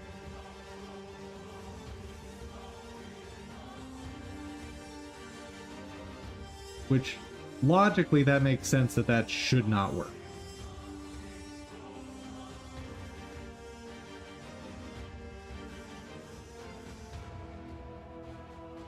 The part of the issue is modifiers don't get applied, right?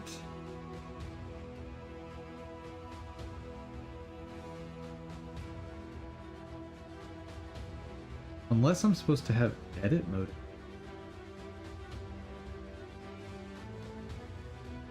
Oh no, that's just displaying it in edit mode.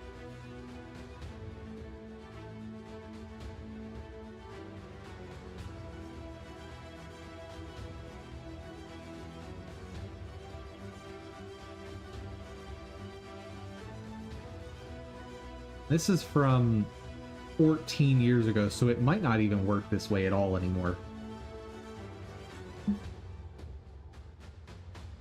Wonder how to apply modifiers to mesh.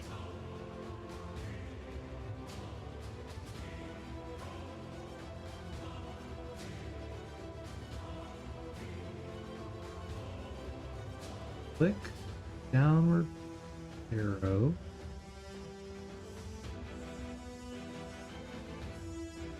Oh. Why? That did not work. Like, not even a little bit. Huh.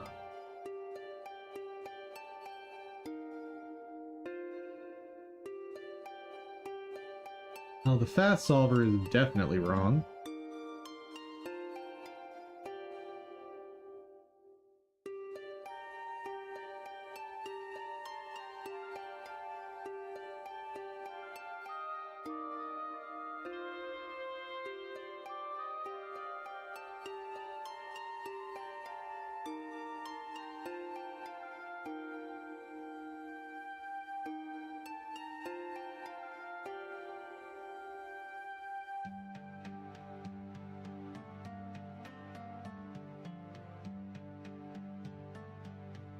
Why is that not even remotely close to correct?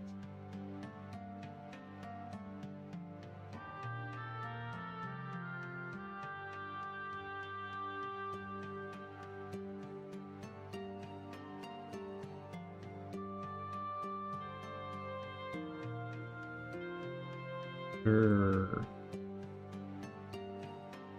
Apply modifier changes mesh.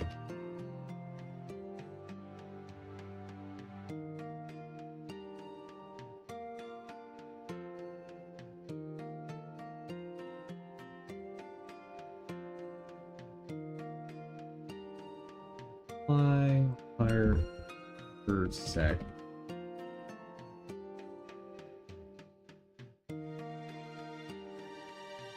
That's not right.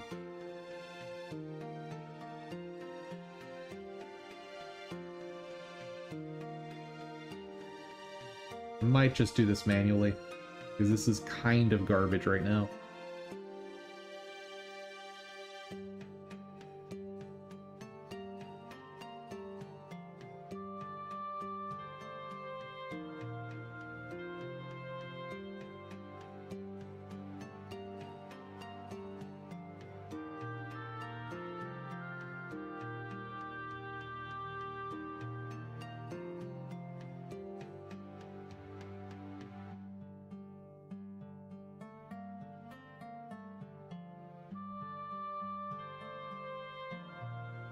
Yeah, I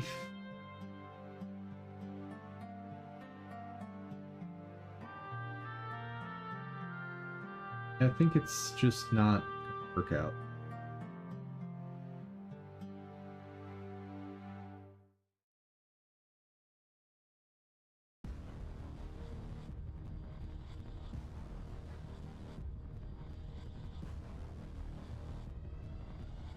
Okay.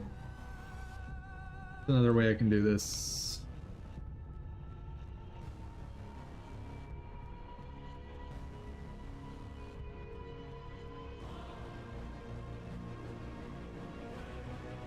Is there a way to have it not go to its default position?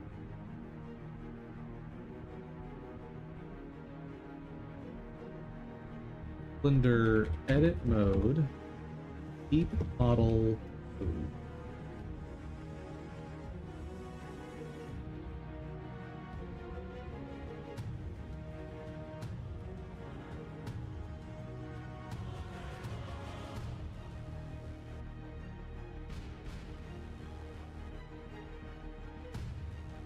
Right.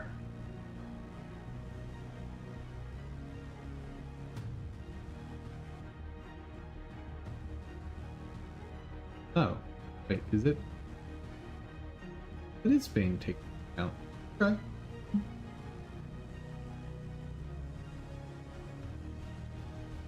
Oh god.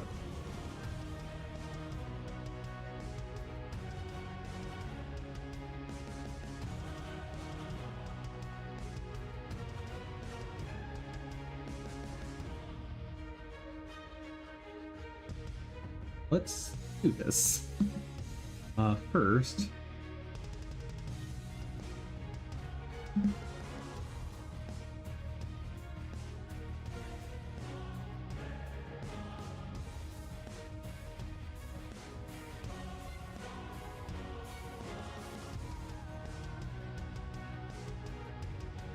modeling.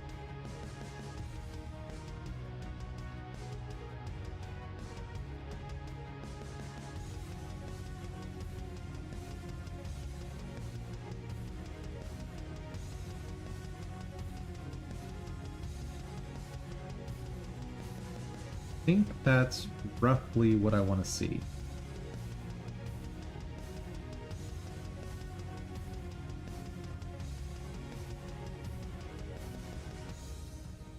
Use that.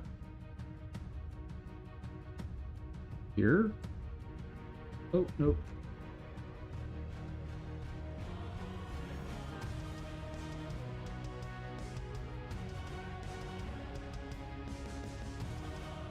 That there. Collection.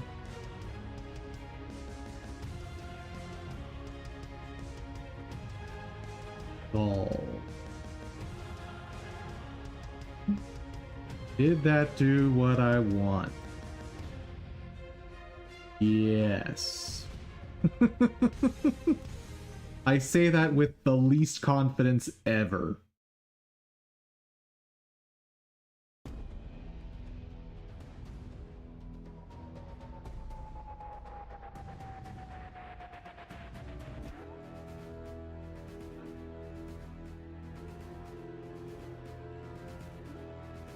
Okay. Now let's do the same thing over here. Boop. Boop.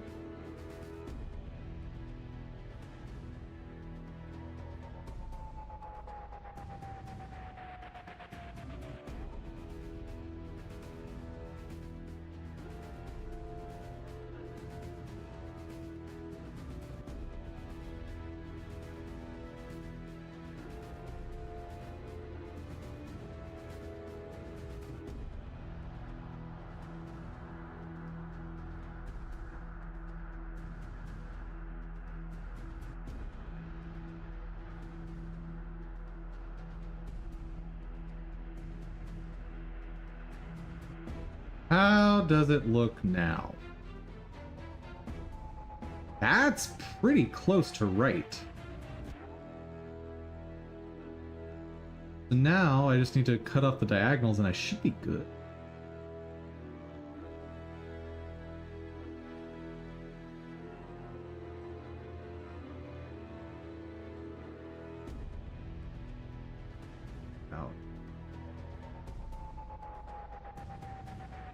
Doesn't need to be perfect, though. Keep that in mind. Come on, dum-dum. That.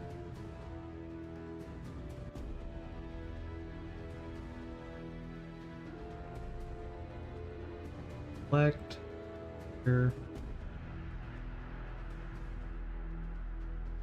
Solve.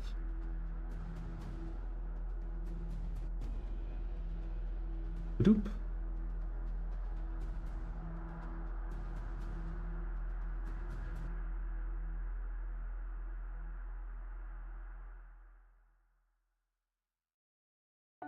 This is definitely the more hacky way to do this. Like, there's gotta be a nicer way to do this. I just don't know what that nicer way is. This is working.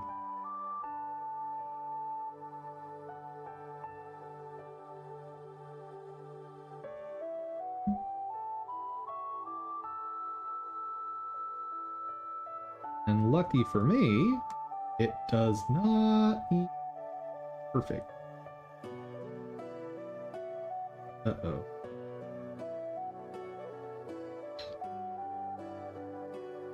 I get rid of a spike that I shouldn't have. Hold up.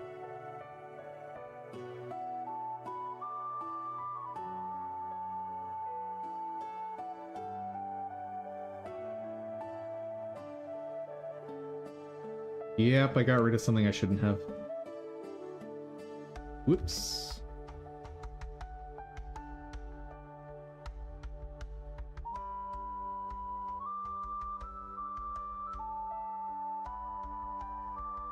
Okay. How am I gonna do this and not lose that? I have no idea.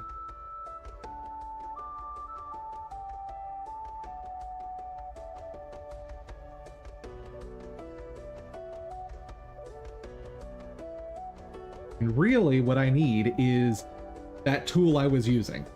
That's what I need.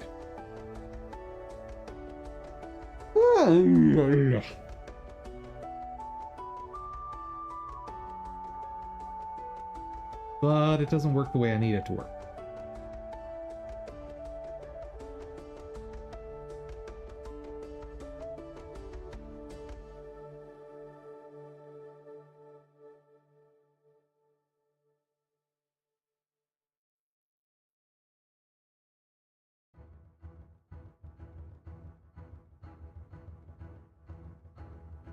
Can I get that cylinder back? If I undo enough things, will my cylinder come back? Baby, come back!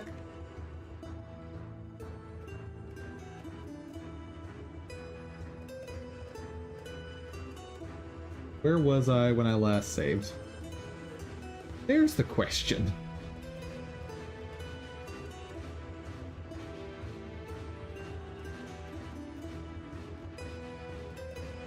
The cylinder is there. Okay. So, first off, if I just disable this, are my animations still slow? Yes. Alrighty. Here's how we're gonna do this.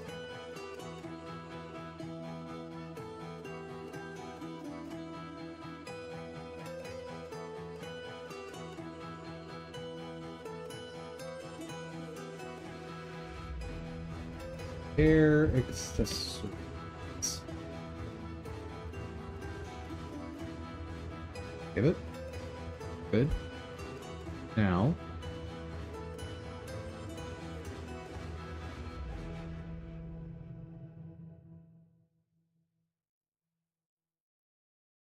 In this version of the file, I'm getting rid of that.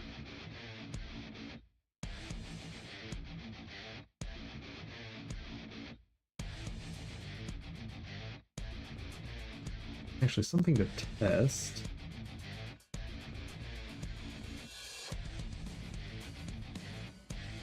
How long does this take to render? I don't think I have anything actually rendering.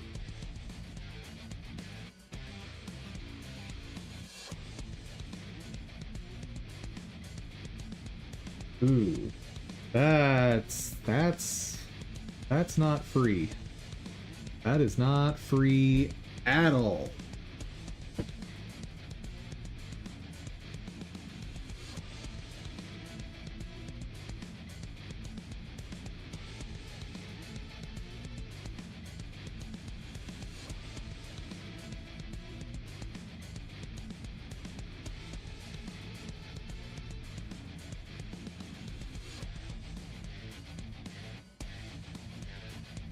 Oh dear.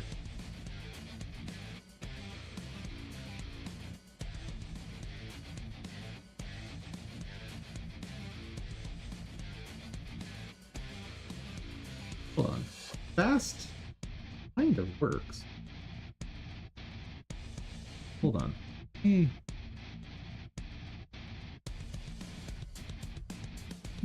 So the problem area for fast is down here. Which, to a large extent, I don't care about.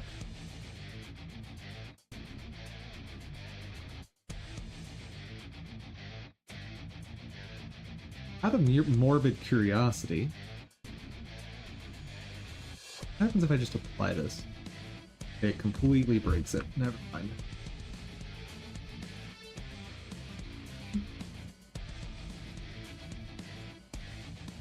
So the fast version might as well be free.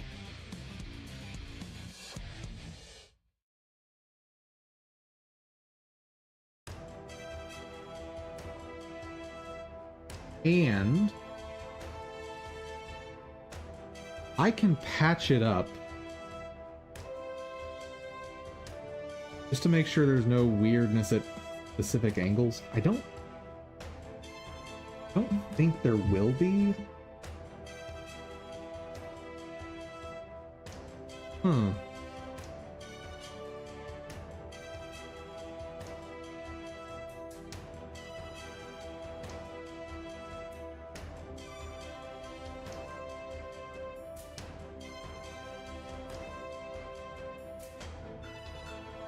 Here's what I'm gonna do.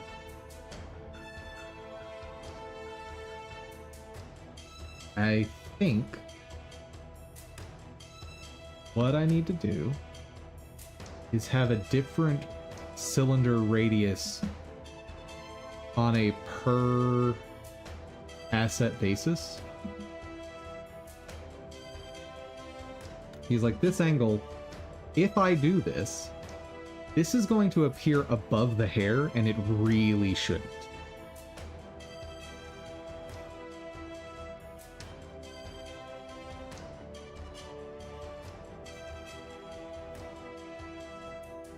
Okay.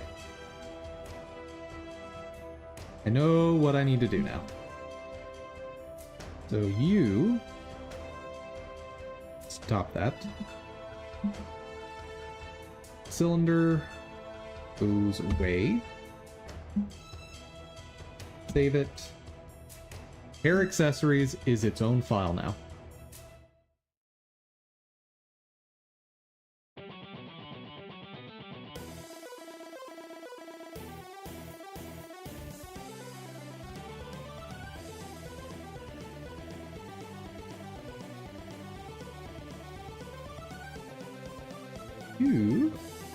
I want do a duplicate.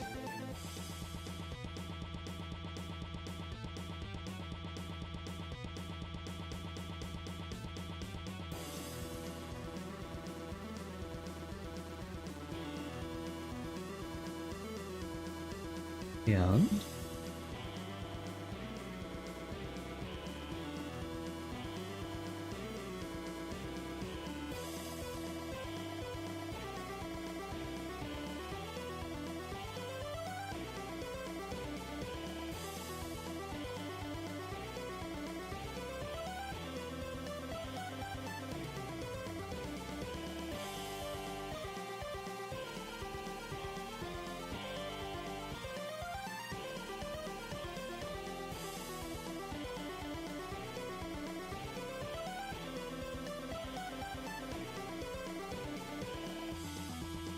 okay.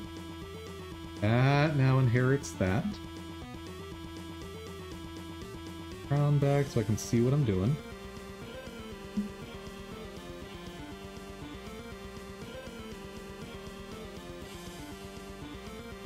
I think that works.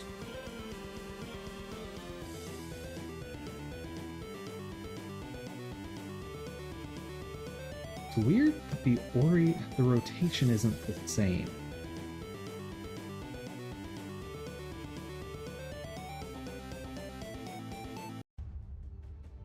How does this crown know where to go?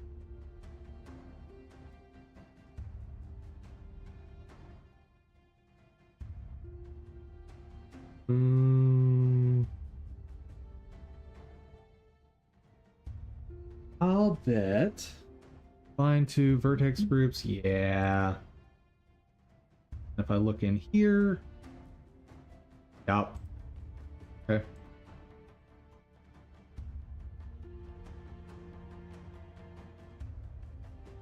What happens if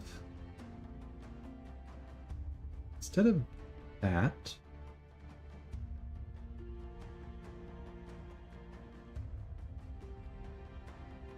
go.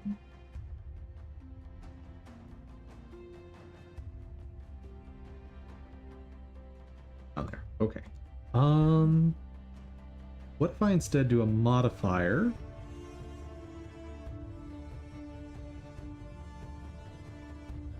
Form armature. Hero armature. Vertex bound.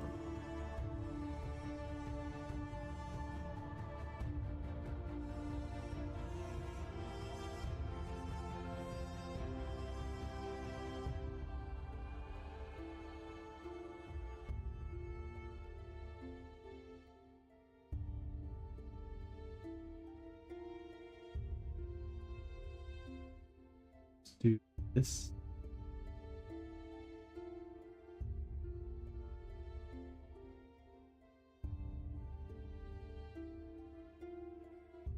It animates, it's just in a very wrong position.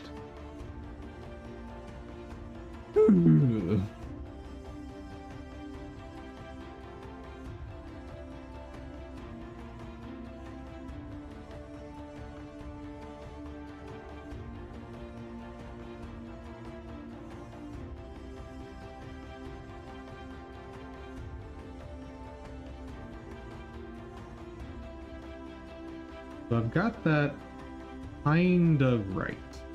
And maybe it's right enough that I don't care to make it better.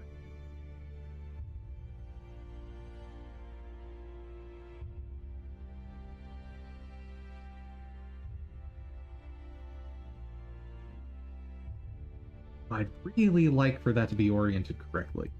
Oh.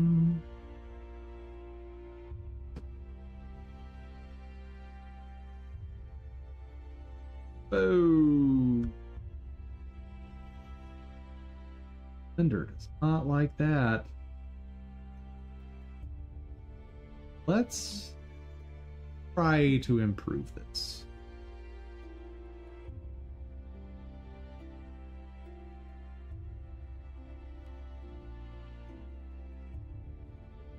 Sure.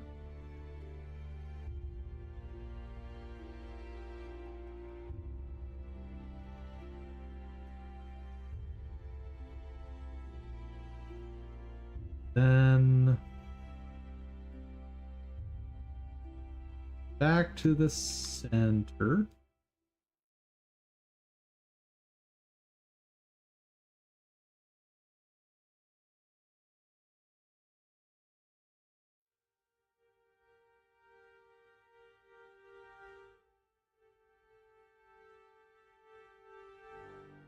Probably as good as I'm gonna.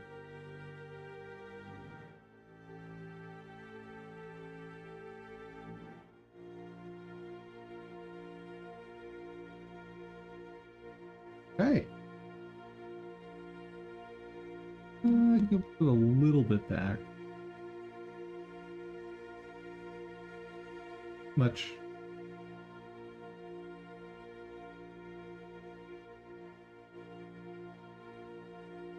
enough.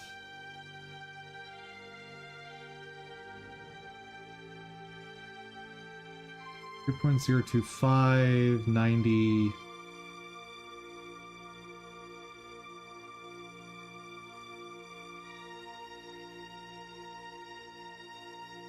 That -4. -4.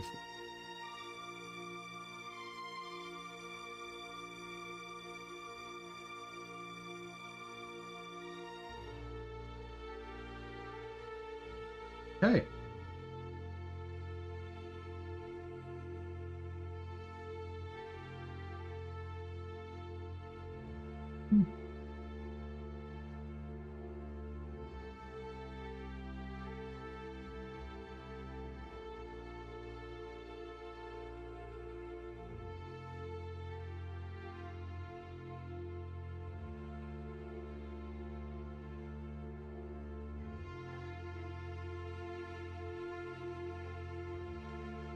That's as big as I want that. Okay. I'm kind of okay with where this is. That's using the fast modifier, right? Yes. Kinda right to me.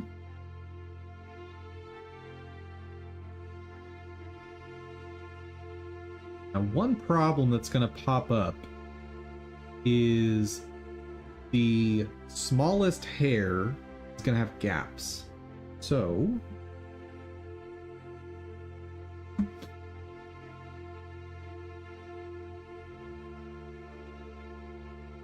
where did I put notes for this?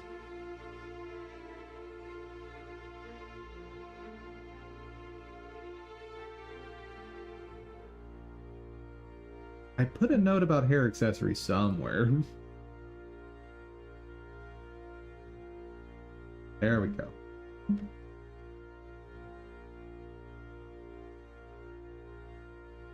We did this with a bulky hair belt. Render and test against smallest hair.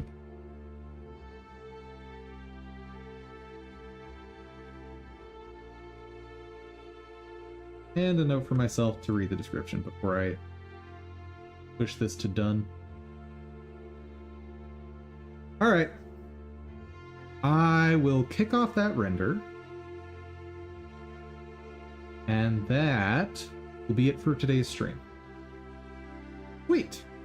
Tons of progress today! Tons. Love it. That is not the one I want. Want that one, because the main thing I'm trying to fix is the floating spike issue. And those other crowns are less likely to have this problem. Like, the most likely angle is going to be something like right around here, maybe? Or here. That's going to be the most likely one to have a problem. And that's the one I need to test. Oh, right. I need to expand the cylinder for each of these. Cylinder. Bloop.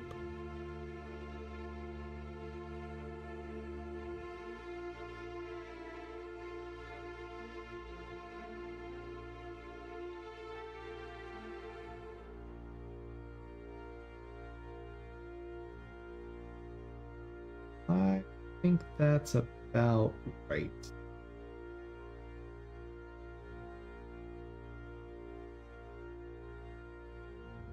That's showing up. Anything I'm missing? Oh. That.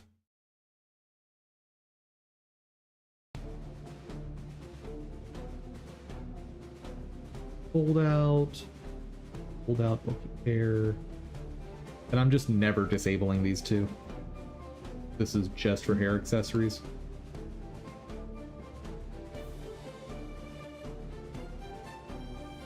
This angle could be a problem. Maybe.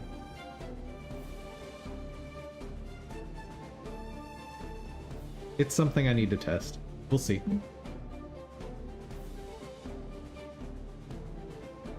Okay, that's good. Cylinder is rendered. Bulky hair is rendered.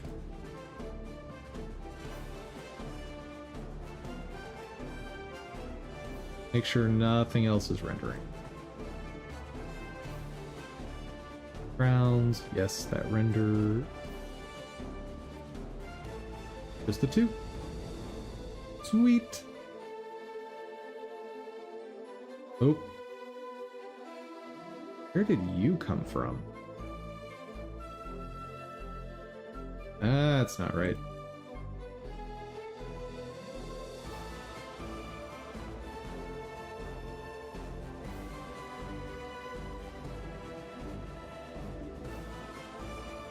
Means I've probably got some stragglers out elsewhere. I need to make sure it didn't infect the other file.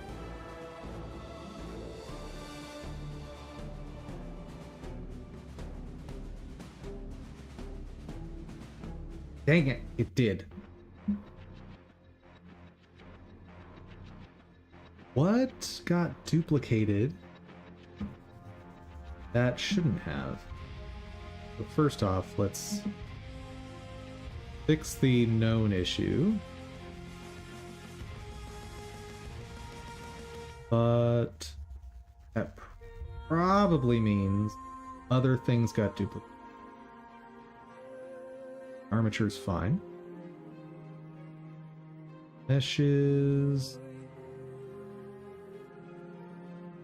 See any big problems? Huh. How weird.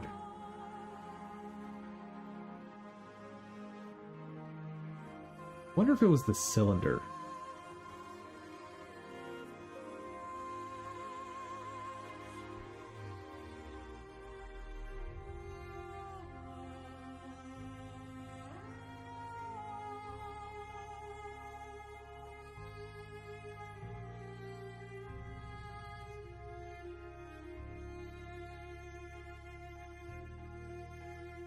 I'll bet it was copying the cylinder that somehow duplicated that action.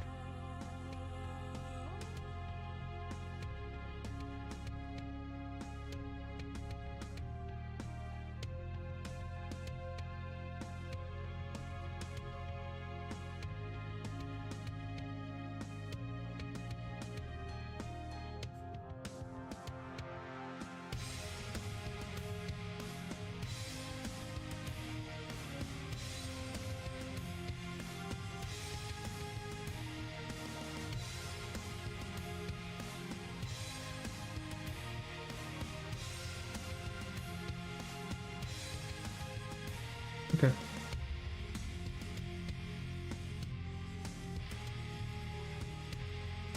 We'll keep up close.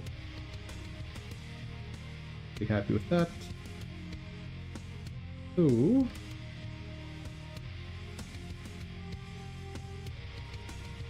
I'm missing something. Oh, victory. All right.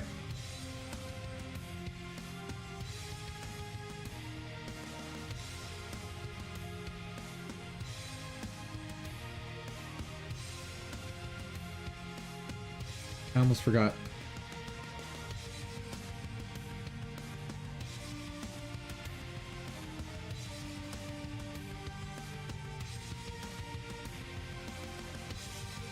It's too much, I think.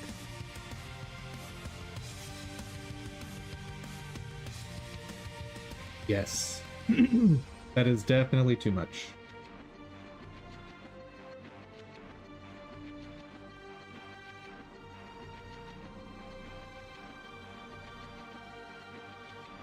I need to just see it in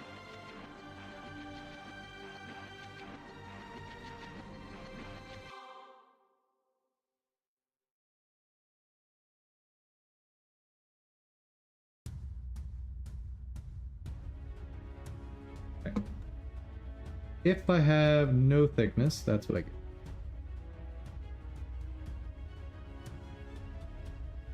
One is where we're at. That's what to use. Because if I go any larger than that, I'm going to definitely get an issue where it eats into the area that I'm trying to do a holdout. Okay.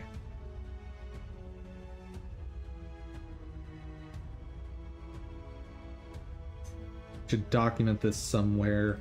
Where? My notes.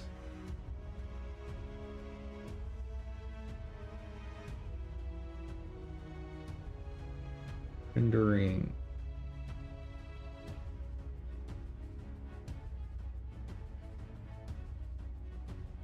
Do not rotate.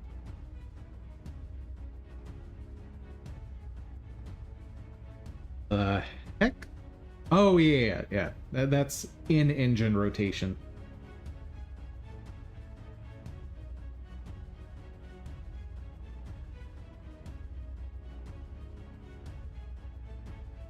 Did I talk about in-paint? Paint, outline. All right. Oh wait, I don't want to hear about games right now. I'm trying to make a game. All right.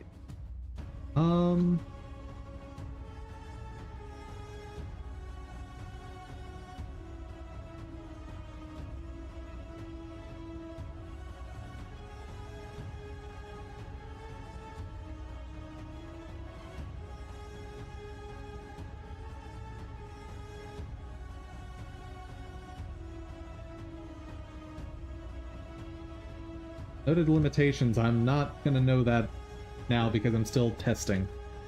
Modular character.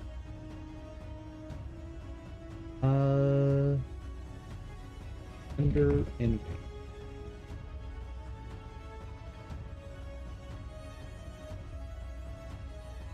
Air accessory.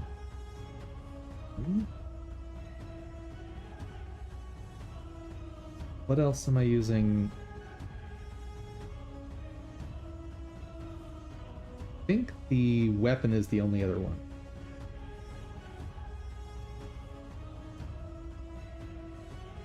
No in paint. In Godot. Yep. That's what I want to do.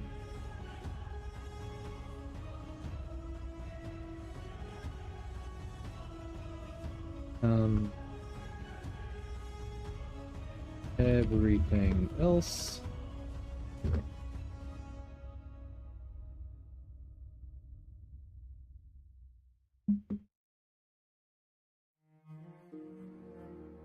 Good.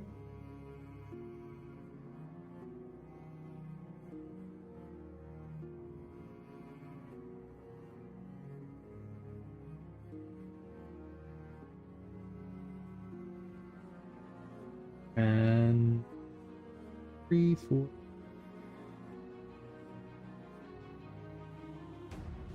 Right to me. Are all these doohickeys rendering? Yes, yes. Do it. Awesome. So, chat. That do it for today. Thank you all so much for joining. I hope you had fun. I hope you learned something. If you did, please give the video a share. Maybe you know someone that wants to learn game dev along with us. And an extra special thank you to my supporters over on Ko-fi. Thank you so, so much. And above all, guys, I hope y'all have an awesome day. Take care, everyone.